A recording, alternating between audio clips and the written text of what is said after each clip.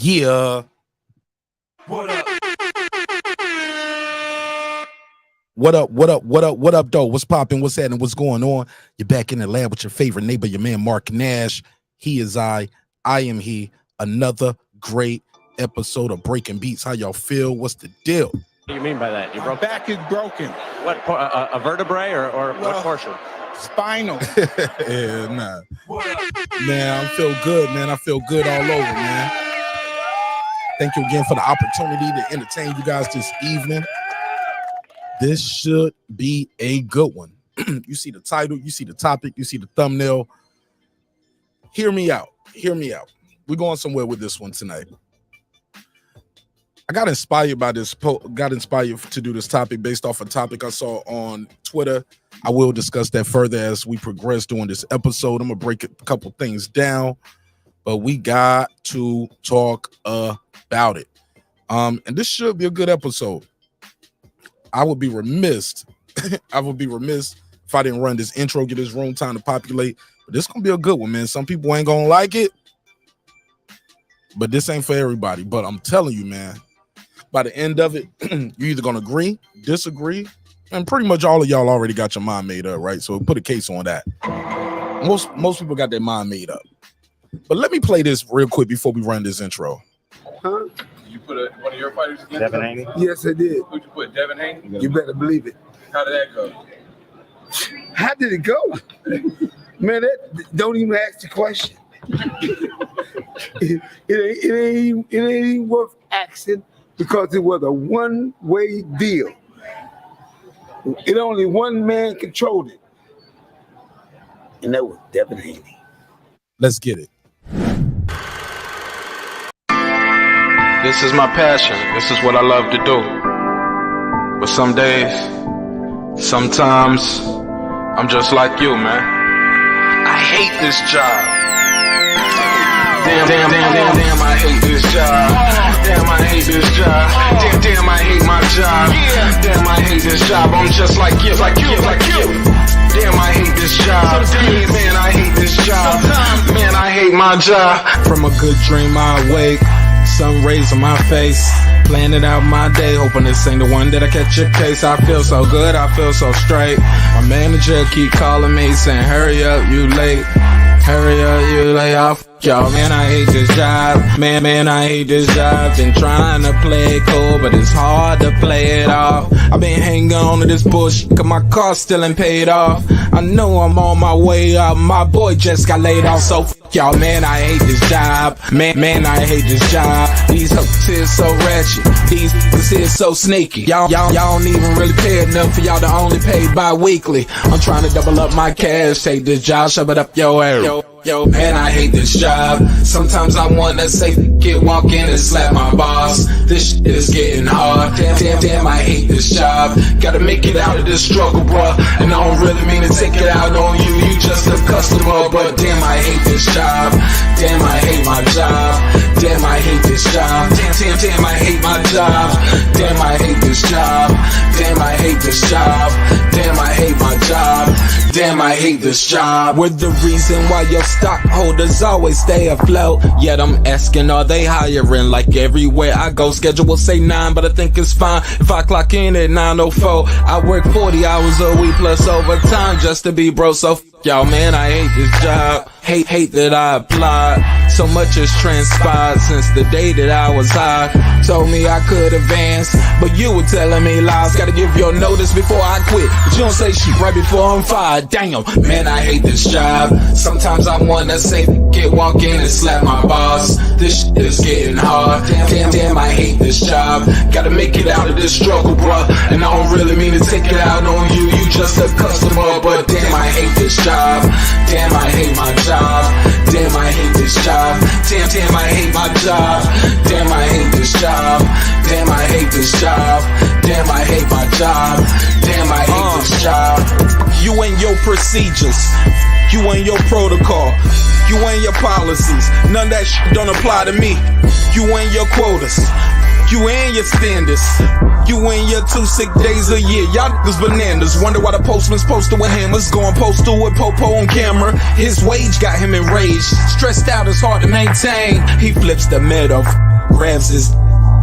He said, if you don't get the picture, I quit. You ain't shit, mother. Man, I hate this job. Sometimes I wanna say, walk in and slap my boss. This shit is getting hard. Damn, I hate this job. Gotta make it out of this struggle, bro. And I don't really mean to take it out on you. You just a customer, but damn, I hate this job. Damn, I hate my job.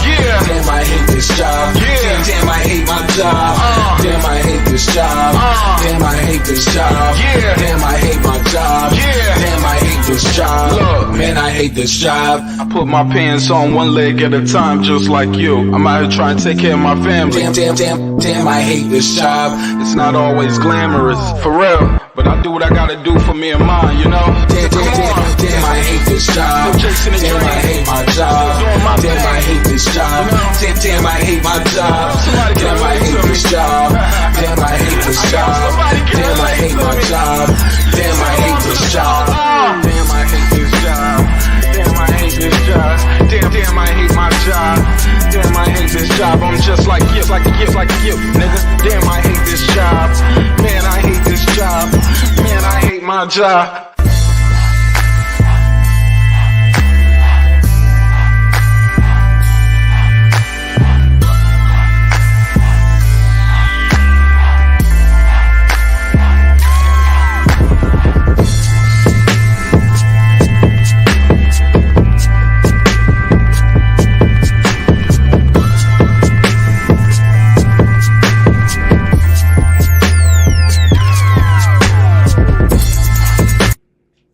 The views and opinions expressed in this program are those of the speakers, commentators, experts, and or the host.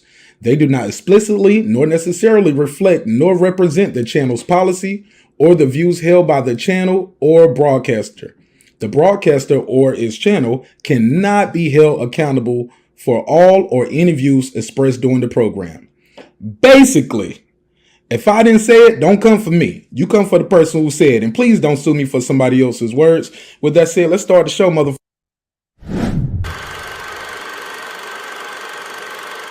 This that squad sound.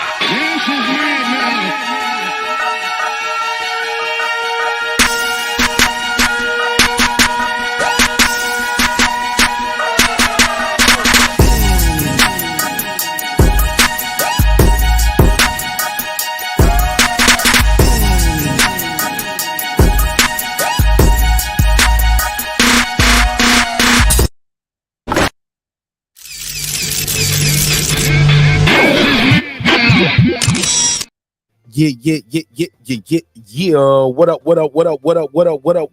up, though? What's popping? What's happening? What's going on, man?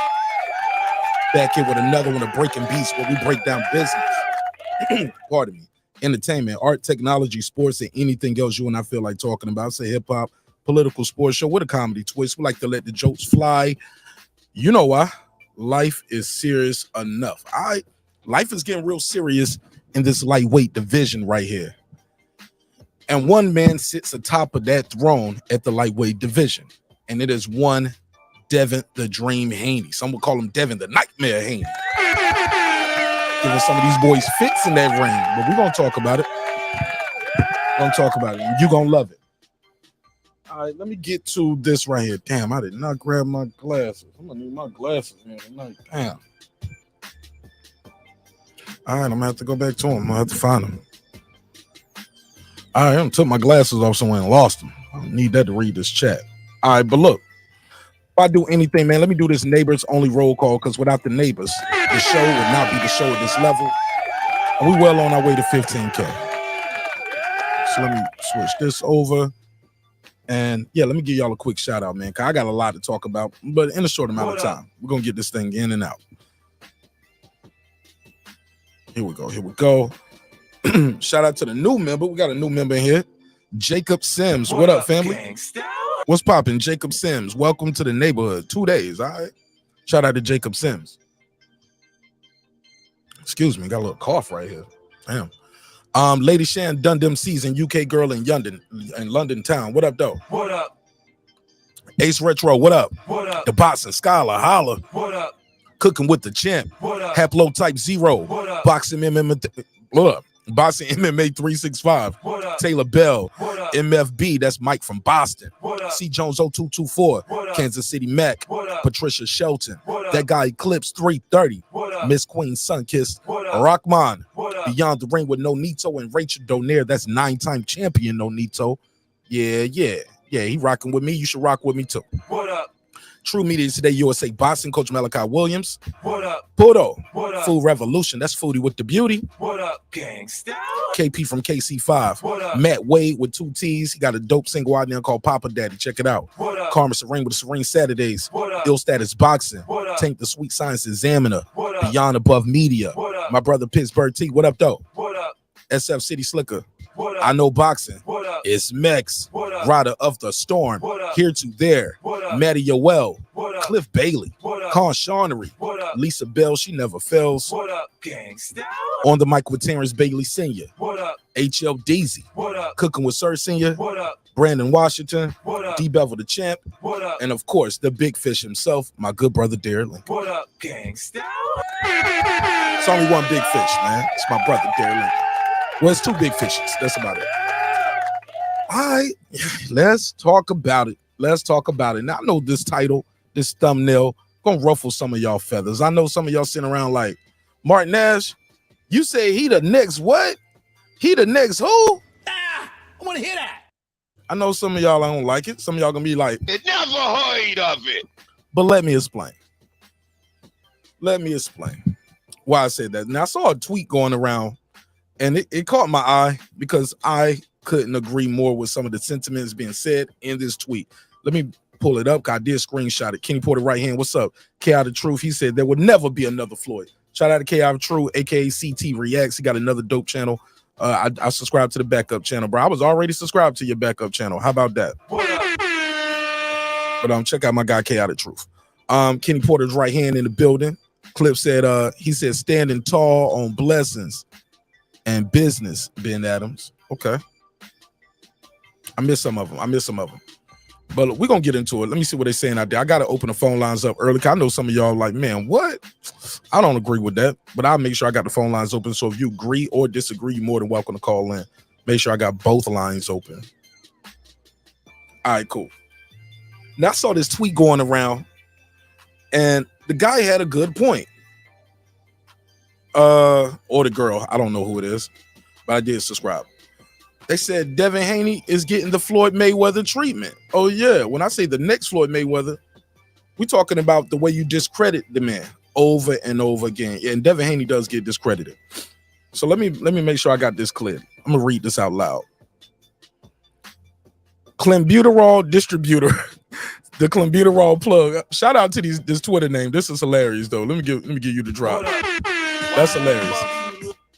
Yeah. Clenbuterol plug said Devin Haney is starting to get that Mayweather treatment. He can't win no matter what he does. Allegedly, he's ducking Shakur, Lopez, and Tank. He's fighting an old Loma, the same way they say Floyd fought an old Cotto, an old Manny, a young Canelo. Like, we can keep going, an old Oscar. You get what I'm saying? Even though guys fought Oscar, I believe Manny fought him after Floyd. Yeah, if I'm not mistaken. Fought him after Floyd. But he wasn't old when Floyd fought him, but he was old. I mean, he wasn't old when Manny fought him, but he was old when Floyd fought him. Cotto was old when Floyd fought him, but not when Canelo fought him. Man, y'all got to make that make sense. Got to make that make sense. I got to put a case on that one, homie. Got to put a case on it. So I said what I said. HLD, you wrong. People discredit Floyd right now to this day. Just you go around YouTube enough, you go around the boxing world enough, people still discredit Floyd. Some people say Manny was better than Floyd. Max Kellerman said it, and Floyd beat him. He said this after Floyd beat him too. Like, if your mind is made up, your mind is made up. Your mind is made up. Some people just ain't gonna like you. Some people just don't like the kid, man. But let me go back to this clip I was playing before I started. Now, this is Floyd Sr. He was talking about his son being at the gym with Tank. Matter of fact, I'm going to keep that on pause. Right now. I got something else I want to say in my opening. Now, here's the deal and here's the real for real. How can he be ducking Shakur and Lopez at the same time and Tank? How is that even possible? How's that even possible? How you duck a dude who's at 140? How you duck a dude at another division? So you can't win for losing with this kid right here. Now, if he stays at this division and fight Shakur, now if he says he want to go up next after that, y'all gonna say he ducking Tank. It's like it's never gonna end. It's always gonna be somebody there. I don't think some of y'all gonna be happy till y'all see the guy. Y'all just want to see the kid lose. Y'all want to see him lose, and I get it. It's that Mayweather effect. Sometimes you just want to see the guy lose. You want to see him with that nose busted up. You want to see him get beat up a little bit. That defense is crazy, though. His defense is crazy. And he ain't been dropped yet. He got hit with a good shot with Lenore's. I think that was probably the best shot he probably got hit with in boxing and got rocked in the pro fight. Was that Lenore's fight. And he recovered and stayed on his feet, kept that defense tight for the next 2 rounds and made sure we win this one, look good on the next one. Got to win this one, look good on the next one. But when it comes to the hate of Devin Haney, I don't know what it is. The hate is real. Y'all, some of y'all just seeing the topic tonight. Y'all probably click, hey, look, y'all probably rock with me, but y'all hate the topic, so y'all click dislike. You get what I'm saying? That's how strong the hate is for Devin Haney. Like I like you, Martinez, but I hate this topic tonight. Thumbs down. Speaking of which, let me make sure only the subscribers are talking in the chat. Because if you're not a subscriber, you're missing out, man. You're missing out. Can't even talk to me in the chat for about 5 minutes tonight. I think that's gonna be the time.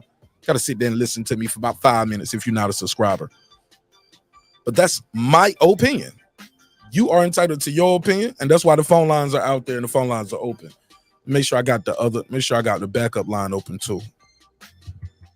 Make sure I got 2 lines open. It's funny when people say you capping, but they know I'm right. It's a group of individuals out there to this day that say Floyd Mayweather was overrated. Floyd Mayweather didn't fight nobody. He didn't fight the best in his era. He didn't fight the best at this time. Like, it's always going to be somebody new coming up, family.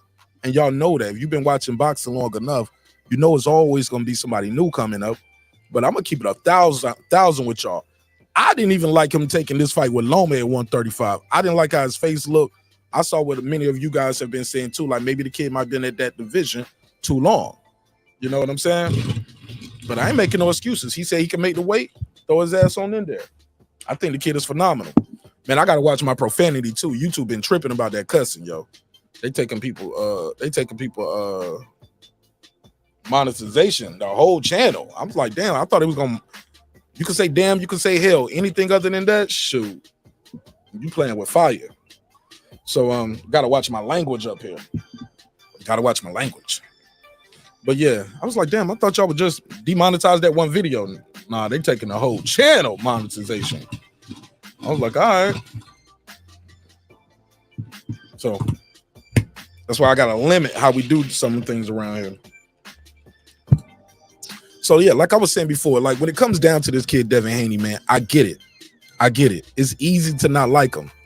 His father doesn't make that hard for y'all. Like if y'all, some of y'all just don't like Bill Haney, so y'all kind of just go at Devin.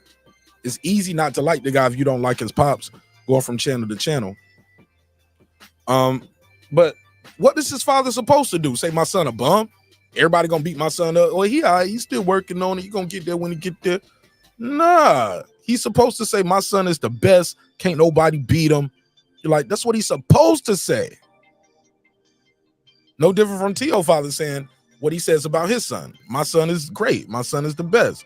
My son is gonna go down as one of the. What do you want these guys to say about their son? I believe sports psychology is a real thing, and I think it's an important thing. Like you get to where you at sometimes because people have been sowing those seeds of greatness in you since a young child.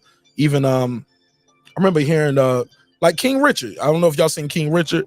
They said that's how he really was. Like, yo, you the best. You the best. Tiger Woods' father and used to have him with the damn sports psychologist people. Tell him you're the best. Nobody gonna beat you but you. Instilling that greatness in him. Y'all seen that Kanye West Genius documentary? That's what his mama was telling him his whole life. You the best. You the best. You're smart. You're creative. You're funny. You're a good person. Can't nobody beat you but you. Nobody gonna stop you but you. So y'all mad that this man is saying his son is gonna be great? I'm sorry, dog. I never heard of it. I'm sorry, I disagree. Now, as far as being a pay-per-view star, got some ways to go to that. But Floyd's first time out the gate on pay-per-view wasn't Oscar De La Hoya. It took some time to get there. It took some energy to get there. It took having a good dance partner. Dance partners matter. Say it with me, everybody in the chat. Dance partners matter. Y'all know they matter. Phone lines are open 44692-1766. So I think that's key. I think that's something that people are leaving out. People act like, even now, this Loma fight is a big fight. But some people ain't gonna give him credit. They're gonna say it's an old Loma. But Loma ain't that old. He's not that old. He didn't even got that many wars. He didn't even got that many fights. This guy's out here with 60 fights. How many fights Canelo got? Right, stuff like that. Shout out to some people saying Happy Resurrection Day to people. Shout out to people. Happy Resurrection Day to all of you guys who are believers. Also, happy Ramadan to the people who are practicing their faith this month as well. All right. Jerry Teska, he said Reggie the Roach is a all right. Got to keep my language. Got to watch that language too when we call in and beam into the show, man. Got to tighten up on the language, yo. Ben Adrian, he said all good with you, brother. He said salute. K out the truth said there would never be another Floyd. I do not have my glasses on me, so I need to put the big chat up. There we go. Big chat. There'll never be another Floyd. Okay. Clip said, standing tall on blessings and business to Ben Adam. Kenny Porter right hand. Said, salute to Marq Nash in the neighborhood. Salute to you. HLD said, outright disrespectful to Floyd to mention his name as a fighter in the same sentence with Haney, comparing filet mignon to Peter Luger's to a frozen TV dinner. Peter Luger's to a frozen TV dinner. But you're biased though, HLD. And I respect your opinion, but you do have a clear bias towards the kid, against the kid. You know what I'm saying? But I still respect your opinion. He said, I say Devin is a much better person. Okay, fair enough. Let me see. Let me get this first call. I think this is Jerry the Terror Tasker. You calling the wrong number. For some reason, you didn't come through on the joint over here. I'll try. Hang up and call right back, Jerry. It's not Jerry, hang up and call right back. You didn't come through on the show. Try to call back one more time. Jerry the Terror Tasker. Let me see. For some reason, yeah, it didn't pull up. There you go. Let's pull up right here. Should work now. Because I don't know which number you called, but it's not showing up over here. I got you right here, though. I can call him back. Oh. We the only show that'll call you back. The only one. I'll call you back. Hello. Jerry the Terror Tasker. Yes, sir. Talk to me, bro. What's on your mind? Let me break it down for you on Devin Haney. First off, any criticism he gets is par and parcel to that's boxing. That's sports in general. All athletes get criticized. I mean, now we all just YouTube. Everybody's got to say you're going to get criticized. Tank's going to get criticized. Ryan Garcia has been maligned. Canelo Alvarez can fight 3 champions in a row, move up and fight a champion, and still get criticized. So that's what that is. But beyond that, Devin Haney, and a lot of fighters, I think, have animosity about Devin Haney because Devin Haney, it's just a fact. He did not fight for the WBC title. And I'm not even going to get into Loma fighting Lopez in a unification that trumps mandatories. But at the time Haney was screaming to fight Loma, and somehow was the mandatory guy. He hadn't even at that point fought the 37-year-old Linares. 5 times knocked out Linares. Knocked out right after he fought Devin Haney again. He hadn't even fought him, nor had he fought the 39-year-old Gamboa. He hadn't fought anybody. Now, why would Lomachenko fight a beltless contender when he's got a unification match that was billed as undisputed fight, which, due to politics and the WBC's bullshit super title, wound up being just a unification, but still for 3 of the major titles. Devin was trying to fight him before that, though. Before he fought Kambosos. I mean, before he fought T.O. T.O. was still fighting. T.O. was still fighting like Nakatani and Comey when Devin was first calling him out. Devin been calling Loma. Yeah, been calling him out. But at that time, Loma was calling out Tank. And he was like, remember, he was like, he want to fight everybody but me. He said, I'm gonna start calling him Lomachenko. Right. Well, the reality is Devin Haney hadn't fought nor beat anybody at that point. Shit, at that point, hey, look, I mean, but that's not what you just said. You said it was billed at a different fight. Why would I fight you when I could fight him? You know, that wasn't the same timeline. You brought up that what you talking about happened. Well, okay, later. Then we can go back prior to that. He was even less worthy of a shot against Loma. He hadn't fought anybody, nobody at all. And so, and plus he wasn't. Loma fought a lot of people that won't, like, quote unquote, some people say they won't nobody at all. But Devin Haney they were champions and prior champions, and Loma's record, there's no comparing at that point who had fought who. There's no comparison. And this is another reason, you know, there's no making a different case for Devin Haney at that point. He hadn't fought anybody. And then if you want to talk about at that time that he was calling them out, that he probably wasn't even the number 1 contender at that point, which I'm not sure how he became that. However, he fought 2 old-ass former featherweights. Then he fought Jojo Diaz in Vegas. It's widely rumored that it was 4,000 tickets sold for that fight right in Vegas. And that is why I believe Dazin didn't put up any resistance to Top Rank to let him go to Top Rank.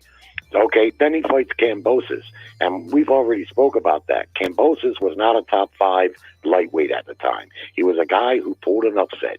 Yes, he was the man who beat the man. No denying that. But still, he was not. So at this point, Devin Haney has not fought not near a 1 top flight lightweight. He just hasn't. So this is why he gets criticism now. If he fights and beats Loma, even though Loma doesn't have a belt right now, and many people think he's slipping, he's going to get good credit for that because Loma's name is well respected in boxing. Even though, me personally, I thought he lost the last fight, Loma. But nonetheless, Loma's had plenty of time to prepare. A lot of great fighters have one good shot left in them. That I think a win over Loma will bring him some credibility that he wants. The opponents, those 4 guys that he fought, they're not going to get you the credibility that you want. Even if you collected the belt collection, they're just not going to do it. And we're really going to see what Haney is made of when after he fights Loma. If he beats Loma, then we're going to see if he's really about that smoke, because he's got tons and tons of talent around him that he can fight. And then we're going to see, because he constantly claims people ducking him. Well, let's see if he ducks Shakur. Or, you know, plus one last thing, Haney's in a tough position because he's busting at the seams at 35. But if he moves to 140, he won't have those belts. And that's probably going to make it tough for him, in my opinion, to get fights, because he's very good. Anyone can see that. But those belts are really what making him relevant. And that's why I think they want to try to stay at 135, but he's busting at the seams there. So he's in a bit of a tough spot. But also, let me just say this while I'm thinking about it. Well, Bob Arum told Devin Haney, you signed with the wrong promoter. Well, Haney went over there to Daz, and they were paying him good money, so I really can't blame him for that. Even though he knew all the top fights for him were over at Top Rank, at that time, he probably figured, well, let me go over here and get some of this money because Daz pays good money, and I blame him for that. However, his resume shows a reflection of that, and so as soon as he signed with Top Rank, what happened? He got his very first fight was for all the belts. And then he got a lucrative rematch, which was his highest payday, like $9 or $10 million. And this third fight is the Loma fight, which he said he wanted all the while. So this ducking nonsense to me is just nonsense. I want to see Loma in there. Haney in there against the very top flight competitors, not old men, not guys that have been knocked out 5 times, and guys on losing streaks. We got to see what he looks like against the top guys. Even the guy that Loma just fought would be a great fight, I think. For Haney, you talking about Haney? Mm-hmm. But Haney just beat the guy who beat the guy twice, and he still he beat an undefeated champion. But you rather see him fight Jermaine Ortiz, who ain't never won no titles, and just coming off a loss. Come on, bro. Never heard of it. Well, come on, bro. They're Marq again, and I know that you're a smart boxing fan, but how you don't realize that oftentimes the guys who wind up with the titles aren't the best fighters in the division. They're the guys that get the opportunity. You're the best guy that night, though. How about that? Even with the opportunity, you got to pull the trigger. And at the end of the day, right fight. That's what boxing's so dope, Jerry. Anybody can win on any night. Well, I'm aware of that. That's why I'm a boxing fan. But it's still an upset. If Lopez would have beat Kambosos the way he was favored to do, nobody would be pointing at that win for Lopez and saying, "Oh my goodness, he beat George Kambosos. Holy shit! Put him on a pound for pound list. He beat George Kambosos." No, he would have been criticized for it, just like he was criticized. He was already on the pound for pound list because he beat Loma. Well, regardless, I'm talking about the Kambosos fight. Nobody would have been propping that up for Lopez. He was already on the pound for pound list, Jerry. That's what I'm telling you. He was already on the pound for pound list because of what he did before that. Out. Nobody. I can't take that out. I can't take that out because he beat Loma. We can't remove that. He beat Loma. We all know what happened, but I'm telling you what the reality is. Kambosos was not a top 5. I don't even think he was a top 10 lightweight, if I remember correctly. Either way, Lopez, when he was trying to make that fight, he was getting heavy criticism for even trying to make that Kambosos fight, even though Kambosos somehow was a mandatory. How the hell he was a mandatory, I don't know. Biggest thing he did, very close decision over Mickey Bay, but yet they had him positioned as a mandatory. He pulled the upset, but Lopez was getting mad criticism for trying to make that fight. And had he won it, he wouldn't have gotten any special credit. Devin Haney beats him, and Haney thinks he belongs on a pound for pound list because of that. Not beating Loma. He literally has every belt in that division, dog. It's another WBC champ out there, and you got a franchise. No, you got that he belt. Literally fought one guy to get those belts. That's not his fault. So did Jermaine Taylor. Yeah, but who's talking about Jermaine Taylor? No, you're talking about he beat one guy to get the belts. That's boxing, bro. That's how it works. Sometimes it works like that. A lot of people aren't impressed with it, and I'm one of them. Fair enough. That's why Haney gets the heat that he gets, because you remember the night Haney won the WBC title? No, because there was no night that he won the WBC title. The title, it was a night, day, morning, or evening that the WBC called him and told him he was the champion. He didn't have to fight the number 2 contender, the number 3 contender. He just got the belt. Did he have to fight 2 mandatories after that? One fight. Did he have to fight 2 mandatories after that too, though? Well, that's beyond. Yeah, he fought. Okay, so once he got that title, did he not fight the number 1 and the next number 1 guy? I guess he did. Yes, he had to fight the next. Who were they? That ain't his. Hold on. You can't say he didn't fight the number 1 and number 2 because we don't know. But then when I say, well, once they gave him that title, because he could petition, because he was in line for it, because Loma moved forward, right? Loma accepted the franchise and dropped that belt. That happened, right? Well, he was elevated, however you want to say it. Well, regardless, Loma took the franchise belt instead of fighting Devin Haney and got elevated. So Devin Haney's fighting with that WBC belt, and he fights the 2 mandatories. Which was who? You ain't got to know him. Huh? Hold up, man. I ain't about to do no debate, bro. I ain't good like that, like you and y'all niggas. I ain't good with the great memory like that. I would have to go to Google, because off the top of the head, I don't know, bro. I'm sorry. Okay, my memory ain't that strong. Point is Devin Haney has not fought any top. But I can tell you though, I can Google it for you though. He just hasn't fought them. He's a good fighter. Anyone can see that. But I'm more interested in after this Loma fight, and compare him to Mayweather. How you discredit him for beating Kambosos, but not drop Tio down for losing to Kambosos? Yeah, well, again, like you said a few minutes ago, upsets happen in boxing. That's the beauty of boxing. But, you know, I know how to put it in context. I know an upset when I see one. Okay, so this how Devin got in position. All right, let's see. When you was like, I don't know how Devin got in this position. He beat a 25-0 guy. I probably can't say his name. And that was for the WBC International Lightweight vacant. So that's when he gets into the WBC rankings. How you say? Looks Japanese. Zasani Nagdemi. I don't know where this guy from. Let me see. Who is this guy? Okay, South Africa.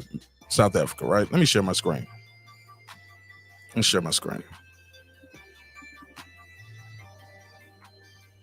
All right, boom. So we get this right here. So he beat this guy right here from South Africa, right? 25-0. Devin was 20-0. Sounds like a fair fight, right? Or we gonna? I never heard of the guy. I'm not impressed. Never heard of him. Never heard of him. But it's an undefeated guy. Nobody. Right? You said never heard. Never heard of it. But the fact is, nobody beat him before, right? So he can't say he was this or that, right? Yeah, sometimes records never happen. And sometimes those South African guys, let's be clear, like you said, they don't get the same opportunity as some of the Americans and some of the Mexicans. Never heard of them. Yeah, that's what I'm saying. Sometimes you don't get the opportunity. So boom, let's go right here. But that's how he got into the position. So then he fought for the interim WBC lightweight title. This guy was 11-0. That was for an interim. All right. Then right here is him fighting, and he actually has the WBC. This is versus Alfredo Santiago, 12-0. And then he beat Gamboa, 30-3 at the time.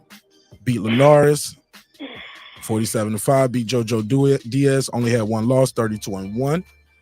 His only loss was to Gary Russell.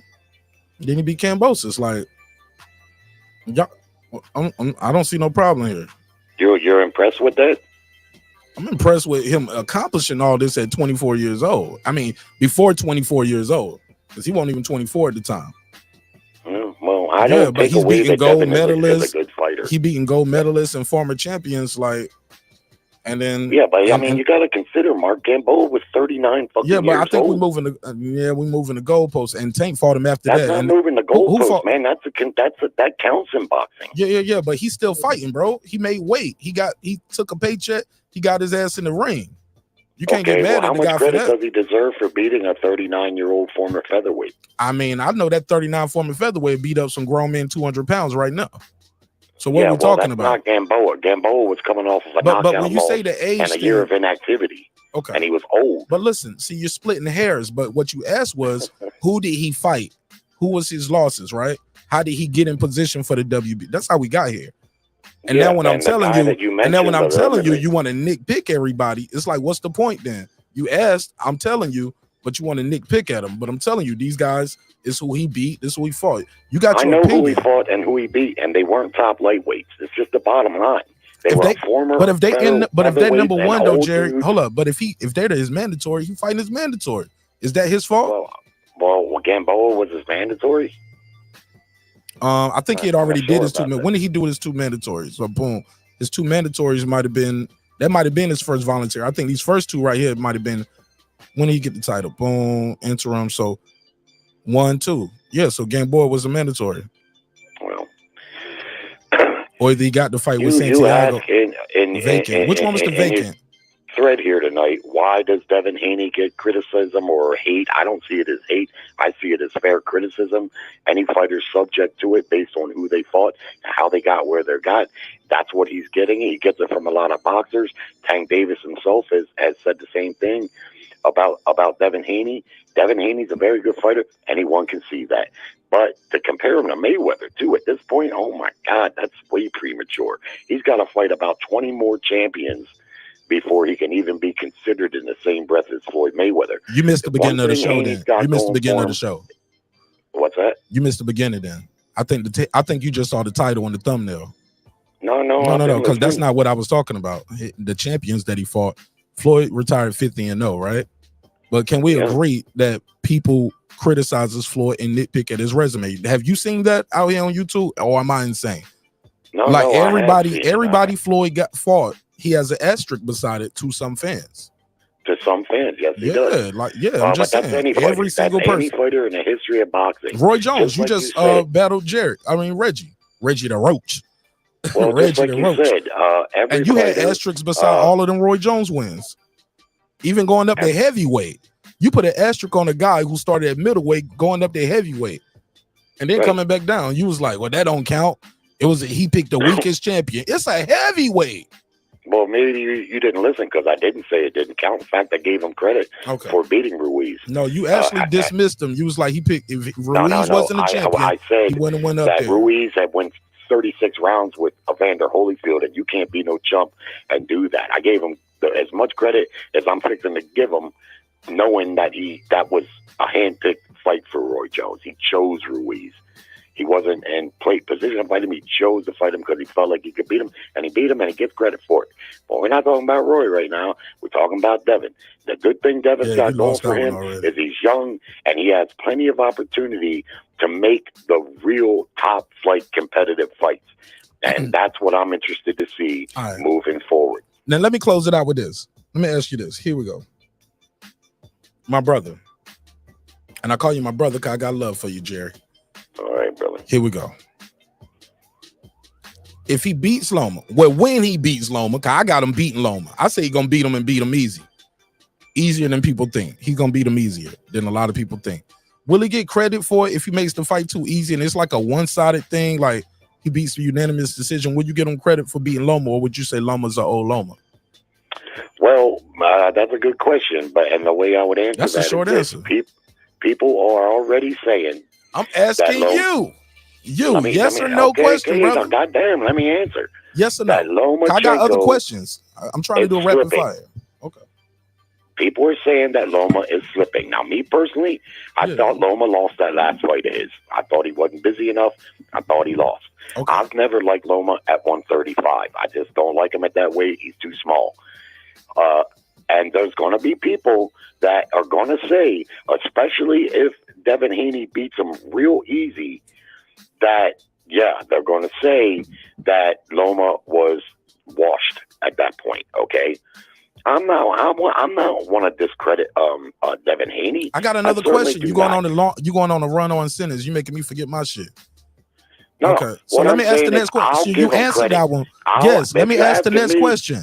Let me ask the next question. Give him the credit. Jerry, you asked and answered. You gave me a long ass answer, making me forget my other shit. All right, now if and when he beats him, right?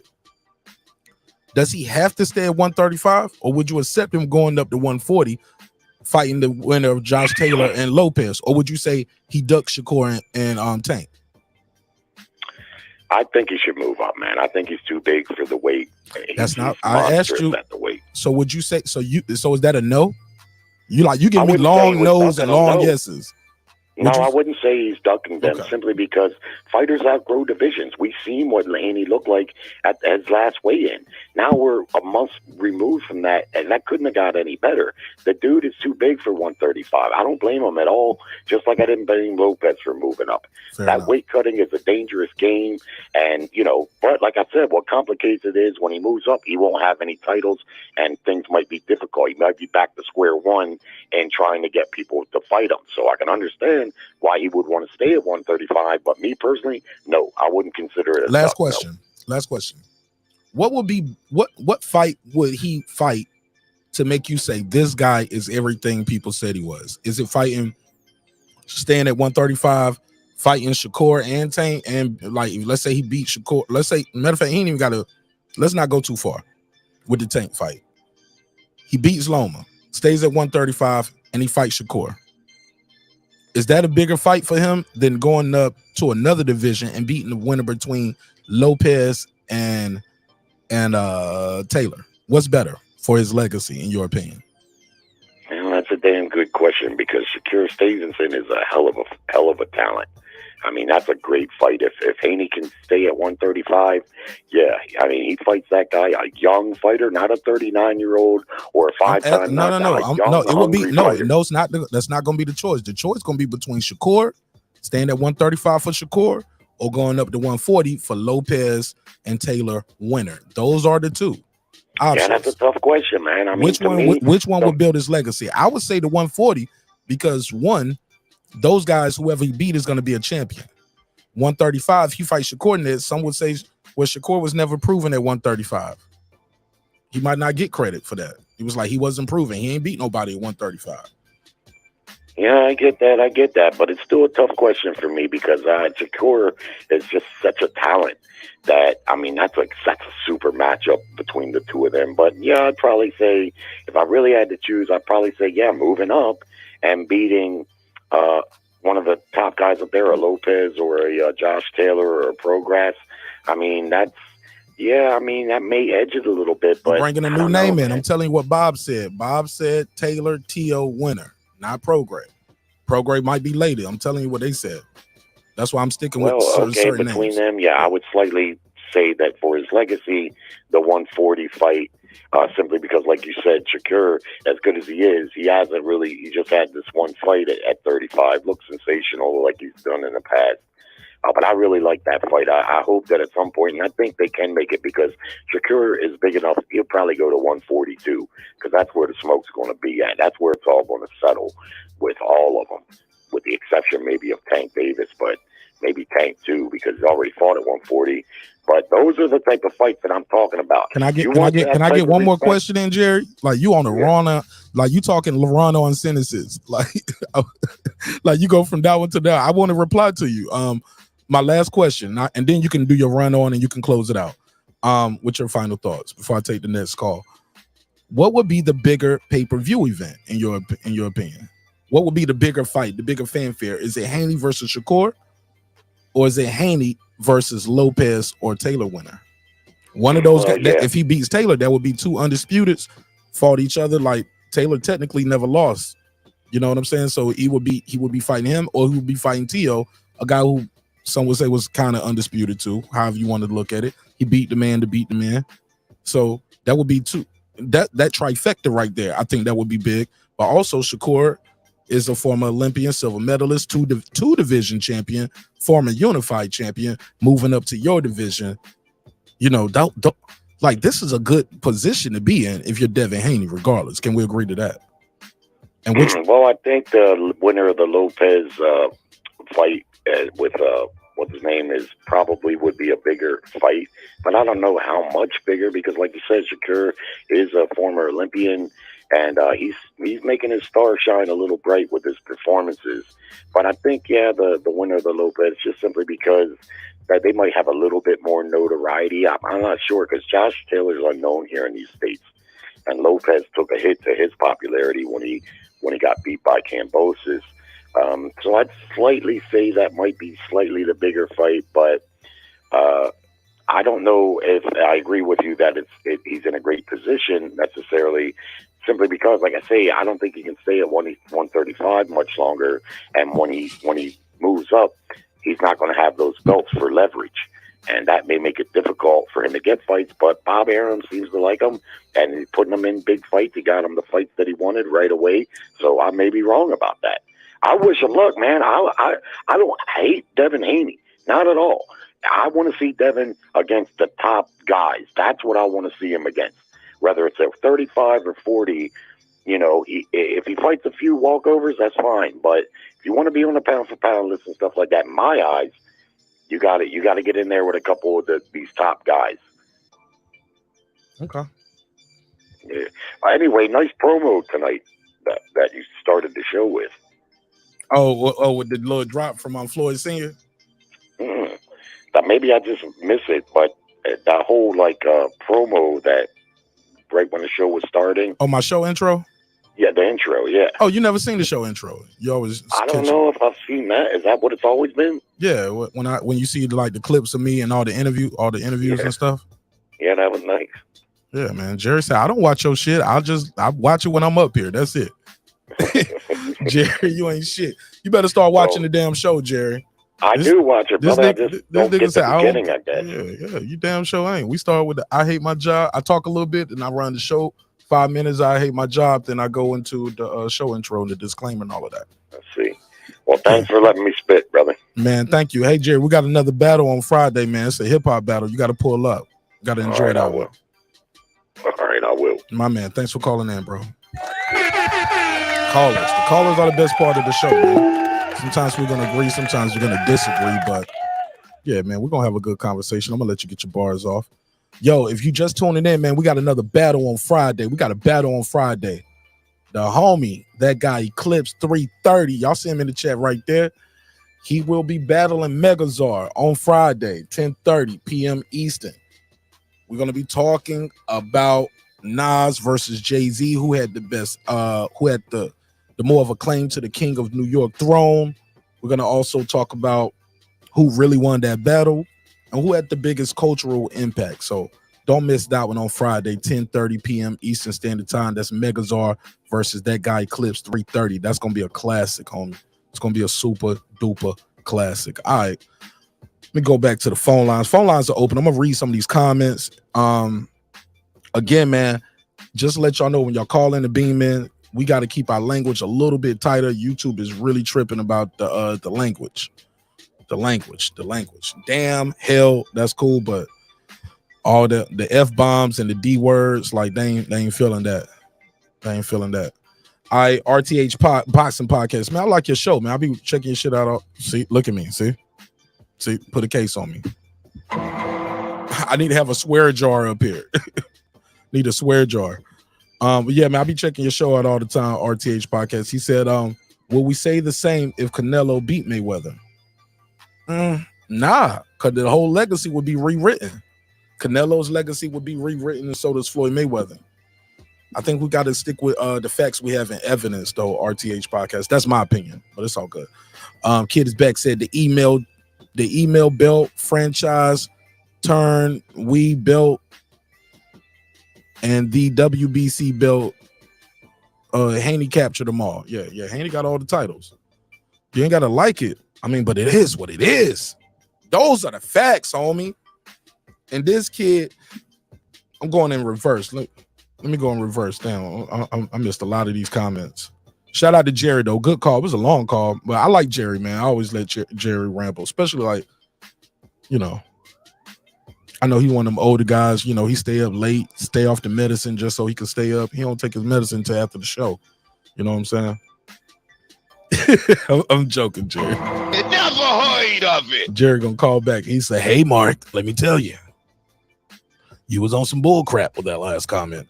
All right, President Farr said, classic case of moving the goalpost. Man, I missed a lot. All right, here we go. Jerry's just getting his hate on. He's just getting his hate on. This is the undisputed champion. He's rating as a nobody. Right, Sir Senior. I do not agree with that. Devin Haney's far from a nobody. The kid is super talented, man. Super talented. Super duper dope. And I like the fact, I like how he moves, man. Outside the ring, too. You don't hear about Devin Haney really catching no cases, doing a lot of extracurricular activities that a lot of fighters are prone to. You don't hear him out here catching the DUIs, assault charges on women, things like that. He's a likable guy. This dude be boxing, and he boxes well. I was looking at this one clip with him and Floyd working out together. I'm gonna see if I can play that. It's from Fight Hype. I don't want to get no strike, but I'm gonna definitely play that clip though. Shout out to Fight Hype. Rupski, he said, Mark Nash, you're not keeping that same energy. I guess you didn't do your research before coming up with this topic. All right. I do what I do, homie. I do what I do. You know what I'm saying? But I appreciate you supporting the show, though, in a major way. It's my opinion.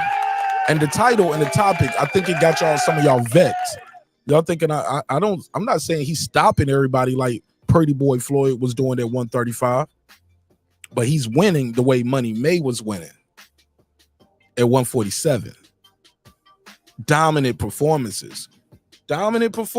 Can we agree to that? Are the performances dominant?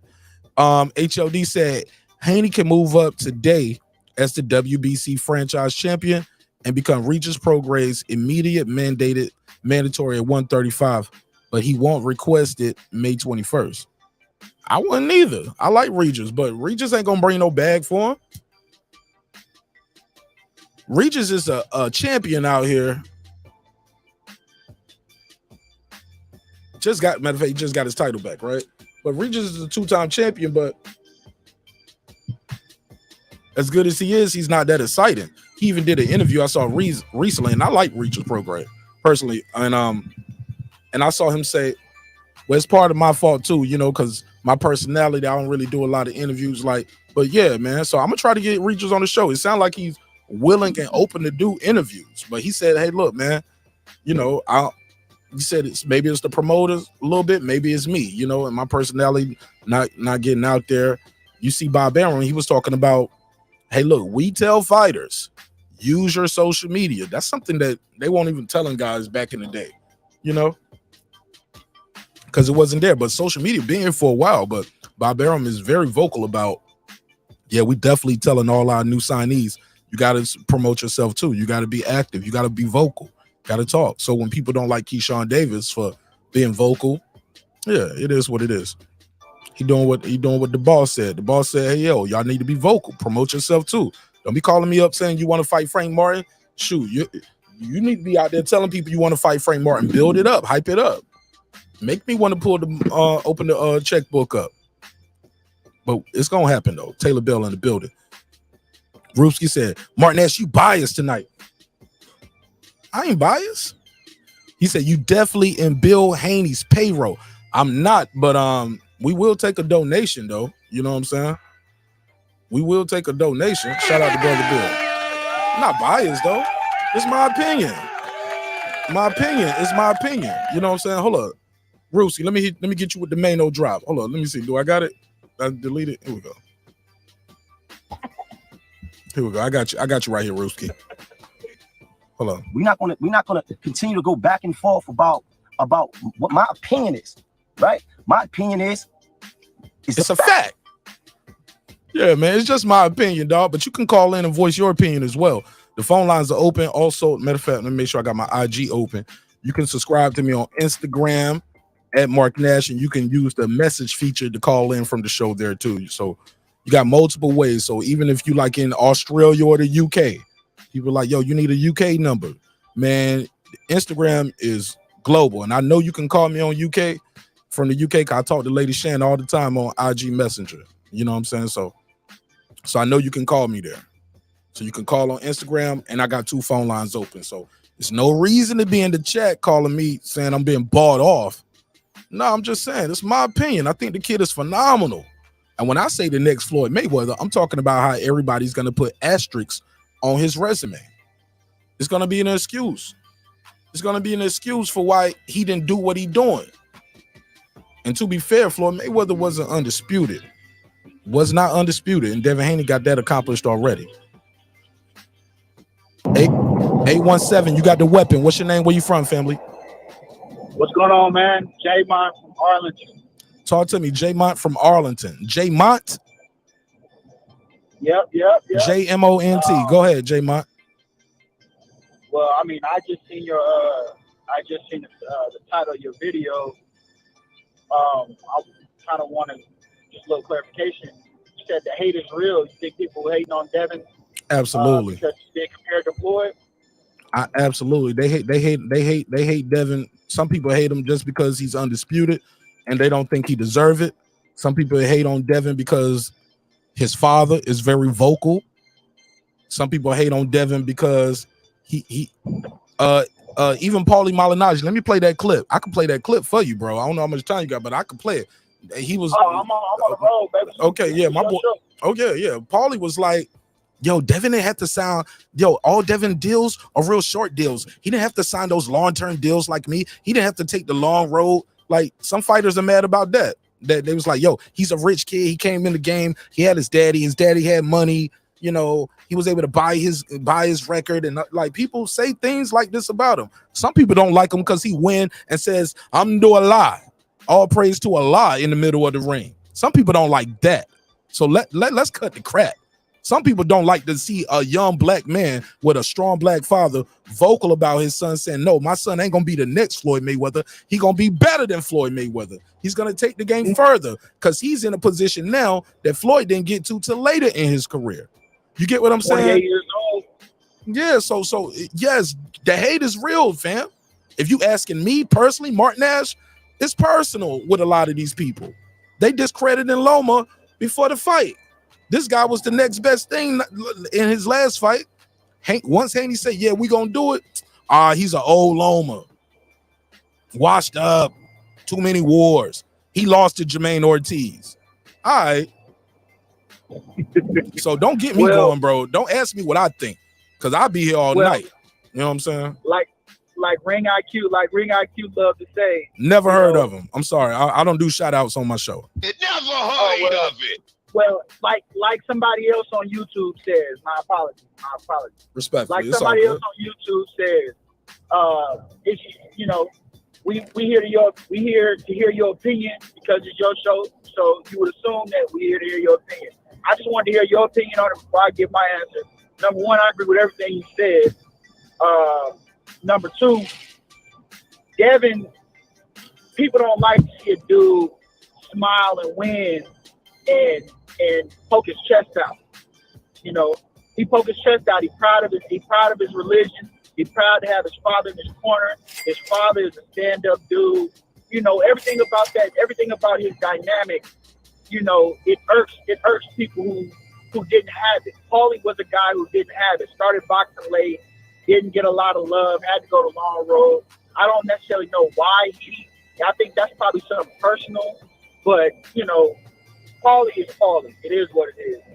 Devin, as far as the Floyd impact, I think he could definitely have a Floyd impact for sure. I don't same way you said it, I don't like the fact that people all of a sudden are aging Loma overnight. You know, Lomachenko was, and he still is, a very good fighter. He was the man. He could win this fight. He could win this fight. Yeah, he could stop. He could fuck around and stop Devin. Yeah, if Devin don't come in there on point, yeah, that dude can beat him. Yeah, he can mess around and stop Devin. He's got the style, the experience, the ability, all that. But I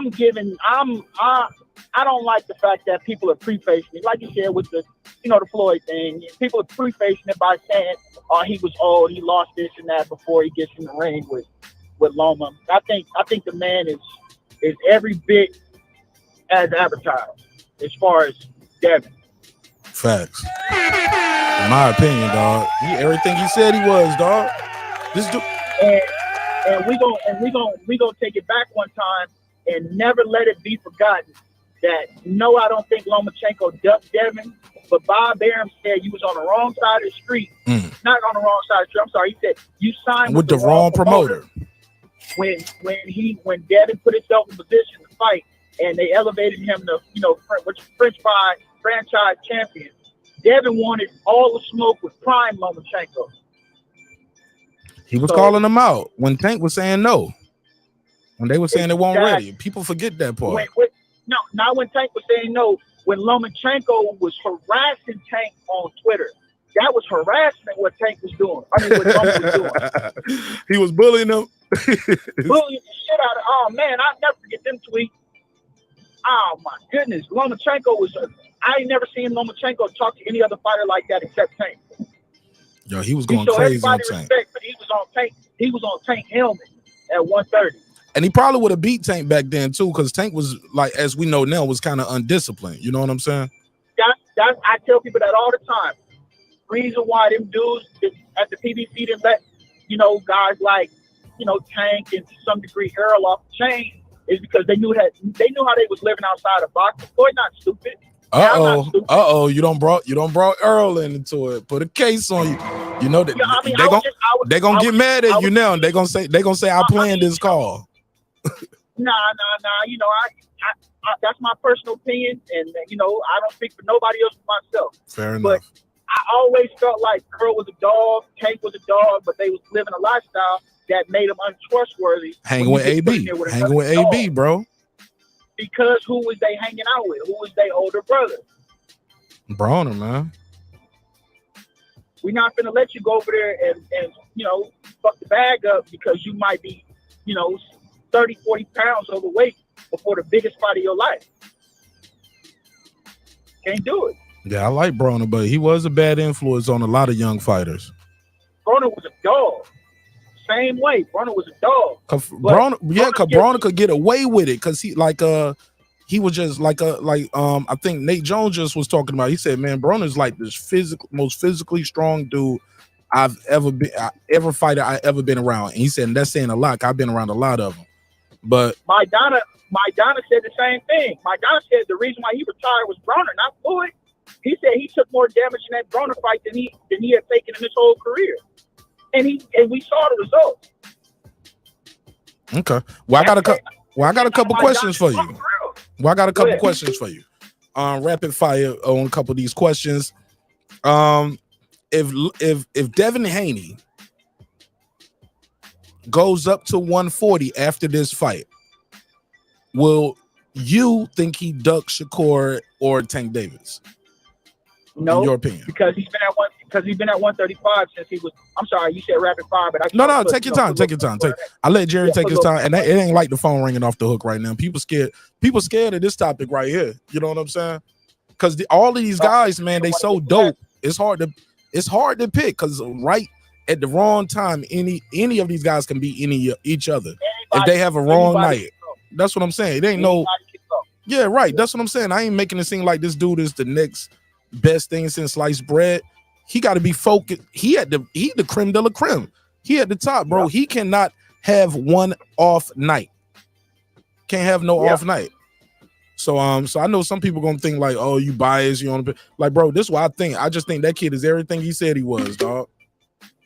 But I don't know how many more fights he got at 135 though, because I had Bill Haney on my show, and Bill Haney told me to my face when I said, Bill, how many more fights y'all got at 135? He looked at me on camera. Man, this shit is recorded. Excuse me, I'm cursing.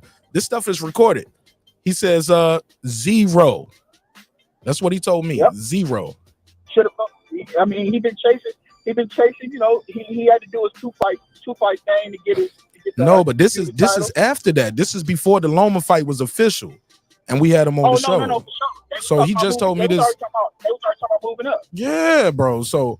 And I even brought up how he looked at the weigh-in and what people thought. And I have real conversations with people, bro. I was on the panel when we talked about that. He looked gone. Devin looked gone in that weigh-in. He looked gone. He looked like he hadn't eaten, and it show a lot of guts. It show a lot of guts for him to be willing to take a fight with Lomachenko during fasting. Take a lot of guts to do that. Yeah, that shit crazy, right? I mean, that thing crazy right there. I think, I don't like it. I'm gonna be honest, but that ain't my job. My job is to be a fan. My job is to cover the sport. He win, he lose, he lose. You know what I'm saying? But I just don't. I don't want to see him taking I didn't think he should. Bro, he didn't look like he's supposed to be in that last fight, bro, on this scale. But it is what it is, and it's gonna be what it's gonna be. So my next question is, what's the bigger fight for him that you think fans will start giving him his respect? Is it fighting Tank versus? Okay, you just said it right off the gate. I was gonna say Tank Shakur. I mean Shakur Garcia winner. That's gonna get him over the top. Fighting Shakur next, 2 division Olympian, unified champion, or is it going up to 140 fighting the winner between T.O. and Lopez? And Josh Taylor. I mean, and Josh Taylor. For me, that's the one. I think he's gonna be out of here, bro. That's it. Josh Taylor's a former undisputed champion who has never lost and can do the damn thing. He ain't looked great in his last couple fights, but Josh Taylor's a dog. Ask Reese Prograde. Josh Taylor, a dog. I think he only didn't look good in his one last fight. That was Catterall. He hasn't fought since then. I thought he fought one more time after Catterall. Nah, he ain't fought since Catterall. Oh well, then Catterall. The Catterall fight. Obviously, we know what happened. As far as I know, let me do my Googles real quick. Do my Googles. Hurt one time. Nah, you're right. He fought Catterall because he gave up 3 belts. Yeah, last time. Yeah, he fought Catterall. Yeah, fought Catterall. Gave up all the belts. Scattered them joints out there. W, right? And bro, it seemed like it's been so long since Josh Taylor fought. It says February 26, 2022. It seemed like it's been it seemed like it's been longer than a year and some change. Yeah, from what I remember, it felt like the end of 21. But, bro, it felt like it, right? Yeah. Yeah. But he fought him in but 22. Nah, I think to answer your question, I think that's the fight that would leave no doubt in anybody's mind if he come out victorious behind over the winner of Tio and Taylor, because that's gonna be a pretty good fight, and then he'll move up.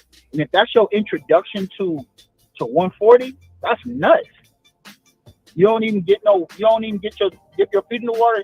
You're gonna fight a former undisputed and a unified champion. That's a dog. Tank will be lovely, but Tank gonna put stipulations on it. Tank gonna do the same thing to Devin that he did to Ryan. Would he be able to do? Would he have the better record at that point, though? Who would have the better record at 135? Between who? At that point, if that would be Devin would be undisputed, but also y'all both got Gamboa on y'all record, so y'all got a common opponent. But he has undisputed, and he beat Loma at 135. When he had the better record to me? Tank. Devin. Devin for sure. Tank had what? He's only been an official champion at 2 divisions. Leo, no, hold on. Leo belt. He took Leo belt. Leo was the super tight champ, right? And the one where he beat Pedraza, right? Yeah, Pedraza was his first belt at 130, and then Leo but he won Leo's belt because Leo came up. Yeah, so he's only been he had the IBF. No, Leo came up and he went down. He went down from 130 to 1. He went down from 135 to 130, and Leo was the champ. At 130, so Leo was the 126 champ. So that wasn't for no title. Hold on, no, I gotta look that up.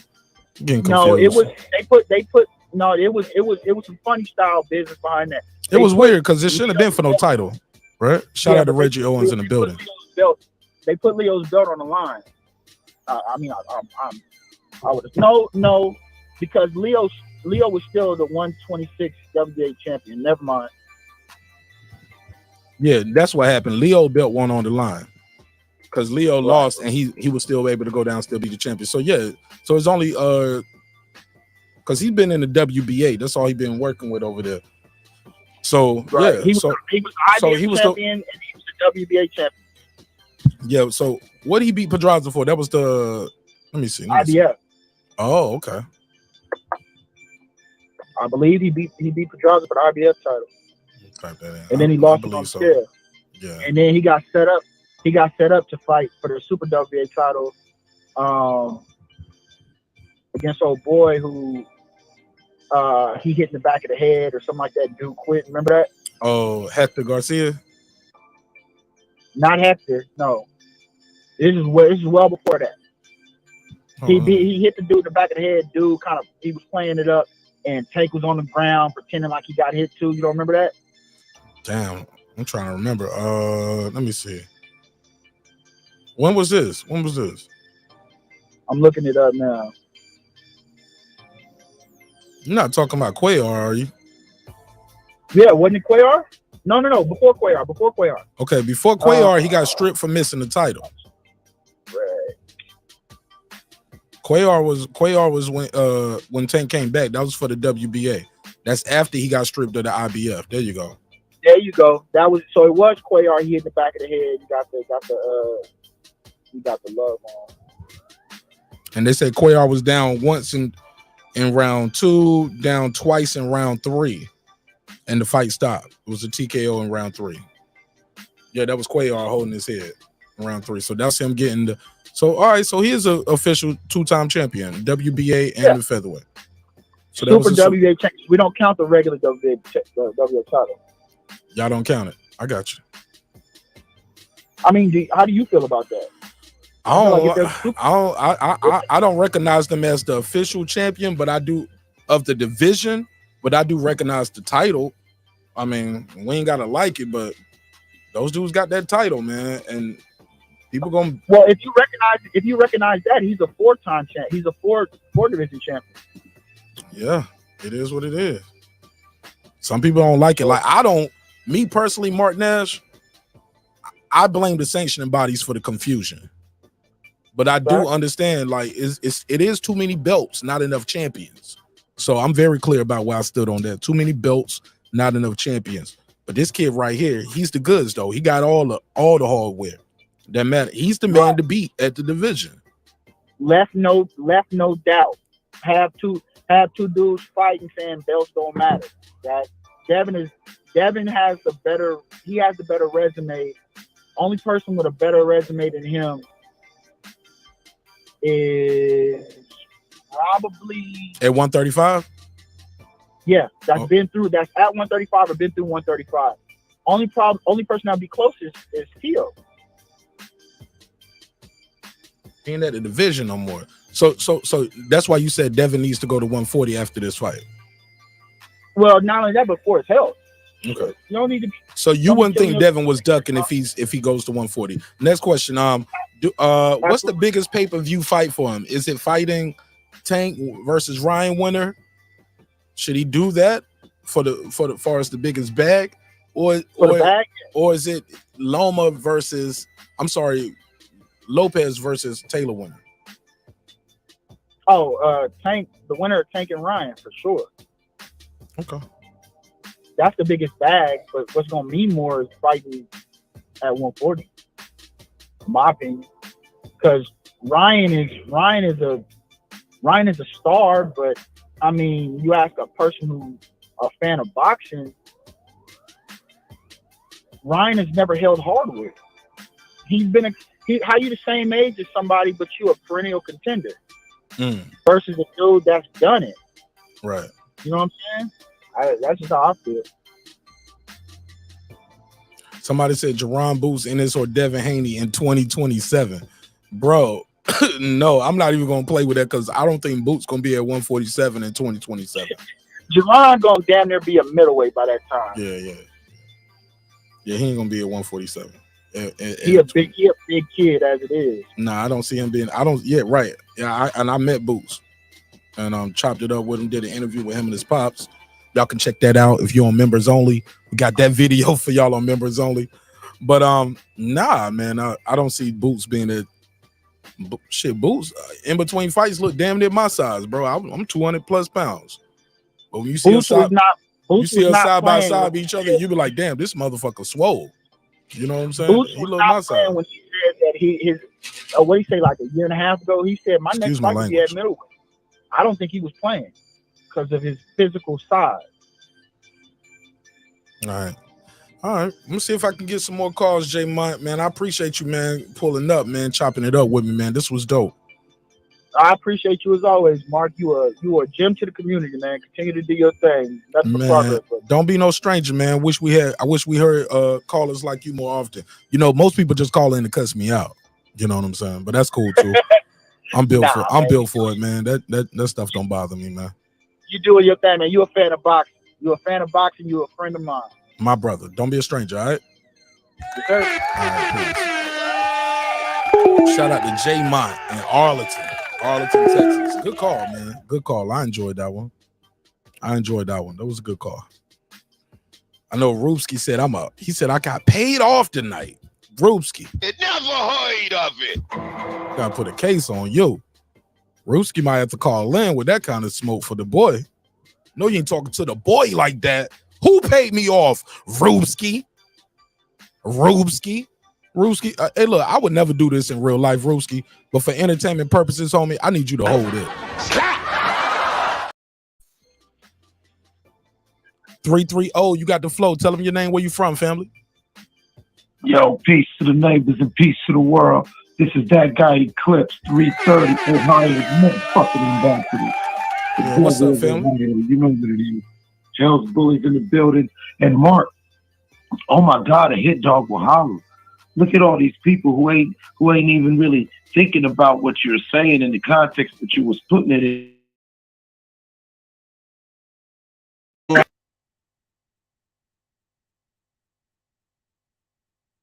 And they don't understand that you just proved the point. Devin is on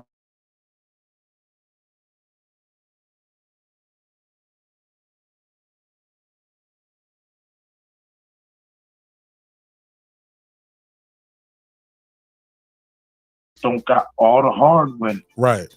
And as far as 135 and a little bit of that 140 action, hey, you got to talk to Devin. I think he's dope. Fight is really audition for saying who. Hold on, they can't hear you. Hold on, they saying audio. First dibs at Devin. Clips, can you hear me? Clips, can you hear me? Clips, can you hear me? You know what I'm saying? Because yo. Okay, y'all can't hear him. Other rule that doesn't. Audio not working. Audio not working. Let me try to get him back. Can y'all hear me? Because I don't think y'all can hear Clips. Y'all can hear me though, right? Check 1, check 2. All right. Give me an A in the chat if you can hear me, man. Press B if like there's some bad audio. But I couldn't hear Clips no more. He couldn't hear me. And I'm gonna try to get him back on the line real quick though. They said they can hear me now. Yeah, we got disconnected. Clips. Call the homie back. Let me call him back. Let me get him back on the line. I'm gonna get him back on the line.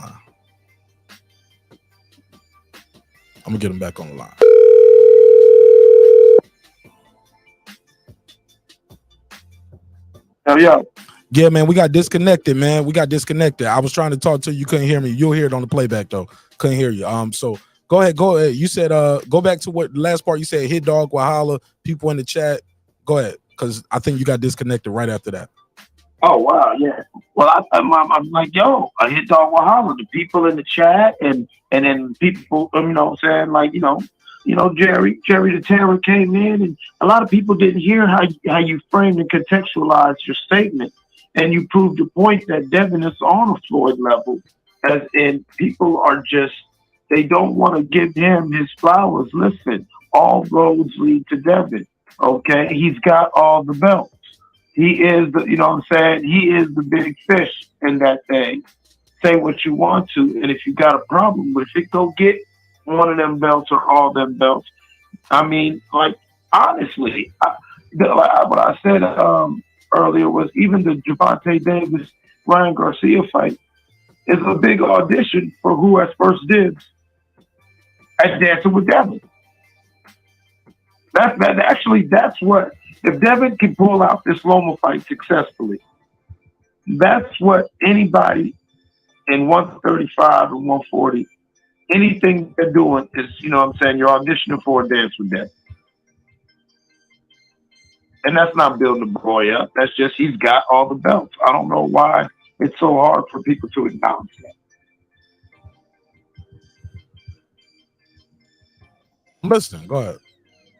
I don't know. It reminds me of Floyd, and in that transition period from Pretty Boy to Money Floyd, Mayweather, you saw a certain school of people who just seemed that any compliment they had to give Floyd was a backhanded compliment. And there was that, you know, they were like real crazy with the asterisks, you know. And, you know, and it was kind of interesting that they're doing the same to Devin now. And I want him to go in there and have a very, very impressive showing. Of his potential of the Ryan, Shakur, and Tate talk that's out there as potential future fights. I do see Shakur as the more dangerous opponent, with Ryan being a sleeper, with Ryan being the X Factor sleeper cell, because we got to see what this new and improved Ryan Garcia looks like, if it can stand up to a Tank, and if it can. And if it can somehow roll over a Tank, then you know, because Ryan has beaten Devin before, albeit in the amateurs, but he's beaten him more than once, and so that would be interesting to see, just for the theater and the drama of it, in my opinion. But as of right now, tell me a road, Mark. You tell me a road that leads anywhere besides Devin. What you mean, like, far as no? For me, like I said, I've been very clear on my position. I think the man got a lot of great options. Options are a beautiful thing. He's the man at 135. Say what you want to say. If he beats Loma, if and when he beats Loma, 'cause I got him beating Loma. Yeah, me too. from there, he has a very big decision to make. But I think the bigger fights for his legacy is going to be moving up. Like I want to see him fight Shakur, but him fighting Shakur at 135 right now, it ain't gonna do no crazy numbers like that. What I think it could do, and I don't think it's gonna do a lot for his legacy. Some would just say Shakur wasn't ready at 135, like he was too big. You get what I'm saying? It's gonna be an asterisk on it.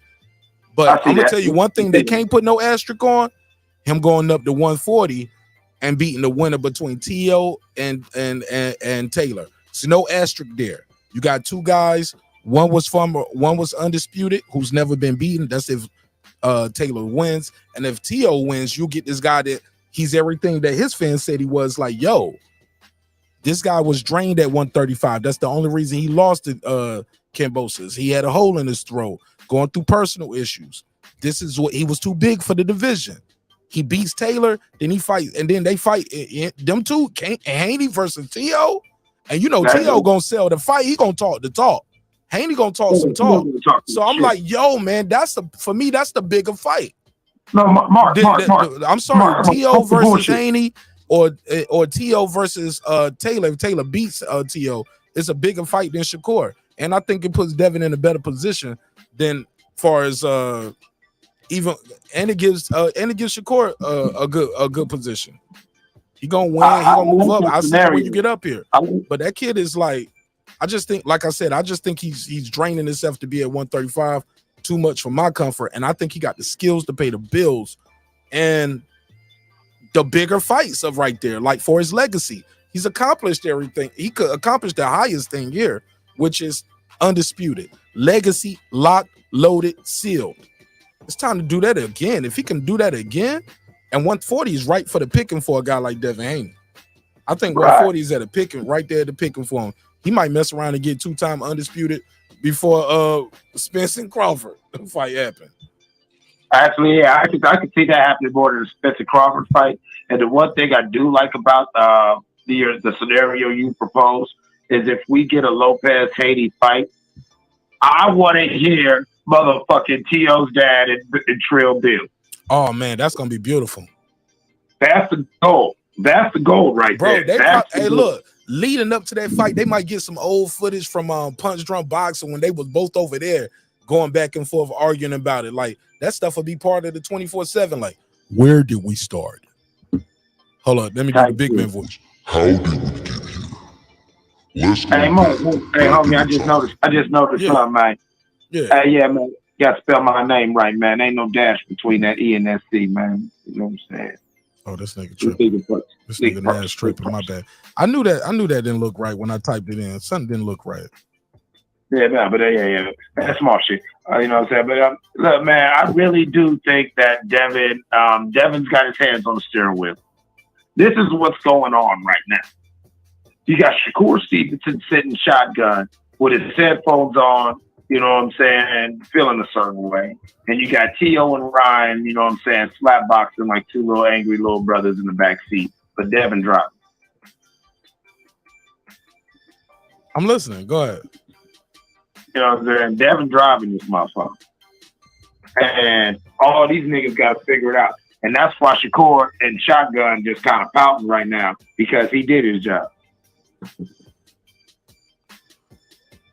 You know what I'm saying? He already did his job now. Tank and Ryan, they got their work coming up in a few weeks. Are you ready, neighbors? Are you ready? We are getting ready, going on. And you see that motherfucking Cash App scrolling across the screen. Let's get ready, neighbors. Let's make this Ryan Tank fight fucking epic. Okay, let's buy the fight. Let's come to the watch party. Let's put some bets on the fight. If you don't want to bet no money, cam up and bet some motherfucking push-ups, nigga. Let's go, Clips. Talk that talk, homie. Because we gonna do that. No, for real. Because this is what we want. We want boxing to be as excited, and we want casual fans to be just as passionate about it as us diehard fans. And the only way that happens is when the dynamic fighters with the cult of personality and the skills to back up on that all that trash they're talking when they actually step in the ring and face each other. And we are seeing that. And we should celebrate that. And in this era that hopefully we're seeing a resurgence of good 80s style boxing where the best fought the best, give it up to Devin Haney for sitting with all the belts and driving. He's driving this era right now until somebody take the win. Okay. I couldn't agree more. Keep going. So look, let me ask you this real quick before I go. I gotta let me do the I'm gonna keep that super chat right there. Let me ask you this rapid fire real quick. All right. Matter of fact, take your time. Fuck it. I mean, forget it. Excuse me. I'm trying to watch my language.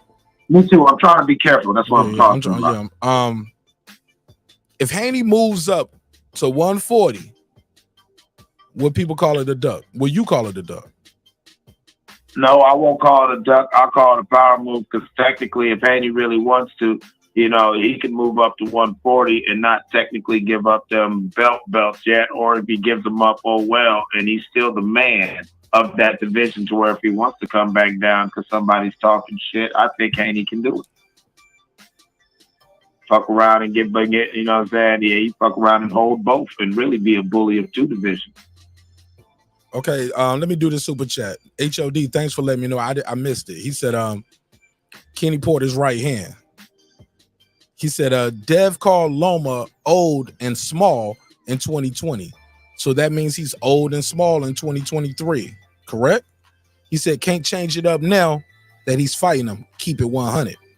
I haven't heard that statement. So I got to hear that in context. But I appreciate the donation to the show. And let me give him the drop.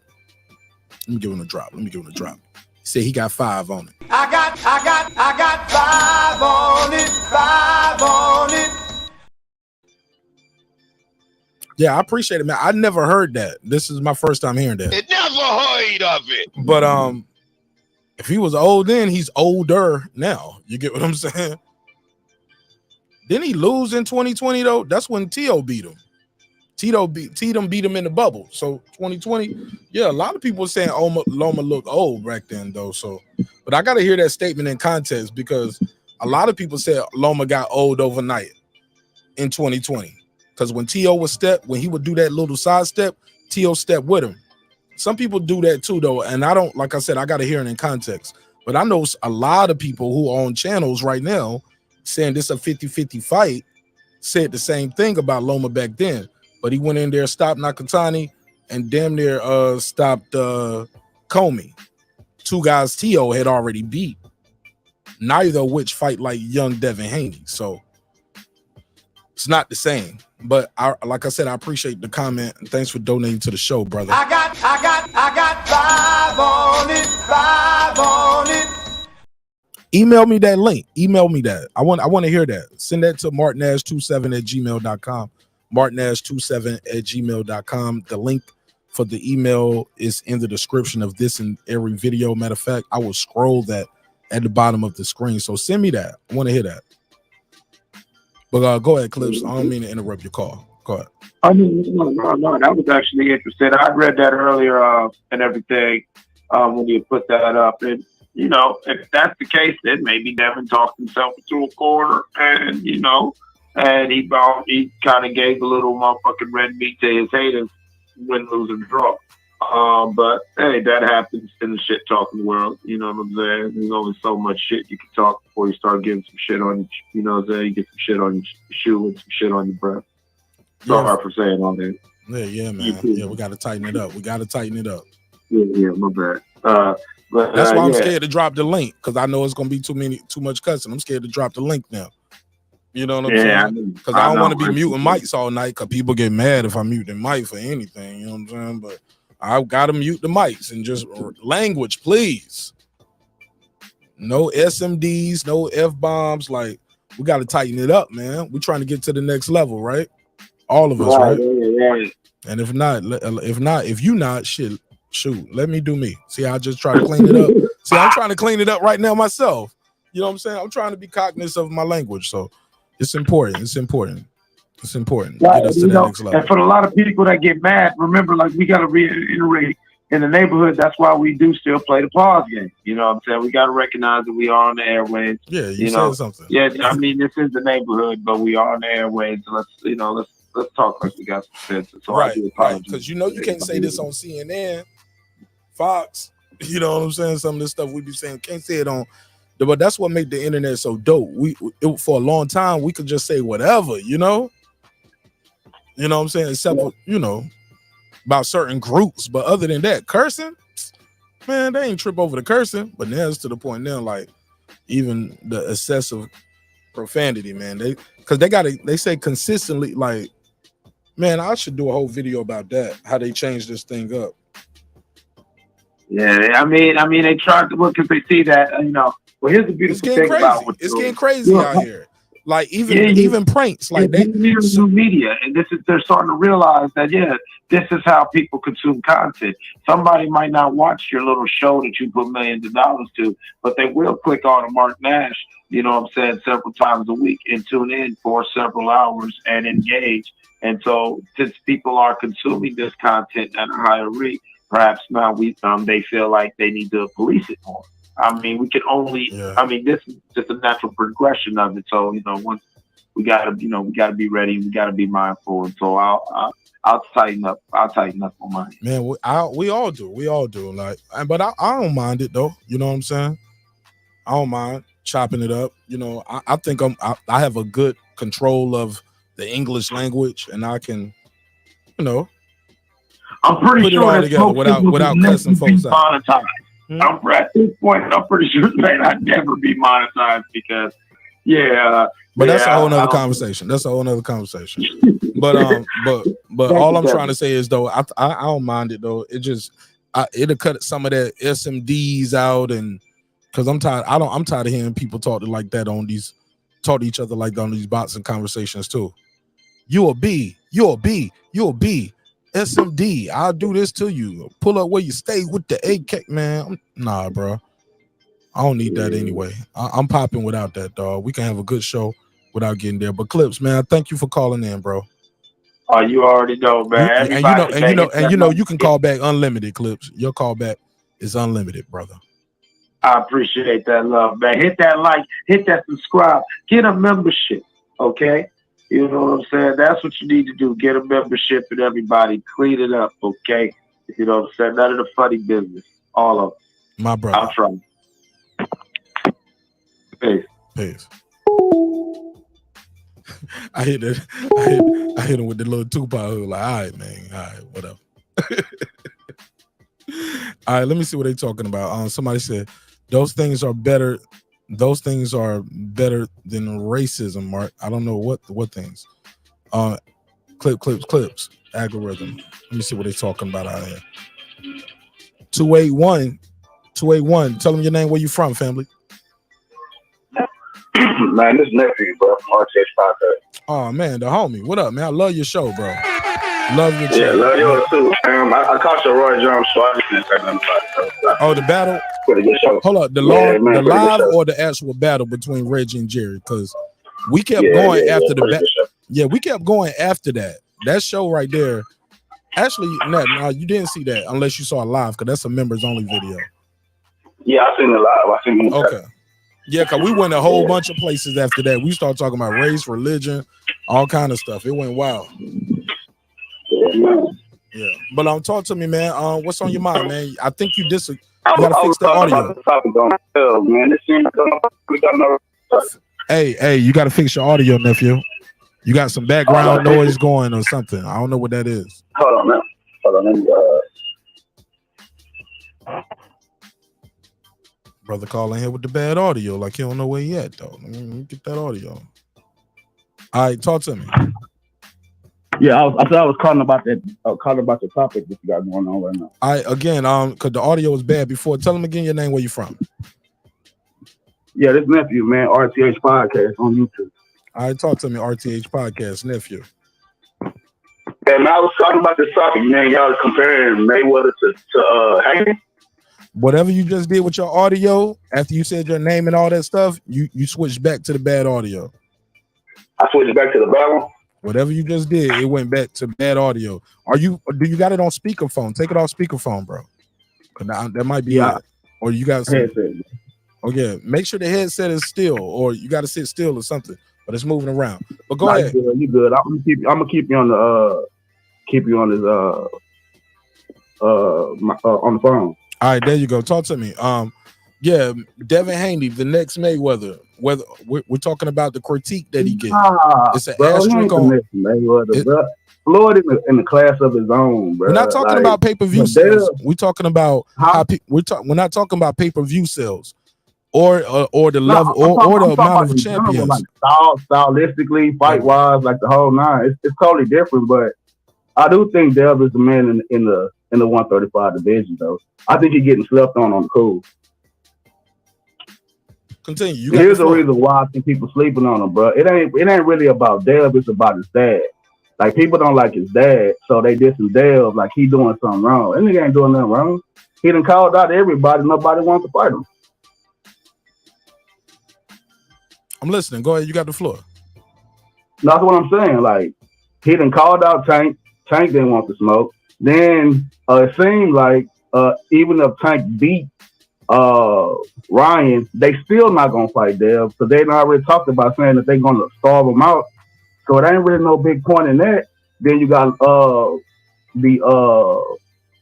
Lopez and Josh Taylor fight. That's a fight of ducks.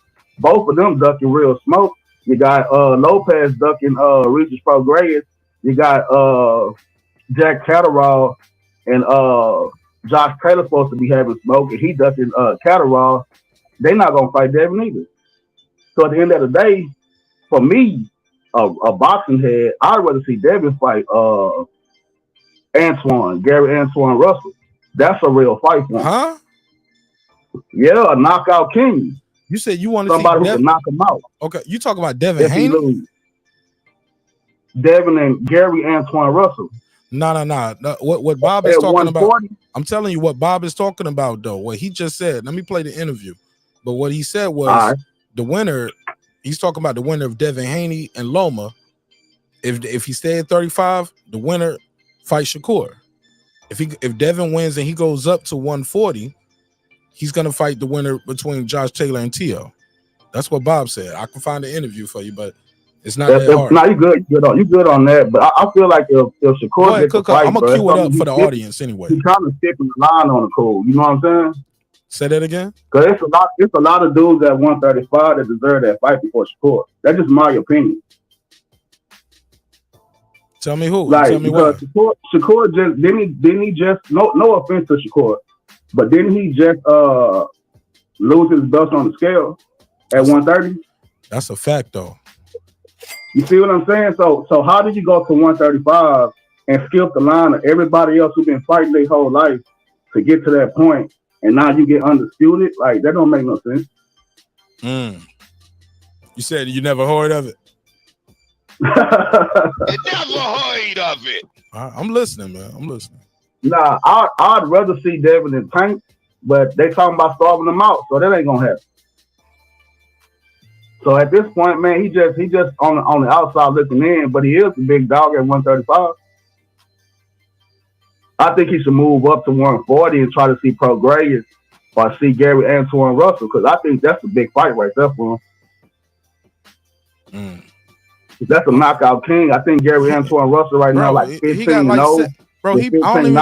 I think he got like 30,000 subscribers or followers on Twitter, man. Ain't nobody about to pay to see that. That ain't no big fight. Respectfully to the brother, I think he's a dynamic talent. But him fighting the winner, I'm telling you that I like where you coming from. I did a survey on my channel, right? And the survey was, what make you the face of boxing? Is it like popularity? Is it undisputed? Is it having an undefeated record? Like, it's the lines are so blurred. You know what I'm saying? They don't really make no sense. Like, it seemed like, in my opinion, this is my opinion, bro, but it seemed like popularity is what sells tickets, which is cool. But man, if we're gonna play a popularity contest, Tank ain't never gonna fight nobody, cause he already popular. Ryan ain't never gonna really fight nobody because he already popular. If they're gonna get a big payday for just being popular, then what's the point of the belt? You see what I'm saying? So I'm looking for a big fight. Like I'm looking for a big fight. Somewhere it's gonna be dangerous. And the big fight is Gary Antoine Russell. Bro, he's 15-0 with 15 knockouts, bro. Nobody ever walked out the ring with him. Okay. Who walked out? Nobody walked out. Every time they go in the ring, they go to sleep.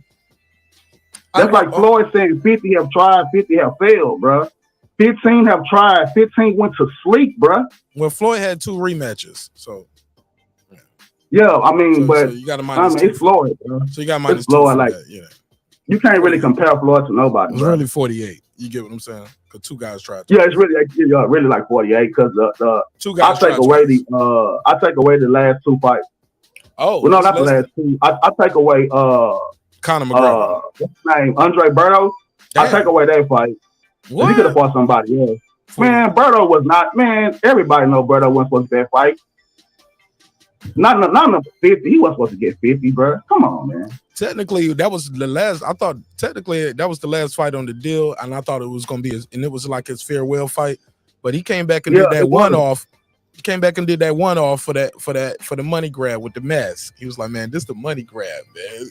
Boy came out with a ski man. He robbed the bank. That was his, that's the first time. Ain't he about to do like a up tag to that team point, we never match, seen Pretty Boy Floyd come to the ring or Money May come to the ring and not show his face. He can't. Hey, look, he was embarrassed. But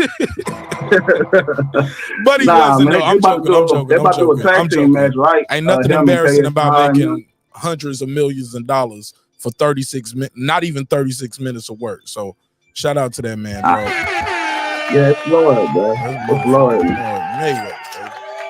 All right. Yeah. All right, so look, let me do this rapid fight. Matter of fact, damn, man, I got to go charge this jacker. Go ahead, man. I'm going to ask you this question. I need to go run and grab this charger, but you're a podcaster. You know how to hold it down. Let me grab this charger. But look, between the fights that Bob Arum mentioned, though, staying there, I respect. Actually, I'm lying. Put a case on me. I couldn't even get that out. I couldn't even get that out. I don't respect or like your Antoine Russell take. I'm sorry. But that's your opinion. Okay. Hold on. Your opinion is your opinion. For popularity? No, I'm talking about the better fight and also the fight that the promoter mentioned. So that's what I'm going with. Okay, so you're saying T.O. and John Taylor winner, or Ryan and Tank? No. What Ryan and Tank ain't even the option that was mentioned. He said the winner of Loma, and if he stays at 135, I would like to see the winner fight Shakur. But I think Shakur. But I believe I'd rather Shakur and Devin then. Okay, I'd rather Shakur and Devin. That's gonna be a tough ass fight for Devin though, bro. Cook on that, and I'll be right back. Let me grab this charger. No, I'm just saying it is a tough ass fight. Shakur, man, defensively, Shakur beast, bro. Fuck his offense. His defense is crazy. You ain't getting in past that 50 shell, and he gonna dictate everything. Devin, on the other hand, in my opinion, Devin is pretty decent offensively. Defensively, he eat a bunch of big punches, but I think he can get to the target real quick. Like, you know what I'm saying? If that make any sense. Like, you leave your head open, Devin can get there real fast. But Shakur not gonna give him that kind of leeway to get to him like that. It'll be a good matchup. I don't know who will win that though. It might go to the point. I don't think nobody gonna get knocked out. Like, that don't make no sense to see nobody get knocked out. But you know what I'm saying? It is what it is in that aspect. And it's on. Nah, bro, I really just called into the show, man, just to, chime in, because it seems like, man, the big fight to me is Gary Antoine Russell, because, he deserves a big shot right now. And you got everybody getting knocked out. Like, that's a dangerous fight. It's a big fight. I don't think it's a big money fight, but shit, it's because popularity ruling that division down there in 130, 135, and 140. It's a popularity contest, though. It's just like Regis Prograis ain't never gonna get Teofimo Lopez. He gonna keep ducking. Like, what we really looking for? Like, you know what I'm saying? We really looking for a big fight that's gonna be dangerous. That's gonna have the ability to, have us jumping out of our seats for a KO. Or we just looking to spend our money to see popular motherfuckers get in the ring. I'm not really for the popularity contest, but it is what it is. But peep this though. Some fighters are I get it, but Floyd was still selling out arenas, and you already knew he wasn't about to knock nobody out. You get what I'm saying? That's still, though, Hold Hold up, bro. Let me But get Floyd this. Hold up, bro. I was quiet. Got the charger. Came back, listening, quiet. Let me finish a couple sentences. You know the fight. Certain fighters aren't. Look, Lomachenko ain't no quote unquote sleep artist where he gonna knock you out. He gonna beat you up though. You get what I'm saying? You might make you quit on your stool. So every fighter ain't gonna be that type of guy who's gonna be the knockout guy. Andre Ward wasn't a quote unquote star like that, where he was not, but he beat guys though. And other than maybe 1 or 2 fight, maybe that first Kovalev fight, he beat everybody easy. You know who won the fight by the end of the fight. So so I said all that to say this. At this point at 135, the legacy is locked and loaded. You got undisputed. But moving up to 140, fighting the winner between T.O. and Taylor is the bigger fight for your legacy. For one, it's going to be another title. It's not going to be you fighting. It's not going to be you defending your title again against a guy who's moving up in weight. Because if you beat the guy moving up in weight who never won, hold on, let me get this off. Let me finish. If you beat the guy moving up in weight, people will put an asterisk on that and say, "Oh, you beat the guy moving up in weight." Shakur, we don't. He never did nothing at 135. His best weights was the 126. They're gonna say Shakur ate himself out the division. You see how the haters move? But if you go up, in weight and you beat the winner between T.O. and Taylor, that's a bigger fight for your legacy, and it's another division. If Taylor won, you beat another undisputed guy. Some would say, "Damn, man, he should be 2-time undisputed because Taylor never lost." He dropped all the belts. If he beat T.O., he'd be like, "Man, you beat him." All they're gonna say, look, all they're gonna say is Josh Taylor wasn't as good as he used to be because Jack Catterall already beat him. You see what I'm saying? No, they ain't gonna say that. And I ain't gonna say that if he beat Taylor. I mean, if he beat T.O. and then Devin goes up in weight and beat him, they're not gonna be able to say that. But they is gonna say that because Teofimo Lopez got his ass really whooped by Sandor Martin. Sandor just recently beat T.O. T.O. was complaining, wondering if he was still built to be a boxer. Oh, so you think Taylor ain't even gonna get credit if he beats T.O. is what you're saying? So Devin ain't gonna get credit. Taylor won't get credit until he see Jack Catterall. If he beat Jack Catterall the second time around, he might get his credit back. And Teofimo Lopez got to see Regis Prograis. If he don't see Regis Prograis, then we don't want to hear nothing about no T.O. either. Because they ducking 2 people. Both of them, that fight that you're looking at with Teofimo Lopez and Josh Taylor, they ducking Regis Prograis and Jack Catterall. You see what I'm saying?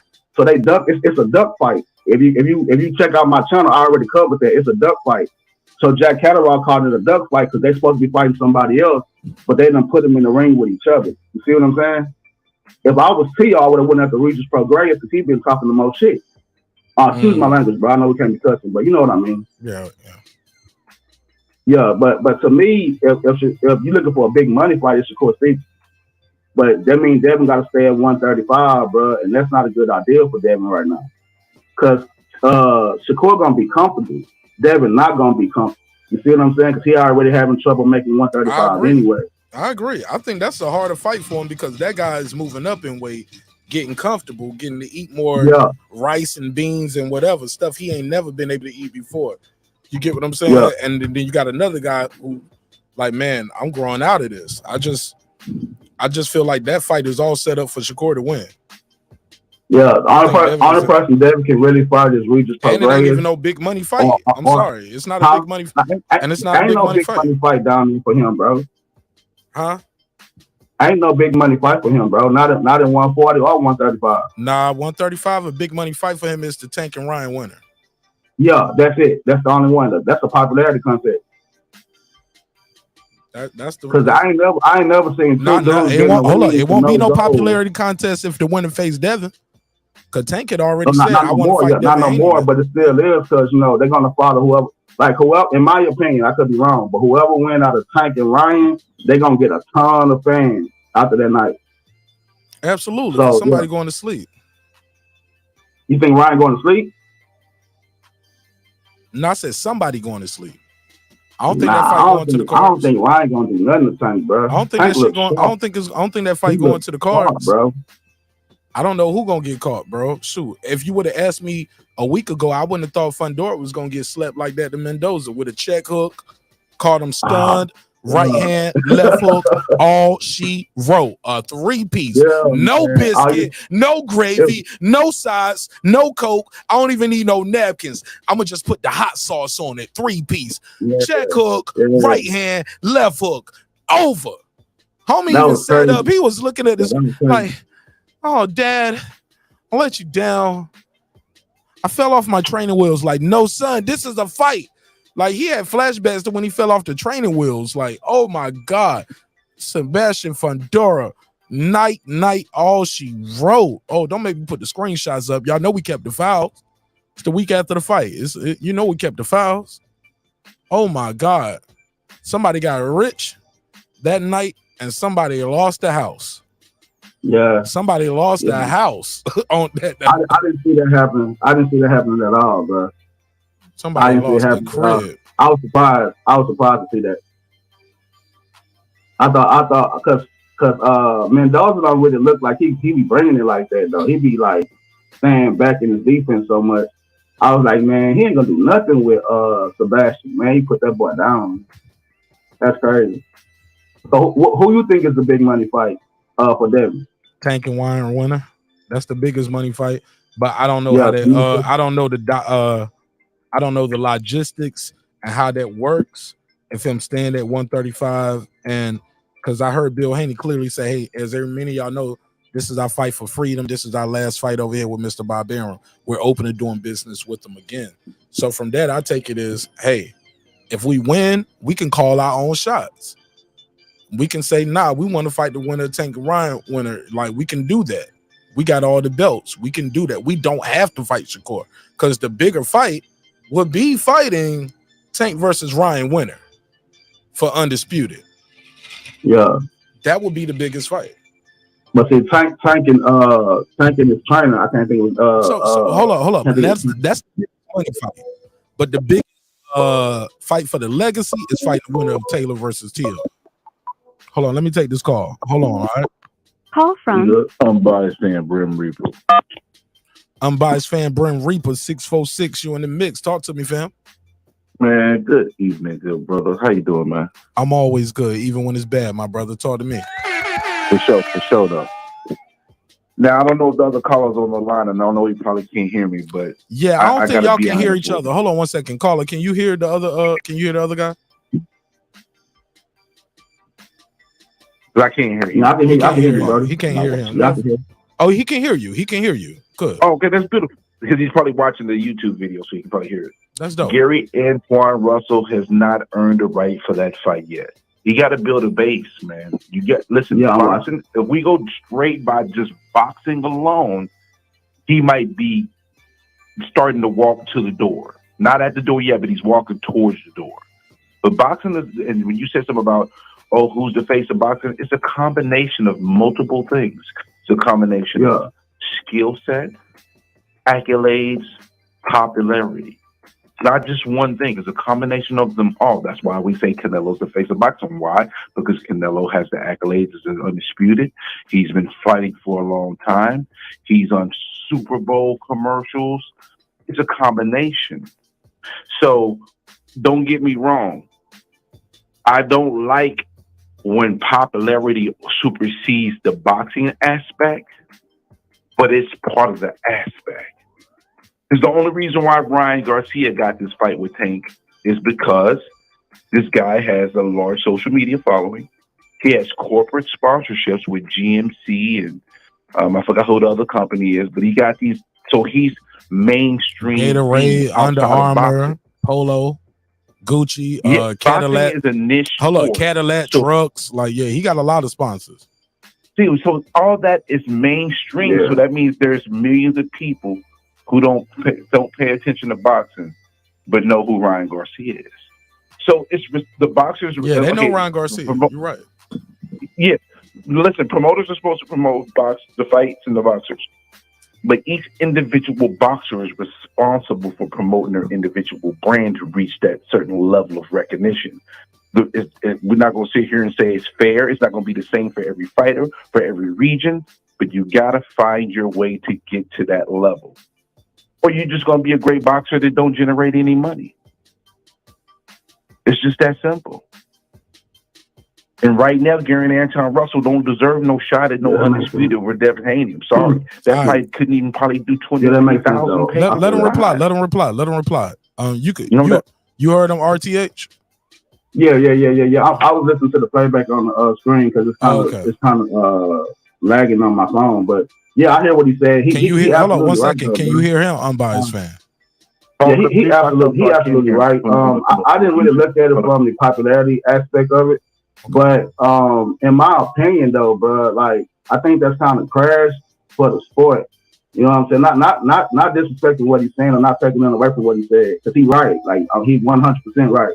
But I just feel like, bro, if we got championship gold, bro, and we got records, we don't really got to worry about the popularity contest. I get it because it brings in new fans to the sport. It does bring in new fans and it brings in a lot of money.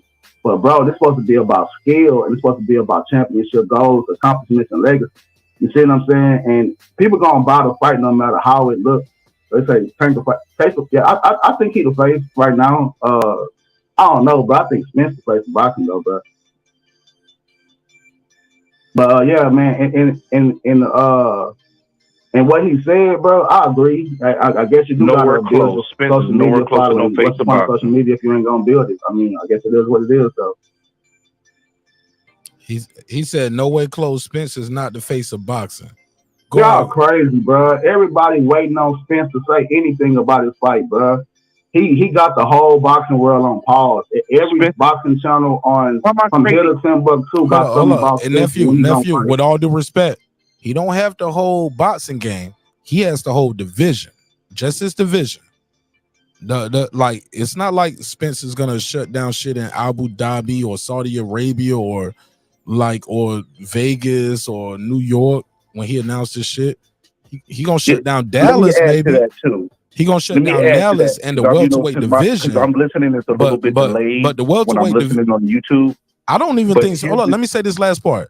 I don't think Spence versus Crawford, as much as I want it to be and as much as I believe it is, I don't think Spence versus Crawford is gonna be big as Tank and Ryan. I don't even think it might be. No. Hold on, let me say this to us, yes, but I don't even think. I hope Showtime does this same thing with the 2 City press conference. But neither one of these guys have these kind of personalities or the fan base of a Tank Davis and Ryan Garcia. And y'all know I'm a Crawford guy. Y'all know I love Spence. I clown Spence for the yellow beezy. Now I clown Spence for that yellow beezy shit. That's probably why we'll never be cool. Like he'll never probably forgive me for some of that shit. But it is what it is. Like I would clown Crawford if I saw him out here with the kissing yellow beezy picture and like just same way we clown Tank Davis for the purse. Like we crack jokes over here. We gonna crack the jokes. Bro, that don't mean you ain't that dude. Yeah, but Nash, you that dude with that, bro. Let me add on to that. See, the thing is, I really one at a time. Hold up. Y'all both talking one at a time. Unbiased fan. I got you. Unbiased fan, go first. Okay. And when I'm done, I'm gonna make sure I can be able to hear him and I can turn the YouTube on because that's what I do. So all right, take your time. I like this better than like 80 people yelling over each other. Take your time one at a time. Yeah, I can't hear him, so I didn't know I was talking to him. I apologize. It's all love. It's all love, and I appreciate that. All right, no doubt. Yeah. So here's the deal with Spence. Spence was set up to potentially be that, but the thing is, he doesn't have the personality to carry it, just like Bud doesn't. Ever since Spence's first fight where he did $350K with Mikey Garcia, his pay-per-view numbers just went down every fight. See, the thing is, one of the things that we hate to discuss, but it's a true fact of the matter is, when it comes to PBC and Showtime, they don't release those numbers for a reason, bro. It's not as pretty as we think it is. Like that 250 UCAS, that ain't the real numbers, man. That shit only did 129K, bro. Hold on, where you get Unbiased fan? Where you get those numbers from? All right, so the source that I have now, because I've developed a relationship with this person, is the same person that everybody else who gets the source, which is the LA-based attorney. I actually found out who he was, inboxed him, and he was willing to share information. He's an LA-based attorney. He deals with entertainment, so he deals with the Nielsen ratings, and this is all raw data in regards to pure buys. And sometimes he covers the digital aspect, sometimes he doesn't. But I'm not going to be putting all that extra stuff on it. But I'm just letting you know, there's a reason why Showtime doesn't release the numbers for real, like they're supposed to, because they're a publicly traded company, so they can't lie, so they let somebody else lie for them to keep the numbers look inflated to help benefit them. But there's a reason why Showtime's having the troubles that they're having, and everybody be part of the Paramount, and we don't know if it's going to carry over. Look at the Showbox numbers, bro. They can't even get 150,000 eyeballs, bro. I don't have the show. Hold on, slow down. I don't have the Showbox numbers. And to be honest, nobody ever pull up on this show and say, Mark Nash, what was the Showbox? How many people watched Showbox this weekend? Like, that's part of that's Showtime's problem right now, though, bro. That's part of the problem. We got to support from the ground roots going up. We can't just expect the big fights just to be big fights without supporting from grassroots from the bottom and bringing it up to the top. And that's where America's having a problem, because American fan base is trash, bro. The American fan base is trash, and then the promoters are not doing the proper job. Like, you look overseas, you got Matchroom and all these guys. They just crossing streets over and making fights happen. Here, it's a bunch of bullshit and propaganda and a whole bunch of politics, and it's hurting American boxing overall. All right, let me let the other caller reply to that. Ben, I'm about to call you Ben Israel. Shout out to the homie Ben Israel. I know some of y'all don't like him, but Ben ain't no bad dude. He just passionate about the sport. Nephew, RTH Podcast, go ahead. You want to reply to any of that? I mean, I can't really dispute those pay-per-view numbers. I really can't dispute that, bro.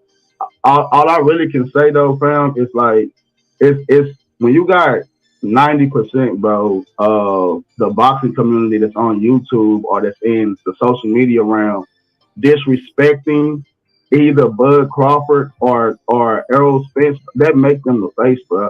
Because that's the same Floyd Mayweather mirror looking dead at them too. Like, no matter what they do, it's never going to be enough until they see each other. That's Pacquiao and Mayweather all day, every day. Now, we can say that numbers really matter, but do it really matter? Not really, bro. Really, the playback. Like the immediate numbers that you get on the night, that's one thing. But we never count that playback when people go back and watch the fight and rewatch the fight, and it become their favorite fight, and they watching it over and over and over. We'll never know those numbers. You see what I'm saying? All we get is the initial numbers from the live gate and the initial pay-per-view numbers. You see what I'm saying? But once those videos hit social media, yeah, it become a thing. It even to a certain degree become memes and all that other stuff. So I don't know, bro. Like, if you were to ask me, I think Canelo is the legitimate face of boxing, but the growing face of boxing is going to really land on either Spence or Crawford. But maybe not, because like what Marq was saying, when it comes to the Tank and Ryan fight, I think they might be the face, but I don't really think they're the face because of who they fought or what belts they holding or the legitimate of the legacy. Like, if Tank beat Ryan, is that really going to benefit his legacy? Like, for real? If Ryan beat Tank, yeah, maybe. But if Bud beat Spence, that's going to benefit his legacy. If Spence beat Bud, that's going to benefit his legacy, bro.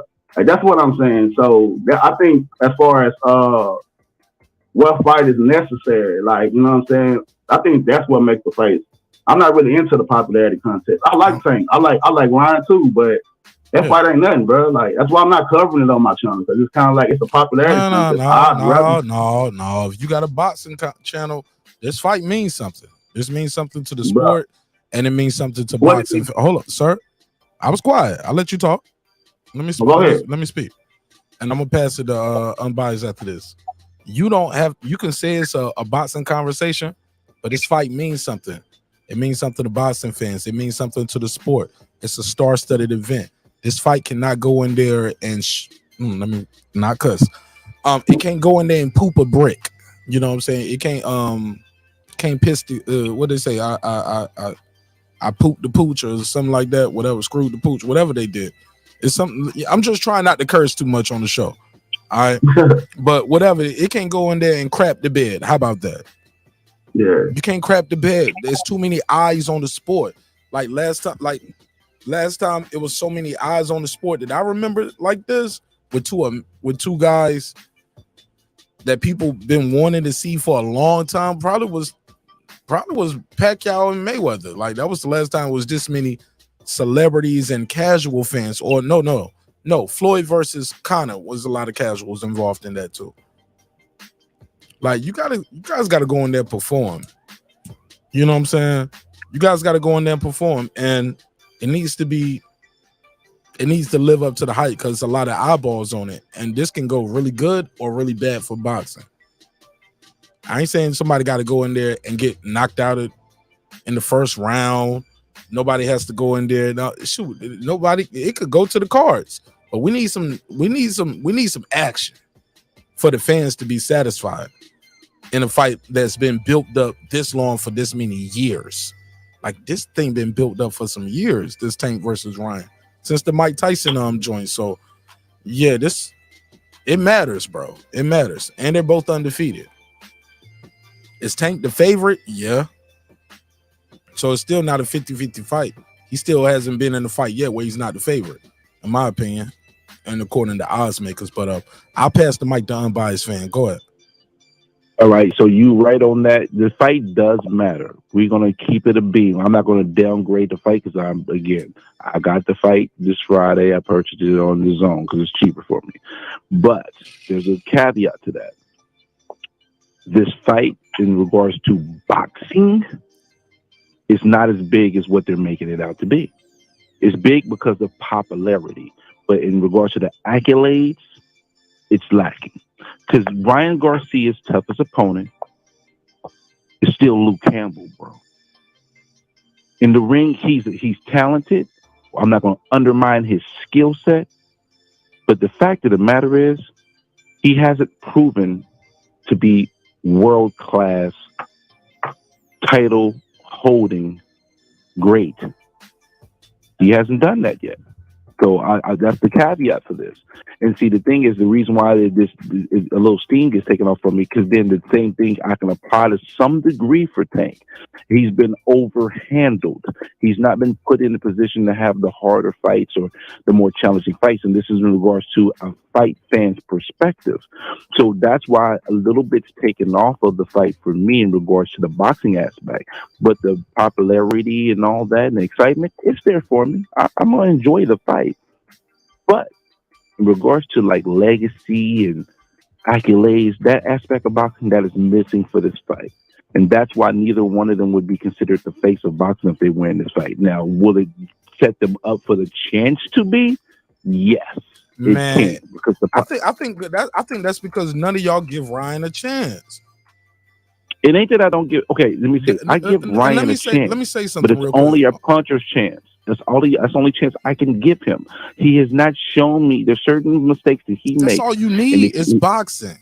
One punch, one fight, one night can change it all. Hold up, brother. I'll let you talk uninterrupted. So I mean, I really let you talk uninterrupted. Let me say a couple lines, and I'm gonna pass it to the other brother, and then we'll open up the phone lines again. I want to say this, Grim. If Tank loses, it changes the entire landscape of the division.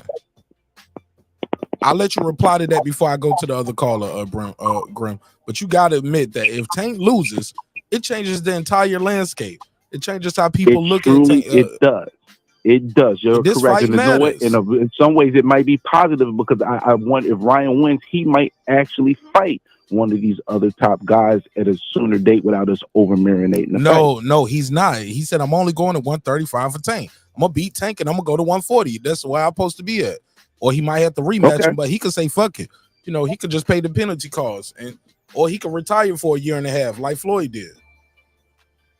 If that happens though, PBC. You get what I'm saying? Like he just got to beat this guy one fight, one night, change it all. That's it.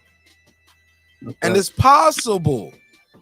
It's possible, but I don't think it's gonna happen. No. So the fact that it's possible and you don't think it don't happen doesn't mean the fight is not important. Like Tank Davis can go in there and lose, and the division is still the same. Nothing changes. No, this fight matters. I didn't say the fight wasn't important. All I'm trying to no. For the people who saying the fight don't matter, and it does nothing. I'm talking to you because you touched on it, but people said in the chat. I think the other homie said it as well. I'm telling y'all why this fight matters. It only don't matter to most of y'all if Tank Davis go in there and win and beat Ryan Garcia, like many people is in the odds and the betting and YouTube channels expect him. But if he loses, it changes everything. It changes everything for us, the landscape. It changes everything. But I'll let you reply to that, and let me go to the other caller, and then I'll open it back up. No, you can, because I don't disagree with you on that aspect. I don't. So the fight matters, in your opinion? The fight matters. No, the fight matters. It just doesn't matter as much as they make it out to be. Fair enough. Our nephew, RTH Podcast. You want to reply to anything? I'm gonna call back in a little bit too. I mean, get back like, to shit. Listen, you saying the fight matters. You saying the fight matters under the strength of Ryan Garcia winning, right? That's what you're saying. The fight matter on? No, I said the fight matters. Period. Like people are saying the fight don't matter. I said the fight don't matter. The fight only matter. The fight only don't matter to some of y'all because y'all expect Ryan to lose. But if Tank goes in there and loses, it shakes the whole landscape up. Can you agree to that? I mean, yeah, I agree with that. I definitely agree with that. But that don't mean the fight matters, bro. Like if me and you shoot dice, like if me and you shoot dice, bro, and you betting 100 and I'm betting $1, then bro, yeah, it matters to you. If you lose that roll, it matters to you. It don't matter to me, bro. I'm betting $1, bro. You see what I'm saying? And for Ryan, it's win-win. If he wins, then he become a legend in the game because he beat the toughest opponent that he could possibly find right now. And then if Ryan lose, everybody just want to say, "Oh, you did good." It's the same thing that happened with Caleb Plant and David Benavidez. It's the same thing, bro. Everybody knew David was going to win that fight. David didn't get no kudos for that fight. They came up with more excuses than anything why he didn't get the knockout. The same thing going to happen with Tank. If Tank don't knock out Ryan Garcia, they're going to say that, oh, well, he ain't as good as he used to be. The same Mayweather stuff. He ain't as good as he used to be. Maybe Tank slipping. It's not really going to benefit Tank to have this fight besides money, bro. That's it. Now, I'm not going to say that it's not going to change 135 if Tank lose. Yeah, it's going to change the life if Tank lose. But at the end of the day, it still don't really mean nothing for Tank, bro. Like, Tank need a big fight, bro. He need a real big fight that we can see him in where he can get challenged. He don't get challenged. And the only time that they really challenged him, and it wasn't even a real challenge, bro. It was the Oz Pitbull Cruz fight. And let's keep it real, he broke his hand. It wasn't like Isaac really did anything to really beat Tank. Tank was fighting with one hand and he still won the fight. You see what I'm saying? We need to see Tank in the ring with Regis Prograis or somebody to really see if he really likes that like that. He got to fight somebody who's going to try to bring that dog out of him and he can bring the dog out of them. He's been fighting people that he really bullying on the cool. No offense, I like Tank, but you know, y'all get what I'm saying, bro. Like, when we gonna see him in a big fight, bro? I want to see the Mayweather aspect of him taking dangerous fights where we don't know who's gonna win. Like, for you to even sit here and say, y'all saying that because y'all don't think that Ryan can win, that should tell you what everybody think then, bro. Like, everybody knows Tank gonna walk through this dude, bro. Everybody know this. You can't say that, bro. That's not what everybody's saying. I got a lot of people that follow this show. I got a lot of people that follow this show in the chat now. Call in. They know boxing. They love boxing. And they said, nah, they got Ryan winning this fight. No, that's crazy. They're going to lose their money. I mean, it is what it is. That's what make this shit so dope. You so confident. Yeah, hey, look, some people bet the house on Fundora this weekend. Fundora going to beat Mendoza. He messed some people a whole parlay up. Your whole parlay got screwed up, thinking Fundora was gonna beat Mendoza, and he got knocked out. My Pillow. You know what that was about, though, right? Doing My Pillow commercials right now. Oh yeah. Hey, Mark, you know what that was about, though, right? Oh my God, you gonna say the fight was fixed? What up? Nah, I ain't gonna say the fight was fixed, but you know that Erickson Lubin was saying that he had loaded gloves. You ain't see that on Twitter? On Twitter? What, after he lost? Before before the fight even happened. Hold on, no. Oh, before this Fundora fight. Yeah, before it even happened, Erickson Lubin was saying he had loaded gloves. Why he say he had loaded gloves? And why he? I don't know, bro. But they said that after the Erickson Lubin fight, he never took his gloves off. Oh, that don't mean your gloves load. Somebody check your gloves for. Did they check Erickson Lubin gloves after the fight? Cause they Man, he don't got check. knocked out, bro. They didn't No, I'm have just to. saying they don't check nobody gloves after the fight, bro. The fight is over. The gloves will check before you put them on. Nobody, Nah, nobody check nobody gloves after the fight. They just make sure you still got the signature on them wraps and on that tape. Yeah, you got a point. So we ain't check Lubin gloves neither. Like, how did you take that much punishment? Cause he looked like the elephant man. That dude a monster. I'm surprised he lost. And he was able to drop that guy. You get what I'm saying? So, but they don't check nobody gloves after the fight. But you can't just as evidence absent don't mean evidence is present, man. You can't just say, oh, well, he didn't take. I've seen guys not take their gloves off after the fight, and that's just because they ain't have time. They just so excited, they're just moving so fast. Or while they doing the interview, somebody's sitting there tugging on their arm. Well, I was trying to work the jab, and somebody's yanking on their arm, taking the gloves off. You get what I'm saying? While they doing the interview, they taking the pictures, they hugging their kids, they hugging their trainer, they doing backflips off the top rope. Your job is it's too late. Then I'm just saying, like, if so, unless you do some Billy Collins Senior, Daddy went over there and grabbed the guy gloves and filled the gloves. That's the only time that's ever been called too. Like in that way, the Billy Collins fight. Remember that? It's no padding in the goddamn gloves. No padding in the goddamn gloves. Other than that, hey, man, I appreciate you, Mark, for letting me on your show, brody. And I'll be keeping my head in on the show, bro, and showing some love to the podcast, buddy. Man, I rock with you, bro. I love what you're doing over there. Hey, look, like I said, see how this went? We disagree on a lot of topics so far as the boxing, who gonna win, who not gonna win, what's going on. But you see, we didn't have to curse each other out. It ain't no SMD. I'm gonna pull up the way you stay with the AK, none of that stuff, bro. That's nah, bro. We're gonna have man. I'm keeping boxing over here. It's all about the sport for me, man. I ain't here to discuss anybody. Right. And some people do the sneak this and be like, and if you disagree with that, you're an effing idiot. Like, hold up, bro. I've been disagreeing with you all night. You just trying to okay. All right. I see what you're doing. Nah, it's all boxing, man. Yeah, but you know what people do. Respect, man. Yeah. All right, man. Well, I thank you so much for your time and energy. You want to plug your channel one more time before I let you go? Nah, man. Nephew, RTH Podcast. Your channel, man. Y'all ain't got to come fuck with your boy, man. Y'all go check him out, man. Y'all go check him out. It's your man, Mark Nash, man. I stamped him, man. He got a good show, too. I like his show. He do quick drops more than live videos, but I still like the content. You know what I'm saying? He got a good flow, good delivery. I like the editing, vocal tone, pitch, the way he flows with the joint. Like, all of that matters, man. It all matters. Shout out to I Know Boxing. He said Ryan ran from the mandatory spot. Dang. He said to Haney's title, that tells you all you need to know about Ryan. Okay. Ryan got some pull. Unbiased fan Grim Rip. He said, Lisa, they want to devalue Devin to add value to what they doing to make as much money as possible. Yeah. Now, Unbiased fan, now I agree with you on that. You got to devalue Devin. You got to devalue, but they know belts matter. All those people involved, they know this. They know this guy is the guy. He's the guy. He's the guy to beat, man. He's the guy to beat.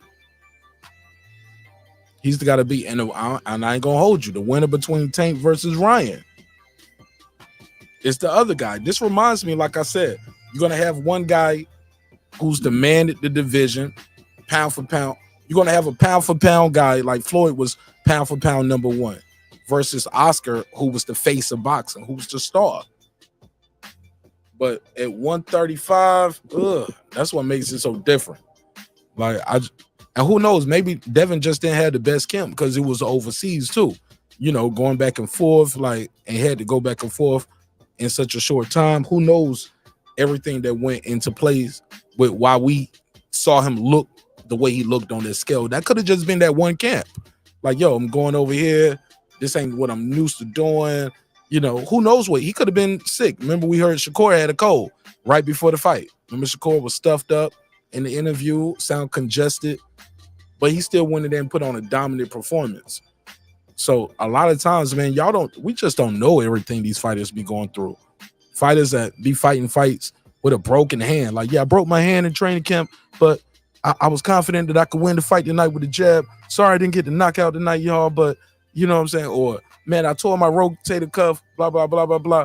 Man, I injured my knee, so I had to stand in the pocket more tonight. I wish I could have moved around more and really put on a boxing match, but we was able to get the win. You know, I took a little more, I could have took that shot away. Yeah, man, they got a reason for everything. Y'all would call it excuses, but no, these are gladiators, man. This is crazy what these dudes go in there and do. And it's not easy losing this weight. And I ain't got to tell none of y'all fat mother in the chat. We all got a little weight on us we could lose. And we up there talking about, man, he could lose 5 pounds. It's only 5 pounds. It's only going, man, you lose 5 pounds. Me lose 5 pounds. It sound good to somebody start frying that fish up, get them chicken wings going, get that grill popping, that jerk chicken, all that rice and peas and carrots. You know what I'm saying? So I just think we sometimes boxing fans go a little too hard on these fighters, man, without ever lacing them up. And I get it. It's easy to do. It's talking. But, man, that cutting that weight, that joint is hard, bro. That's hard. It's hard. Shout out to the Rock from Brockton in the building. Lisa Bells is here. Grim is here. Yeah, bells don't matter. All right. Bells matter unless you got them. We'll talk about it. What time I got? Let me see how much time I got. All right, man. I think I did good on this one. I can wrap it up here. Unless anybody else was trying to call in. Yeah, I think I can end this one right about her. This was a good one. Let me see what they saying in the chat, and I'll close this out. Somebody said more facts by Lisa. Sid said Marq facts. Bro, it's hard to cut that weight. Man, it's hard to cut that weight. It's hard, bro. It's hard to cut that weight, especially when you ain't got a lot of body fat anyway. People like, oh, that ain't nothing but water weight, man. That's cheeseburger weight up there too. That's them rice and peas and them carrots, man. That's some biscuits, Skittles, popcorn, Coca-Cola, cheesecake, cotton candy, peanuts, eggs with the yolk, meat lovers omelet, pizza, hot dog, cheeseburger, fries, chicken sandwich. Oh, man, think about all the things you love to eat. All your favorites of your favorites. And y'all be thinking it's easy for Tank Davis to cut that weight. Man, he a grown man, bro. Still walk around here weighing, you know what I'm saying? He's short, but even still at his size, man, come on, man. You got to be cutting that weight for a reason. I just feel like it's so easy to criticize these guys, but hold on one second. But until you walk in their shoes, man, there we go. But until you walk in their shoes, man, till you lace them joints up, till you have to cut weight, man, that joint ain't easy, man. It's hard. It's hard, and it's so easy to disrespect these guys. Devin Haney ain't nothing. He a B word. He a duck. He this, he that. Man, this dude put his life on the line. He's 24 years old, bro. He accomplished more than some people, self-included, might ever accomplish, bro. We're from the boxing scientist. Talk to me, bro. Yo, it's the boxing scientist. What up, Marq? Tell the people where you from. Cali. Northern Cali, Cali. Southern Cali. Where you at? Southern Cali. Yeah. All right, kill. Talk to me. Yeah, man. What up? Man, it's been a while since I called, man. Feels good to be back in the neighborhood. Man, I gotta chop up some of your videos, man. Yeah, I don't lost it, man. I know you had left me a comment, so I gotta go back and through and find it. But I appreciate that one you left the timestamp on. But it was one episode right before that that I'm trying to find that you was on. I'm trying to put that together because you did tell me like, Marq, you got my permission. You can put it together. I know what I'm doing. Yeah. I mean, nobody knows my real name or anything, so I don't care. Yeah. It's all inconspicuous. The boxing scientist. Go ahead, bro. Yeah. So, anyways, yeah, that last caller, he had some good points, you know, but yeah, the Tank and Ryan fight, it's big as far as money, but not legacy. You know what I mean? Especially for Tank, like this does little to nothing for Tank's legacy. You know, if he wins, people are just gonna be like, well, he did what he was supposed to. You know, he beat a guy who's not even in his prime, and he had all the contractual advantages. You know, it can only help Ryan, really, unless he gets knocked the fuck out, like really bad. And even then, some people expect him to get knocked out. Like, yeah. I mean, he fighting an uphill battle. I know some people, if he win, they're gonna say, he was too big, he blew up too much, you know, or Tank was at a deficit. Tank, like, man, Tank should have did this. Tank was distracted from the court case. Tank had just fought. Tank had a broken hand. Like no matter how you like it, man, people got an excuse for your favorite fighter when they lose, right? Oh, for sure. And then, you know, and he's also risking, you know, a lot of people just think Tank's going to walk through Ryan, but when a boxer has hand speed like that, you never know, man. He could run into some shit. He's got some pretty good pop in his shot too. So he could get knocked out. And I think that's the intrigue of the fight. But as far as legacy, it does nothing really. There's no belts on the line, and it's like Haney said it best. You know, it's an influencer fight. So, you know, it goes to show you how most fans are overlooking the Devin Haney versus Lomachenko fight. Even if you think Devin is boring, this is going to be a good fight because Lomachenko is going to be his toughest test. He's going to force him. He's going to bring out the best in Devin. And he's going to have to, you know, like he can't fight the same way. He's going to have to pull out different tools. And he's going to test his defense for sure because Loma, he's a constant, he throws a lot of punches, man. So I'm looking forward to it. People might be sleeping on it. People might be hating on Haney, saying, "Oh, it's gonna be a snooze fest because Haney's boring." Blah blah. This is gonna be one of the best fights of the year, potentially fight of the year. I'm listening to you. So who you got winning? I'm slightly leaning towards Devin, but I don't know. I could change my mind. I gotta see how they're working out and like their media workouts or whatever. But yeah, probably Devin. I don't know. He's just got the momentum. He's got the size, and I think he's gonna beat Loma and then move up. He's gonna move up. Because he's just too big for that division, bro. And people are gonna say, "Oh, he's ducking Shakur or whatever," but that's bullshit. That's some bullshit. Yeah, and that's what I was gonna say. Like, if he moves, that was one of the questions I had for you in rapid fire. If he moves up, will you say he was ducking Shakur or Tank, or would you say, nah, man, he's too big for that division. It's time for him to move up? Yeah, he's outgrown that division. Like, honestly, if I was his dad, if Bill Haney needs to tell him, son, like, this is not healthy. This is not healthy for you to cut down. Like, you're gonna fuck up your kidneys. He needs to look out for his health, you know? Now, to be fair, all we judging this off is how he looked at that weigh-in. Is it possible that was just not the best camp? You know, it's cutting weight fast. I already fought you. I know I can beat you. I can bullshit a little bit in camp. You know what I'm saying? Also, I'm traveling overseas. It's a lot of dynamics that went into that second weigh-in. Can we agree to that? Of course, sure. There's many factors. You know, maybe he might be able to get a better nutritionist. I don't know, man. But I wouldn't call it a duck if he moves up to 140. Not at all. What I can say, whatever Tank has been doing, it's been working. He has looked better at the weigh-ins. He hasn't looked.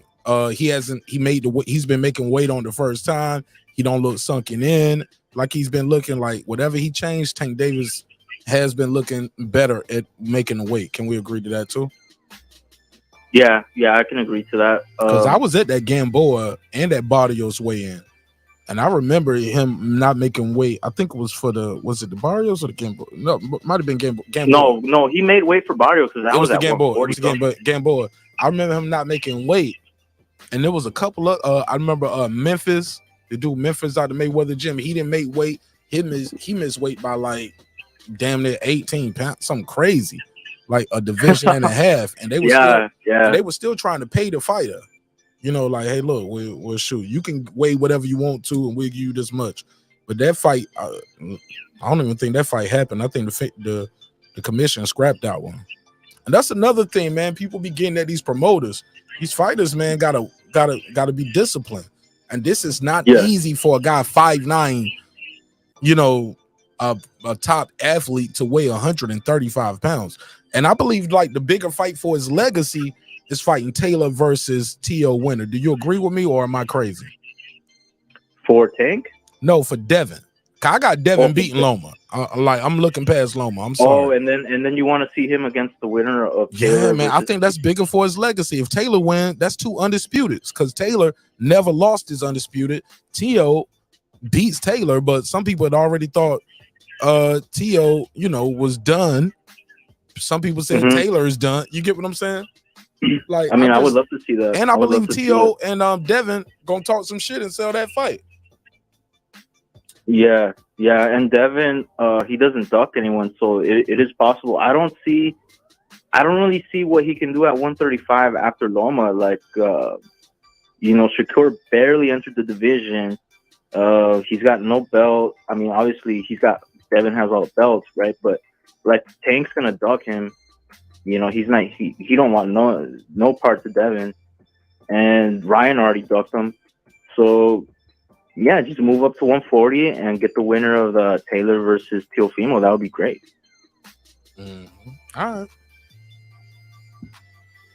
right, man. Well, I just want to call in because it's been a while since I called in and say hi to everybody, man. Salute to everybody in the chat. How's everything going? How's everything going up there with old boy from the job? He putting respect on your name?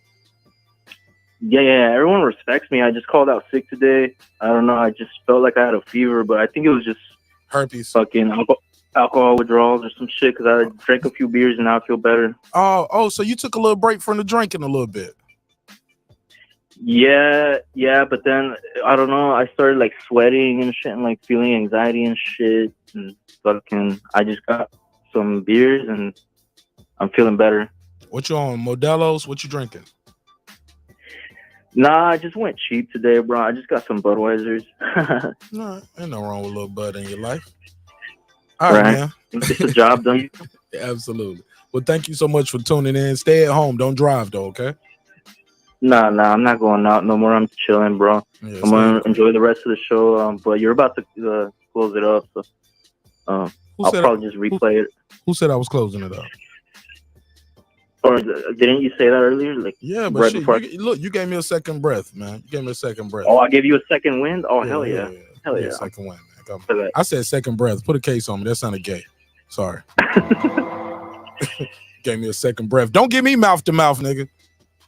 Let me die. Never. Let me die, boxing scientist. If you around, you the only one around. If I need mouth to mouth, do not give me mouth to mouth. God wants me to die right now. I'll just call 911. Yeah, just call my phone. Yeah, God wants me to die. If you the only one around to give me mouth to mouth, God said, "Come home, son. This is your time. Walk towards the light." Yeah, that was for me. But yeah, all right, you gave me a second win. Appreciate you, bro. I'll let you be. Rest in peace. Yeah, man. God bless, man. Peace. All right, thanks. Yes, sir. Shout out to my brother, the boxing scientist. Always dropping some science. Always get a good call. Oh shit, I missed the call. Somebody said I'm not tripping by anything. Okay, I missed the call. Let me call him back.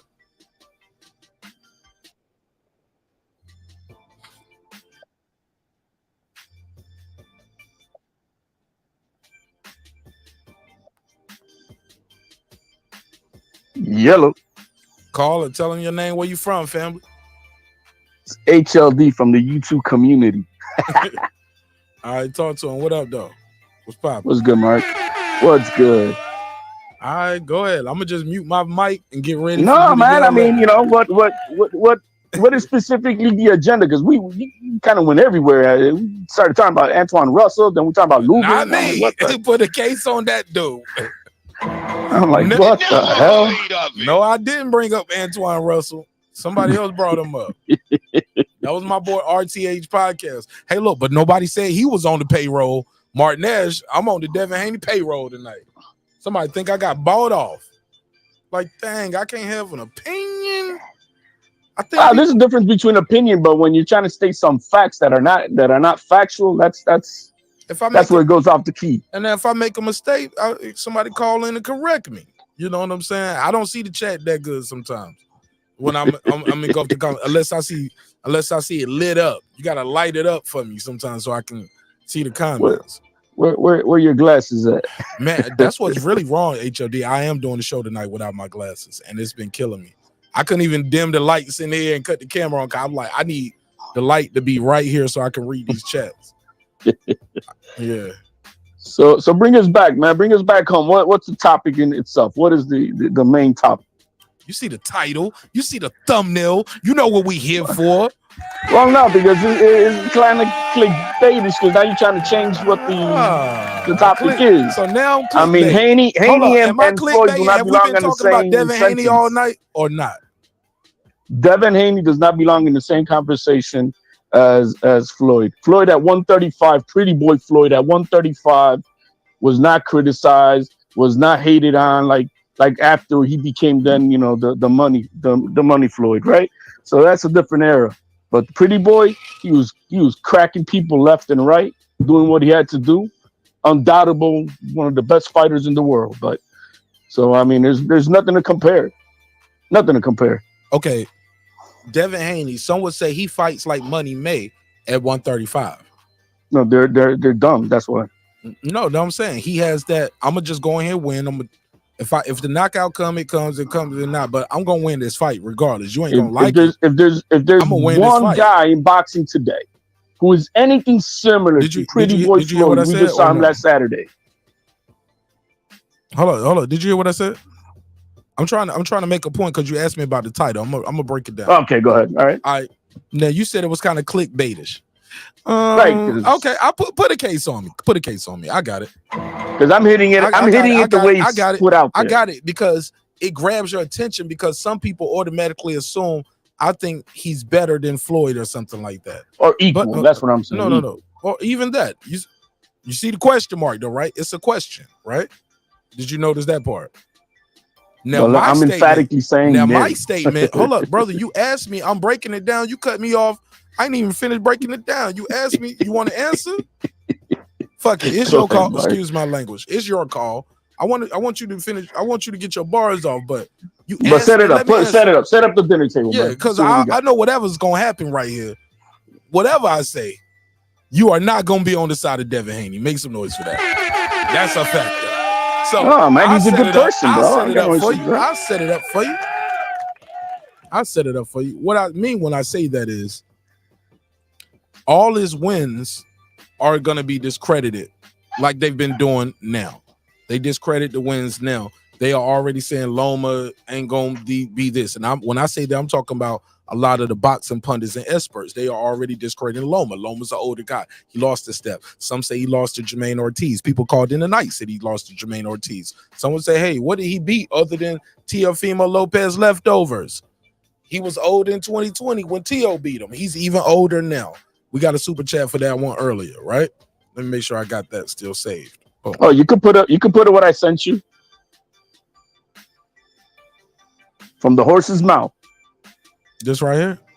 Okay. Yeah, from the horse's mouth. October 2020. All right, so some would say that. My whole point of saying all that is when it comes to Devin Haney, if he stays at this division and he fights Shakur, some would say he's ducking the Taylor versus he's trying to be a weight bully. Because if he beat Shakur ain't never won nothing at 135. I love the kid, but he ain't won nothing at 135. Some would say, oh, he ate himself out the division. He didn't train hard enough. And Devin's supposed to beat him. He the naturally bigger guy. Shakur ain't never won. So hold on, let me finish. Shakur ain't won nothing at 135. If he goes up, the only challenge for his legacy, if he beats Tank Davis, people like he's supposed to beat Tank Davis or Ryan Garcia. Remember Floyd Sr.? I played that earlier. Floyd said Devin got the best of him before. Now, but only thing for his legacy, in my opinion, I think if he beats Loma, he got that resume at 135. He ain't got nothing to prove. I think the kid should go to 140 and beat the winner of Taylor versus T.O. That's the best for his legacy, because if T.O. win, that'll be T.O. beating Taylor, who ain't never lost, former undisputed.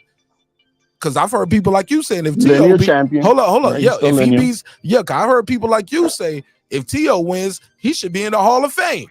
So if Devin beats this guy Loma, goes up there to weight and beats the winner of Taylor and T.O., no matter who wins that fight, that is big, because some people consider Teofimo undisputed. Some people, well, Taylor is the undisputed. Man, you're setting up like a 7-course meal, and what am I responding to by the time I get on? And you're going to eat the cake, Anna Mae. You're going to love it, too. Last bar. Let me get this off. So the question I've been asking tonight, why is the hate so real for Devin Haney? Is it because he gets in the ring and he goes in there and dominates? You don't like the opponents? You're not getting the knockouts? You don't like the personal thing with his father and his father be out here on YouTube? You don't like the fact he get in the ring, say, I'm doing a lot?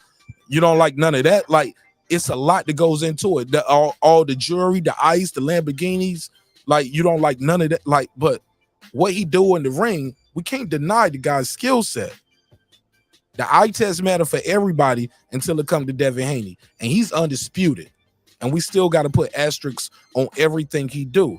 He's 24, undisputed, about to go into a pay-per-view fight with arguably one of the best of his era. Come on, man. When are we gonna get this man some credit for what he doing this damn in this damn square circle, man? And obviously, some people, it seems like it's personal stuff. It's personal stuff. The knockouts will probably pick up once he move up in weight and stop draining down to 135. In my opinion, I think y'all gonna start seeing them knockouts once he move up. No different from Shakur. Y'all love Shakur, but y'all were calling him boring not too long ago. You know why? Because he was at 122. Then right there at the end of 126, he starts stepping on his power, sitting down on his punches, and moved out the division. He was too heavy. Nope. And y'all love him now. You're factually wrong again. All right, go ahead. When I say y'all loved it, hold up. So y'all telling me people won't hating on Shakur? The same people who No. Every 122, 120. No. He started getting love after that bullshit performance he had against Nakatili that put everybody to sleep. And then he came out to the public and said, man, my apologies. I promise I'm going to do a lot better next time.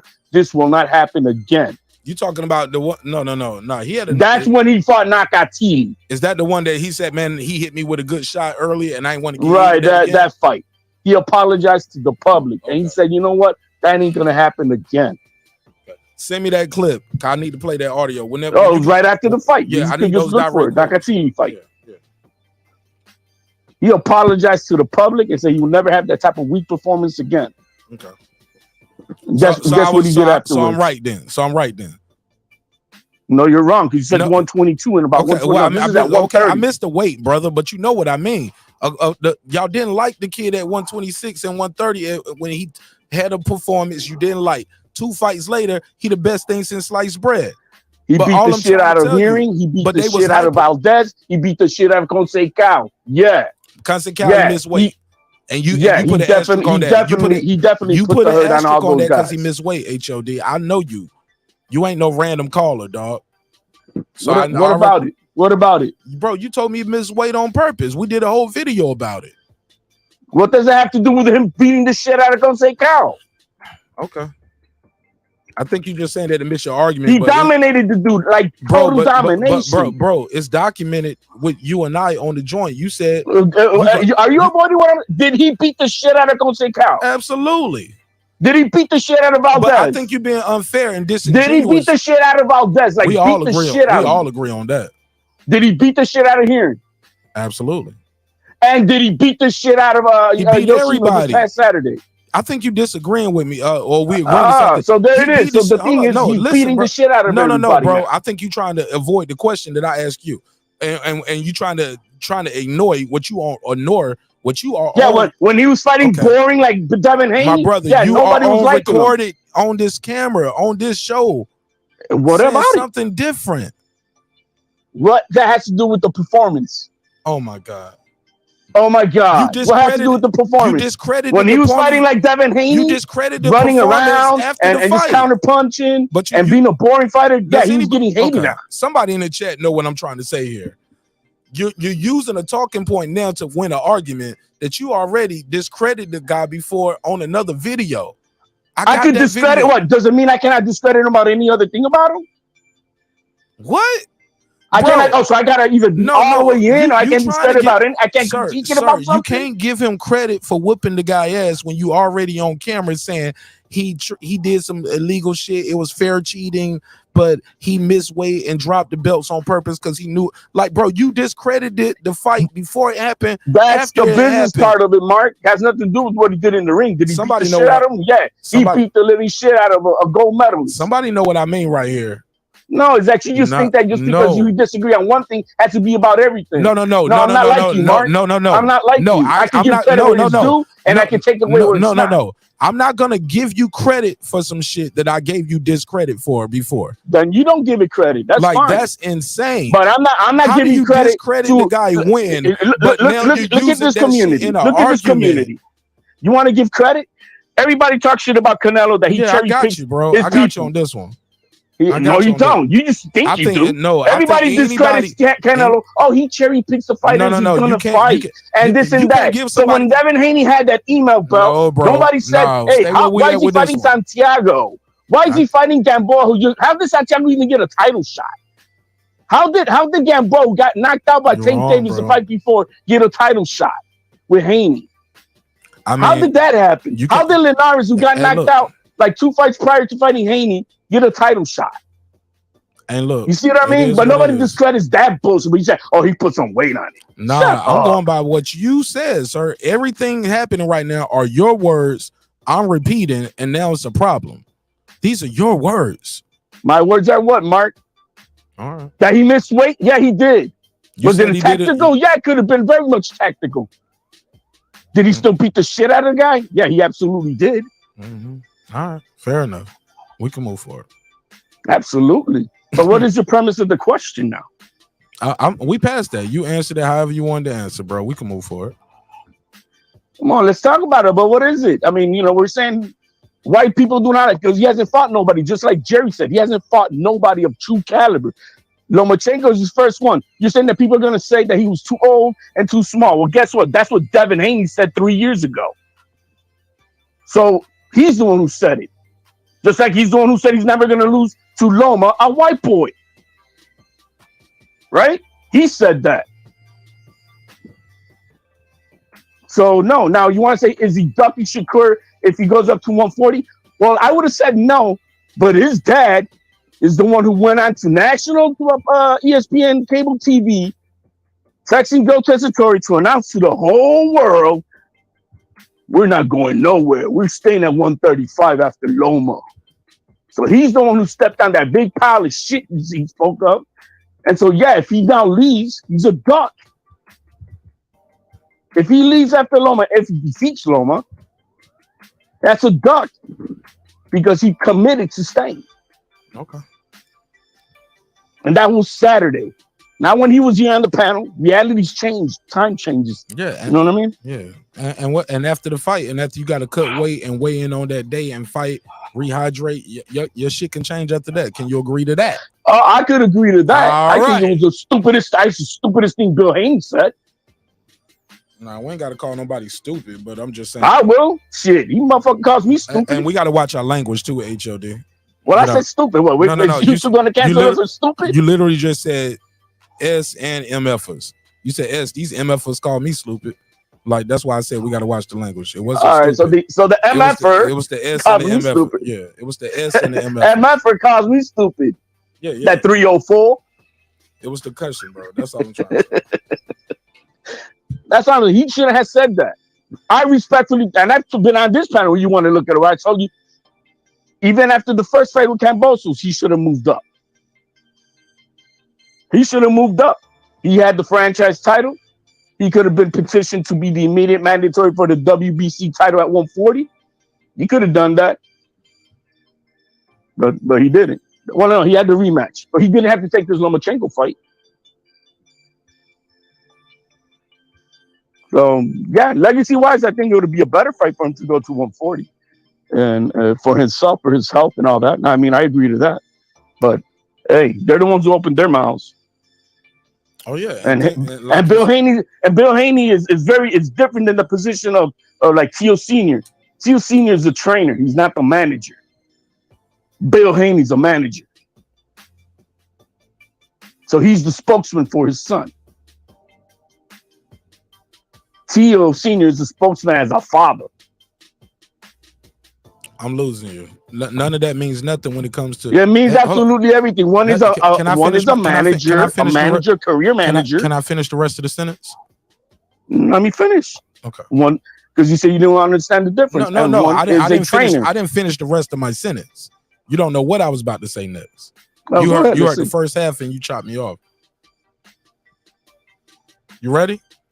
Go ahead. None of that means nothing when it comes to after he gets on that scale, and when we see how he looks on that scale again in these situations.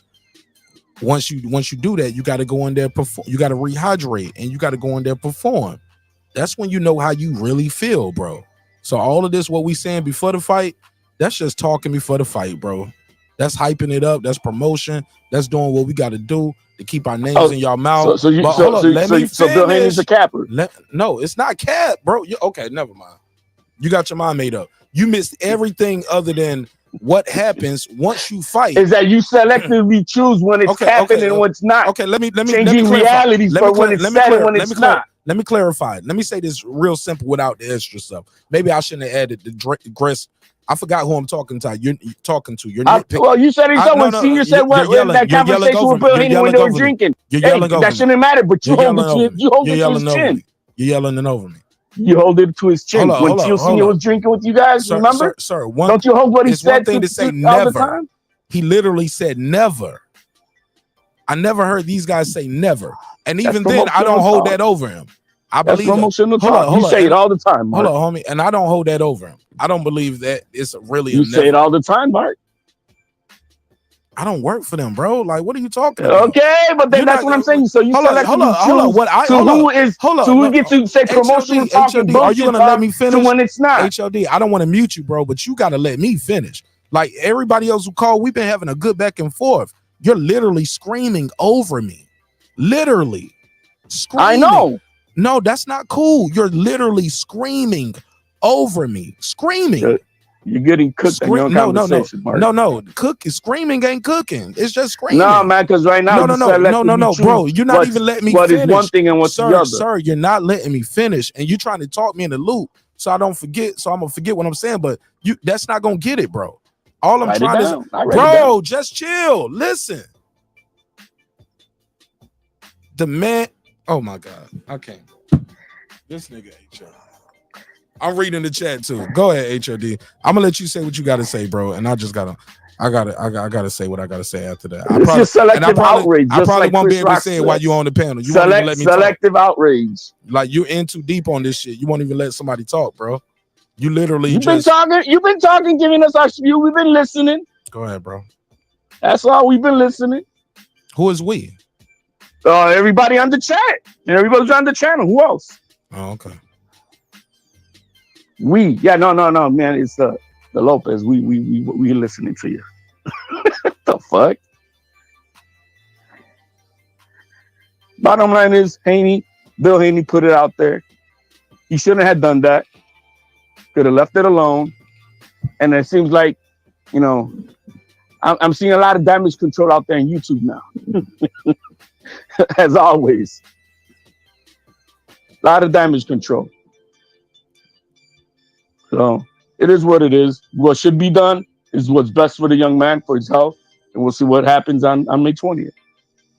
But he has a lot of avenues. He has a franchise title. He could have chosen to fight. He didn't have to fight Lomachenko. He could have gone up, petitioned a fight Regis Prograis, and that could have been the fight at 140. If you think they're gonna go up to the next division and fight the champion next, I don't think so. Haney's never moved that way, but we'll see. All right, you good? I'm good. All right, let me say something, man. Because I'm not gonna let you off the hook with this. saying what does the guy have to do? Like, because you saying Haney ain't fought. This is going back to that Loma conversation. I mean, that Lopez conversation that I was privy to, that you like to bring up, that you say I always bring up. And I'm gonna compare that to what I was trying to talk about, that you was trying to so cleverly avoid. When Bill Haney says, hey, we're gonna stay at this division, that's one thing, because you don't know until, and I'm gonna say this again for the people tuning in, you don't know until you know what it feels like to cut that weight, get on that scale, have to rehydrate, and then in less than 24 hours and perform at the highest level. It's different. I remember Tank Davis got on the scale, he rehydrated, he was like, because he was before he was like 130, 135, 40, all that's me. After that fight, after that Barrios fight, he was like, yeah, maybe 30 and 35, but 40, I don't know. You know what I'm saying? He didn't like how he felt. It's different after the fight, dog. That's one thing. Saying we're gonna try to make the weight as long as we can. That's different than saying never, MFer. That's what he told me. I say, when would you fight Haney? Like, what does he need? Who does he need to fight? When to prove himself? Say he ain't fought nobody. Who would be a good fight that like he'll prove himself? And when would you guys fight him? Never, MFer. That's different from saying we're gonna stay at this division as long as we can. That's different, HLD. No, it's not, man. Total different. It ain't. All right. Tell me why. Tell me why it's not different. Saying never. Because he knows he's probably talking to you, and he's like, man, I'm not gonna give him shit. Nah, he was talking to I know the Lopez. It wasn't my channel. We was on Punch Show. I know that. Why you say he knew he was talking to when you say me? He didn't know me from a grain of salt. That's why he ain't gonna give you whatever you want to hear. Okay. You don't know the Lopez, or you think you do, but you don't. No, I mean he was on Punch Show. I didn't know he would tell Punch and tell his audience a lot. And why would you say never? Why would that be a good thing to say? He could say whatever he wants because he doesn't have to uphold his word to you. Okay. That's why. I didn't say he had to uphold his word to me, but his word is his word. Once he said it on camera, right? That's what. All right. So then, Bill Haney's word is his word that he said on Saturday to Joe Tessitore that after Lomachenko fight, we are not leaving to 140. We are staying at 135. Those were his words.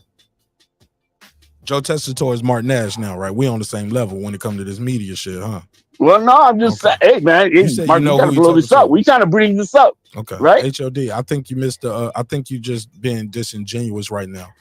How am I being disingenuous when that's what was said on Saturday? No, what I'm trying to tell you is, and let's break down what I just said. Do you agree or disagree? Saying some stuff before the fight ain't necessary cap. It's not, you don't know until you you make the weight.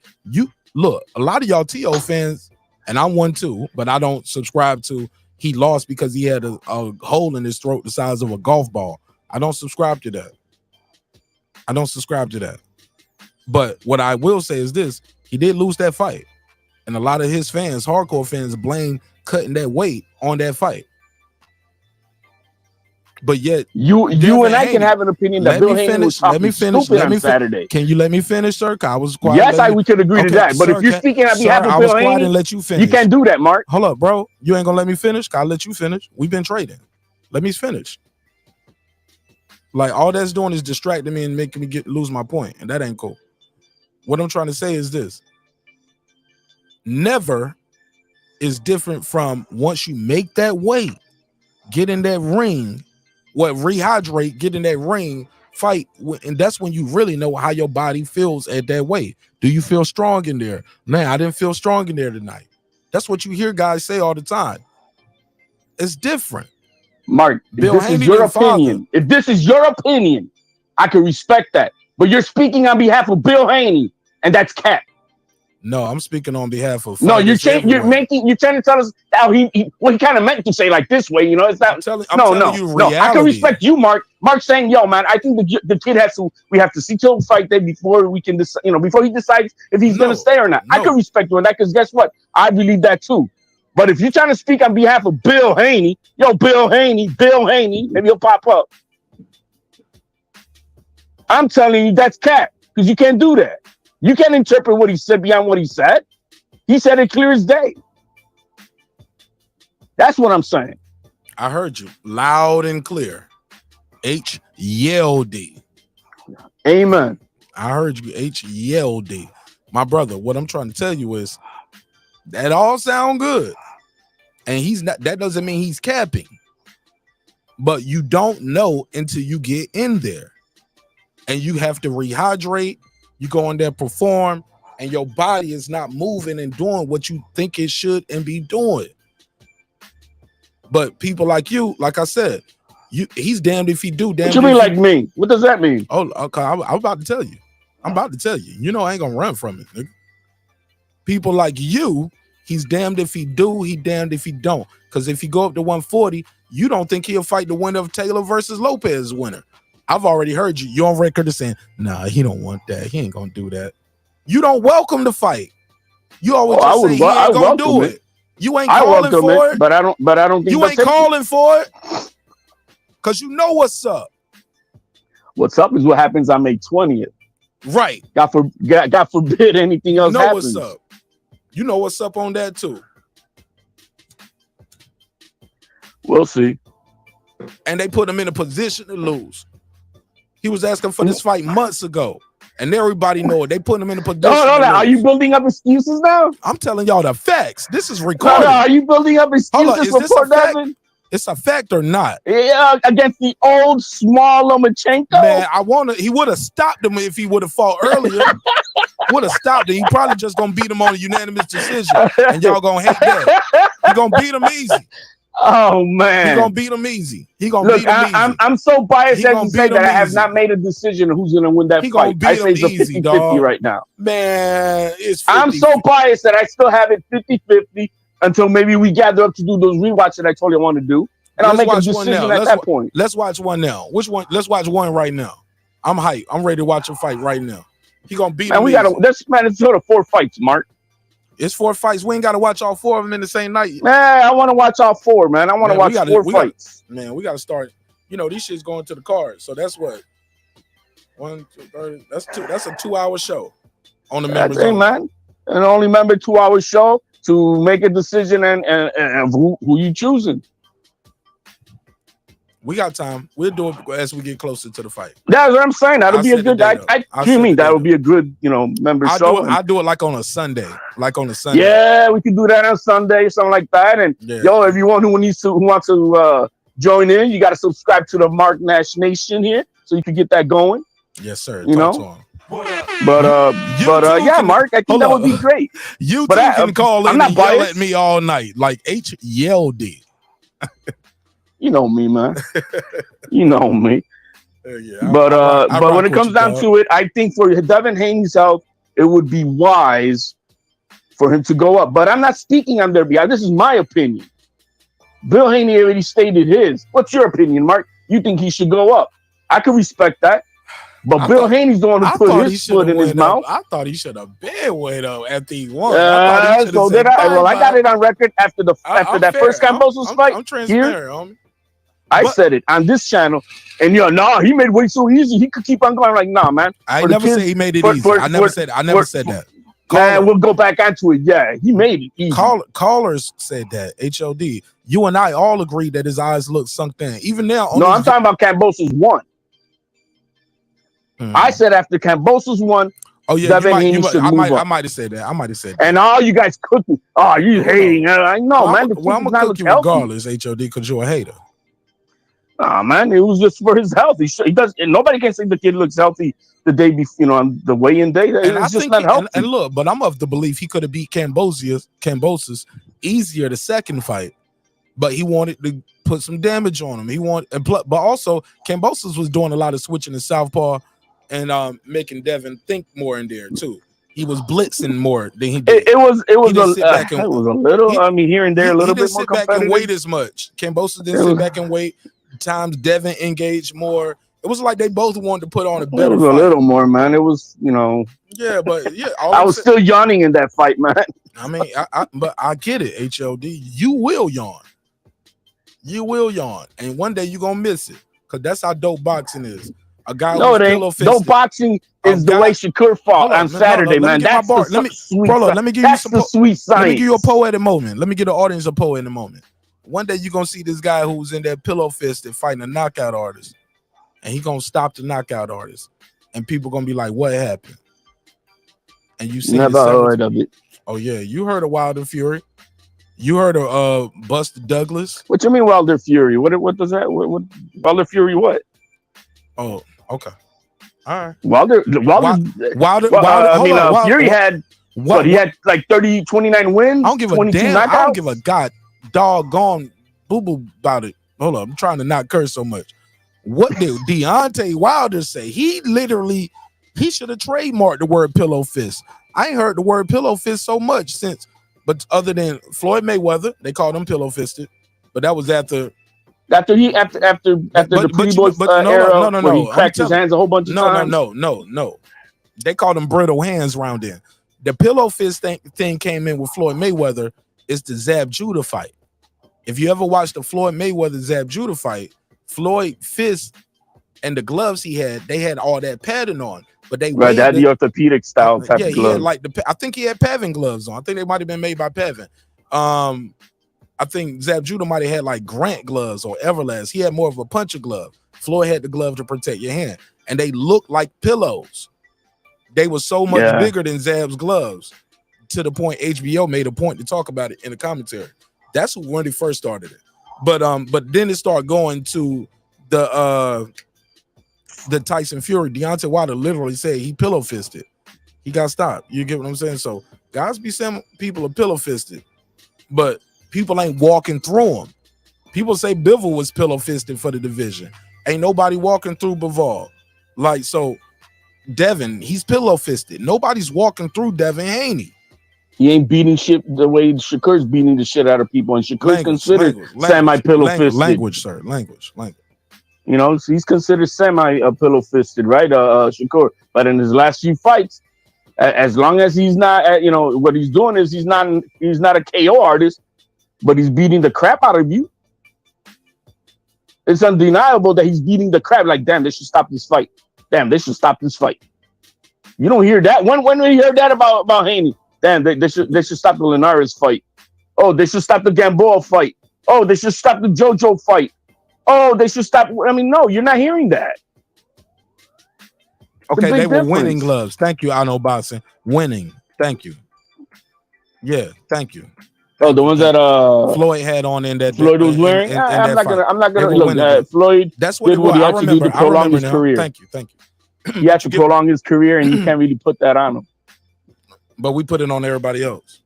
Well, he had broken hands, crazy left and right. I mean, we know that. I said that to say this though, bro. I was talking about where we was talking about pillow fisted, and we say guys pillow fisted. Buster Douglas wasn't supposed to knock out Mike Tyson. Mendoza wasn't supposed to be Fundora. Right fight, right night, man. Anything can happen, bro. So, but most of these guys, though, I just think Devin is not about to commit. Like, if he catch you with a shot, he catch you, and he'll capitalize on it. But I think he's already at the money made phase of fighting without going through the pretty boy stuff. But he's, according to Floyd, he don't supposed to. Floyd been telling them every day, take less punishment. Take less punishment. You give yourself a longer career. Take less punishment. Go out there and win. Just win. All you got to do is keep winning. That means his defense is nowhere near Shakur's defense. Because we saw what Shakur does in the pocket. He wasn't taking any punishment. Shakur got a knockout. He did good, but against but he wasn't getting any punishment while beating the crap out of his opponent. He did get punched though. He did take hits that he didn't have to take. Can we agree to that? He didn't have to take some of those risks. Come on, man. It's boxing. You're gonna get touched. Can we agree he could have set that knockout out differently? He chose to fight that way. That guy didn't make him fight that way. Can we agree to that? Shakur did that. That's him choosing to fight that way. It's boxing. What you expect? You totally believe in the total swim without getting wet totally? Bro, I'm telling you, did you hear what I said? Do you agree or disagree? I disagree. Shakur, okay, so that guy made Shakur fight like that, or did Shakur choose to fight like that? Let me ask you again, because maybe you didn't hear me. He fought the way he wanted to fight, and he didn't get touched up. Shakur chose to fight that guy in the pocket, stand in front and of didn't him, get touched walk up, him down. standing in the pocket. He got hit with shots he shouldn't have got hit with. Oh, come on, Mark. Stop it, man. That kid was swimming right in front of the dude. He was doing you want to talk about the Matrix? He was doing the Matrix on that guy. Hold up, Shakur. What was Shakur didn't get hit at all that fight, bro? Man, Shakur was doing the Matrix right in front of the guy's face, right in the pocket. We saw that all night. Like, damn. Whoop, whoop, pat, pat, pat, whoop, whoop. Come on, man. No, I ain't saying his defense wasn't good, bro. I think you missing the point. Defense was I think the best in boxing. You're missing the entire point. I think whatever though. I get it. It's not a debate. The guy did what he's supposed to do against a level of opposition. I'm gonna walk you down. I'm gonna beat you up. I'm gonna outskill you, outwill you. This range, pressure you. I'm not gonna give you time to think. I'm gonna get you up out of here. You don't supposed to be in with me. I'm gonna get you up out of there. I have no problem with that.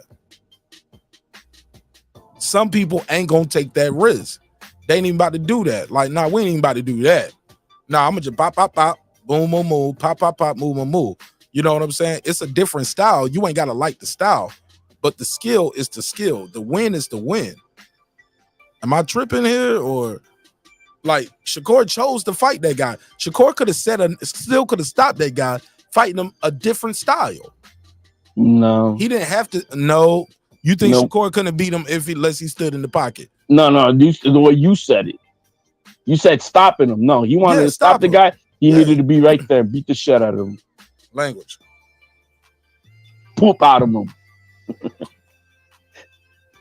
Shout out to my boy Ty. Ty said, he said Mickey Duff picked Buster to win. He scouted for Customato. All right, let me give him a drop. Shout out to my boy Ty. I'll give you the $2. You give him the $2. All right, pay him the $2. Oh, pay the $2. All right, anything else? I'll give you. I'm gonna read some more of these comments, man, and try to take some more calls. Well, let's make it stand clear. For the best of Devin Haney's health, but then again, after that last fight, saw his trainer and said he may look all emaciated is the word, the day of the weigh-ins, but he hydrates properly and he hydrates well and there's no effects. So, only they know what's up. Maybe we're the ones that are over speculating that he should be moving up and whatnot. But when Bill's the one saying that out there and putting that out there and trying to put his name in the middle of someone else's fight, then yeah, he needs to stand on it. But him fighting him not fighting Shakur if he beats Loma, him not fighting Shakur to face the winner of Taylor and Teo, he definitely gets props for that because it's still a championship fight.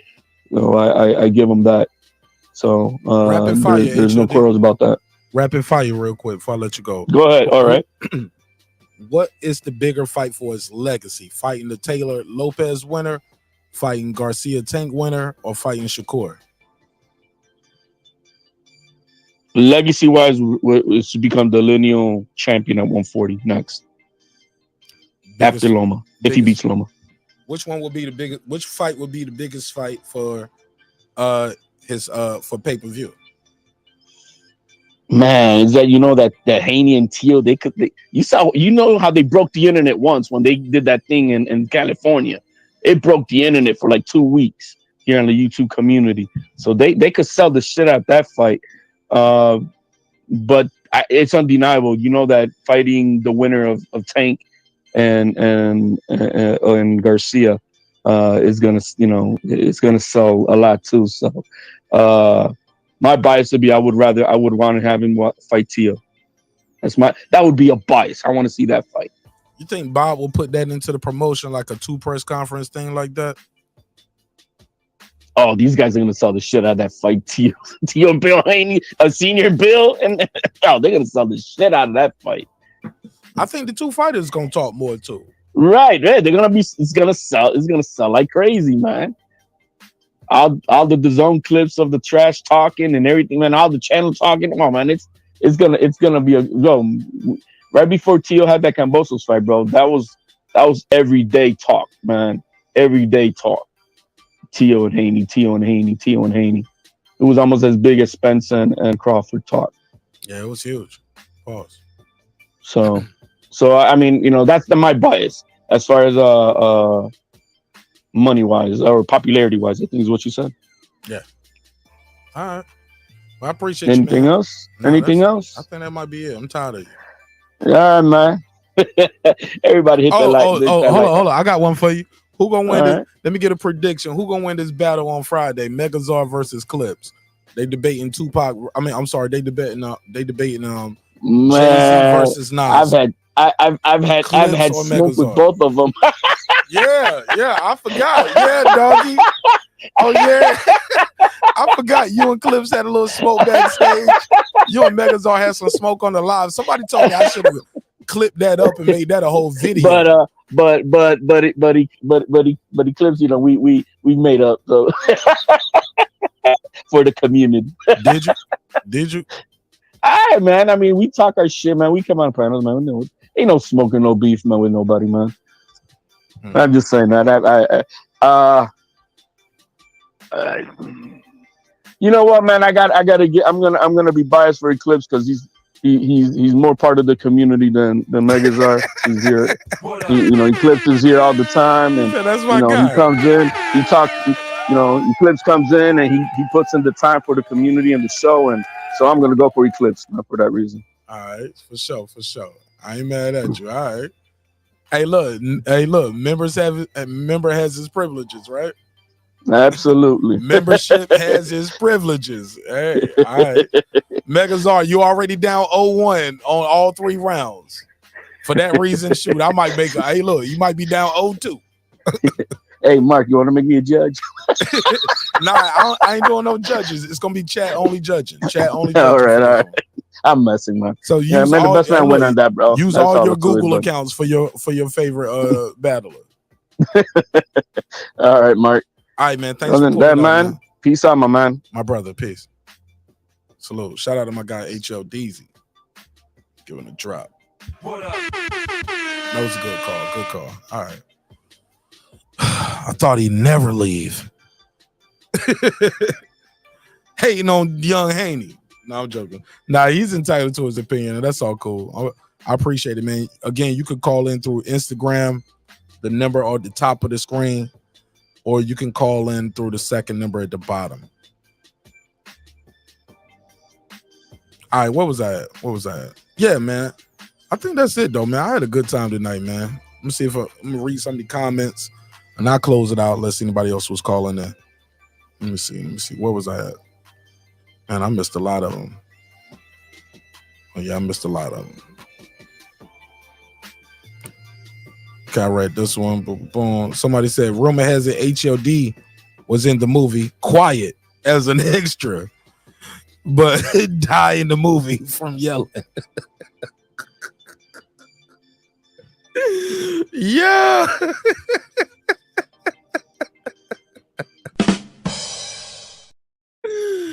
Got him. Yeah. That's HLD. You already know. Yeah. That was definitely him. Yeah, he is him. Let me see. Somebody said absolutely.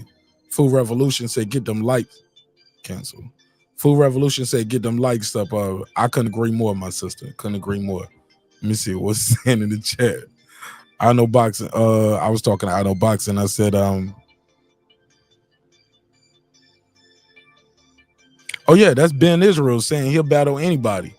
He'll battle any one of y'all Terrence Crawford fans. He wanted to redeem himself. He somebody said he didn't do too good in another battle.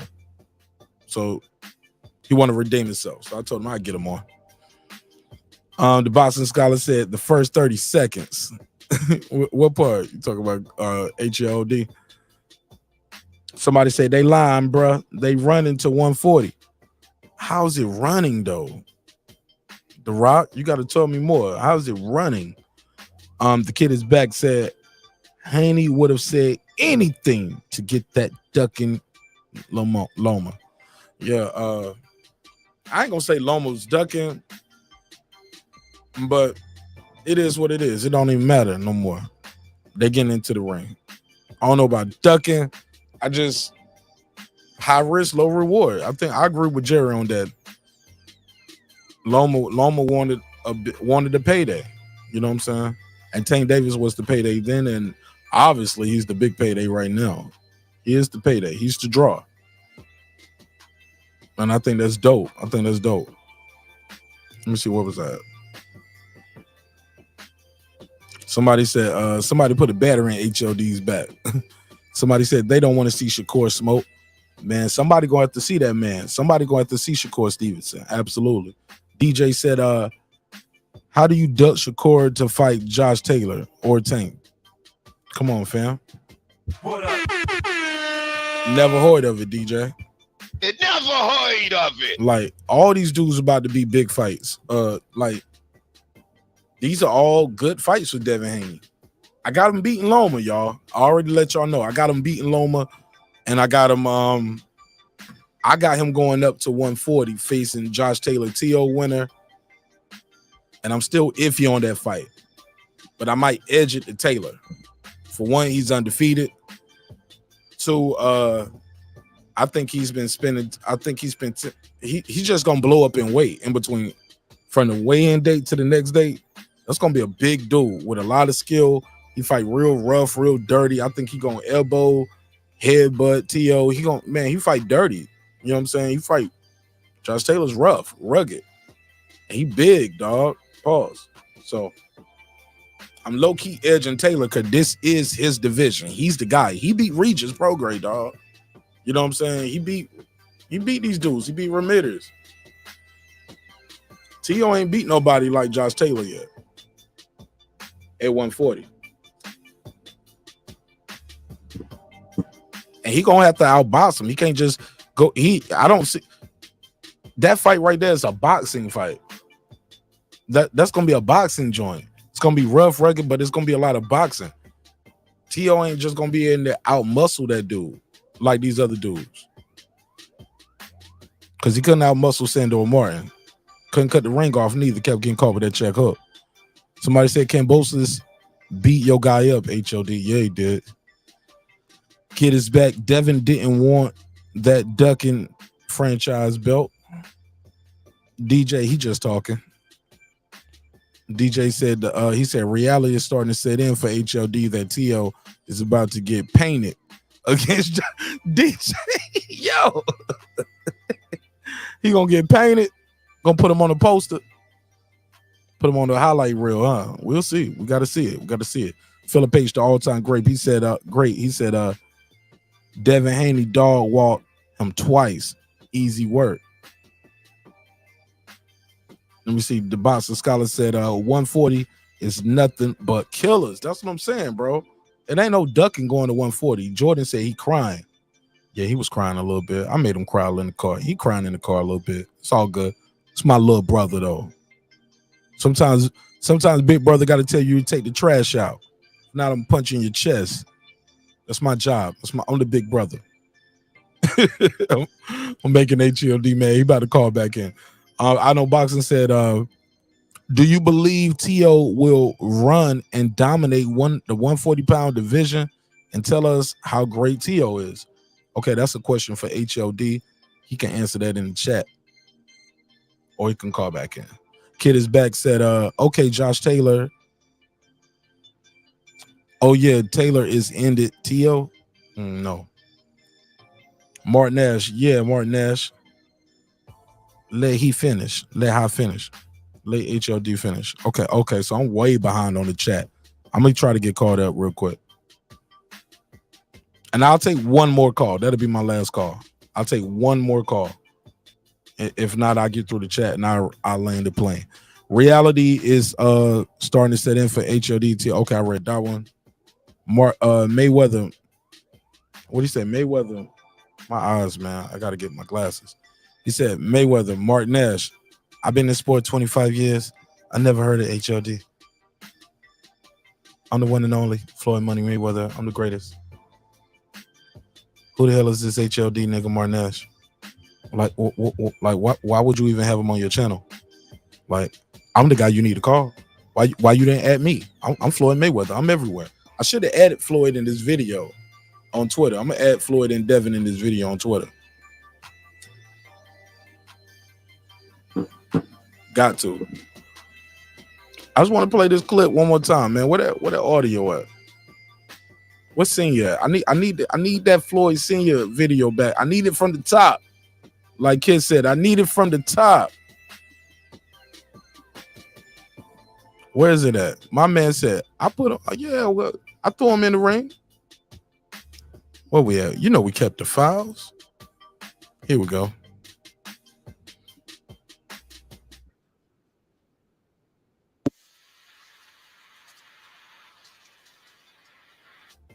Here we go. I got something for y'all. Y'all know we kept the files, man.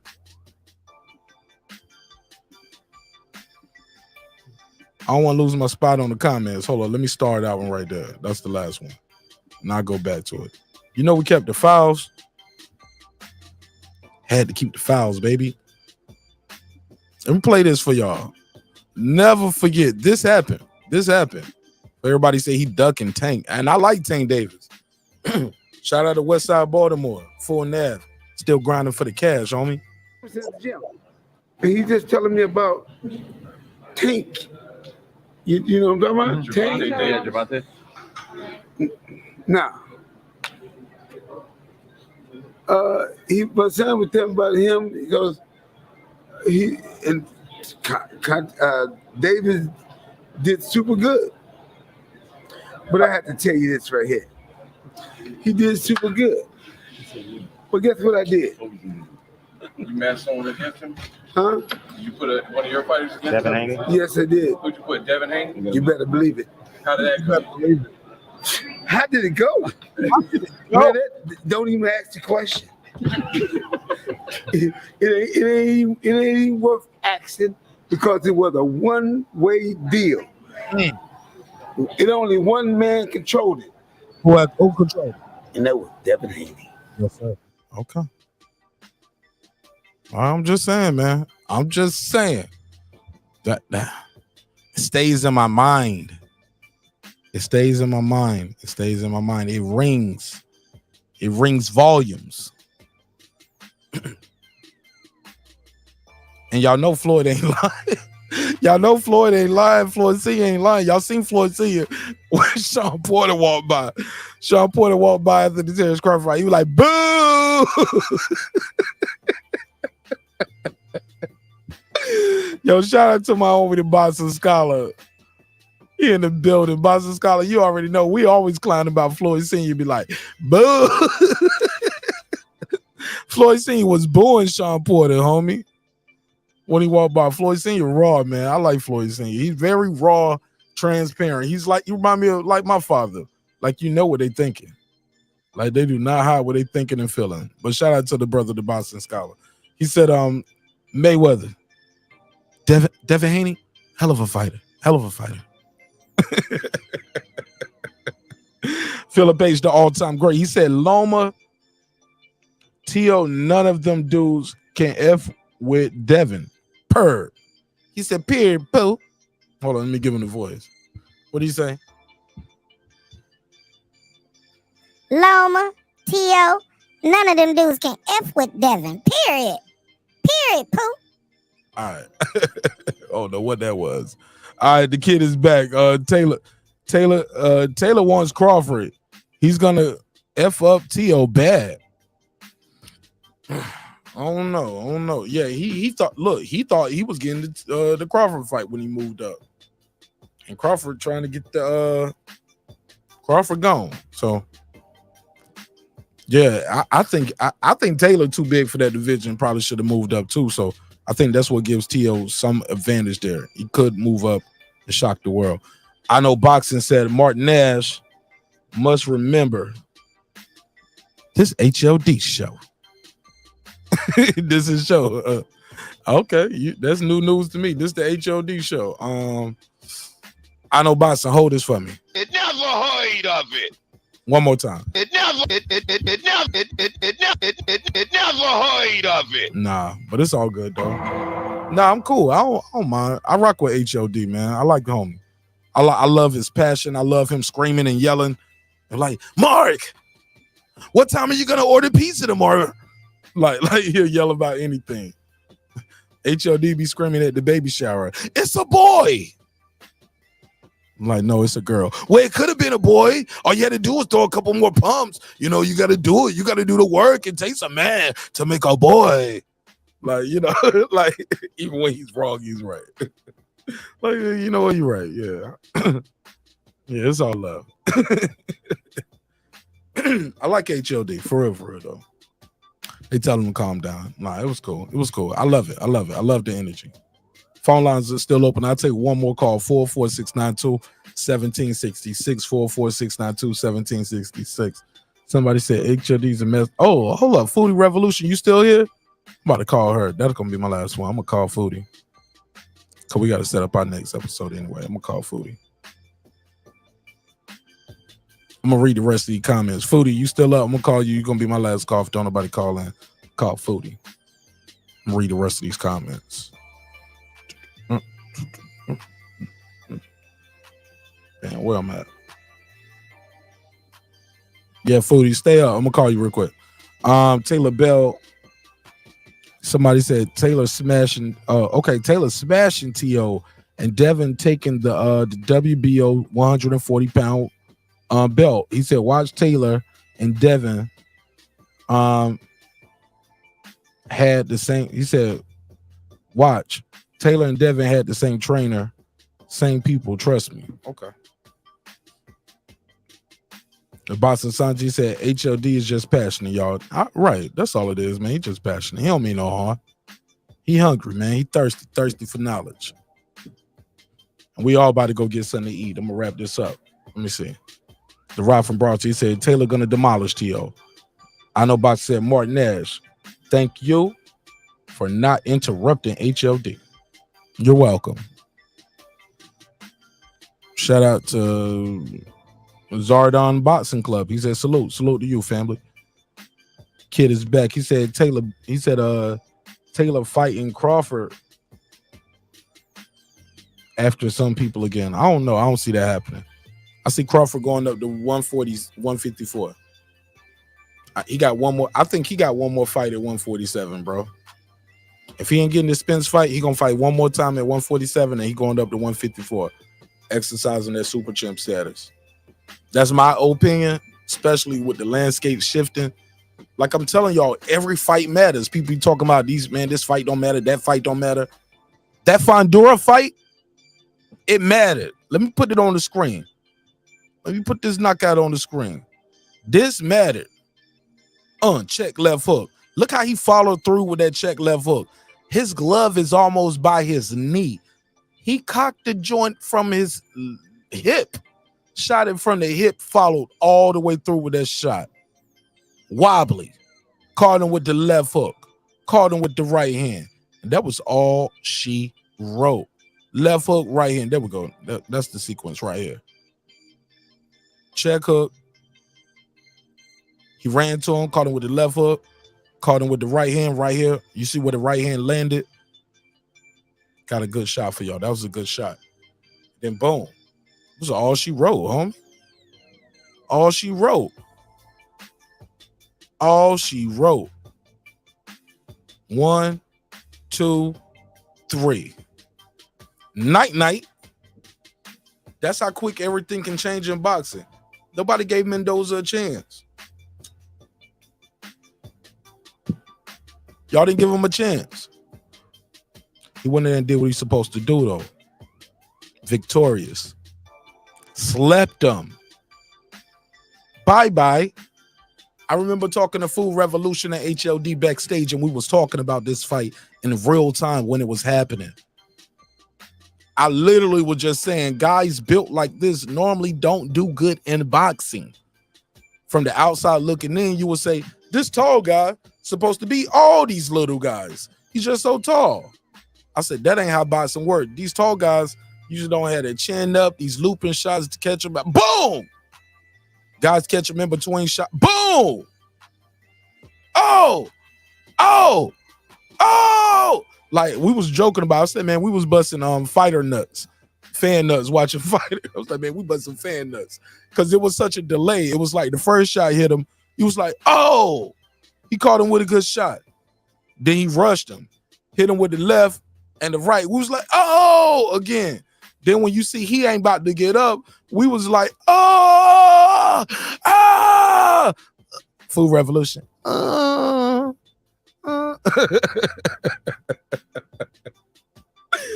We was all busting fighting nuts, man. Like, we enjoyed this joint.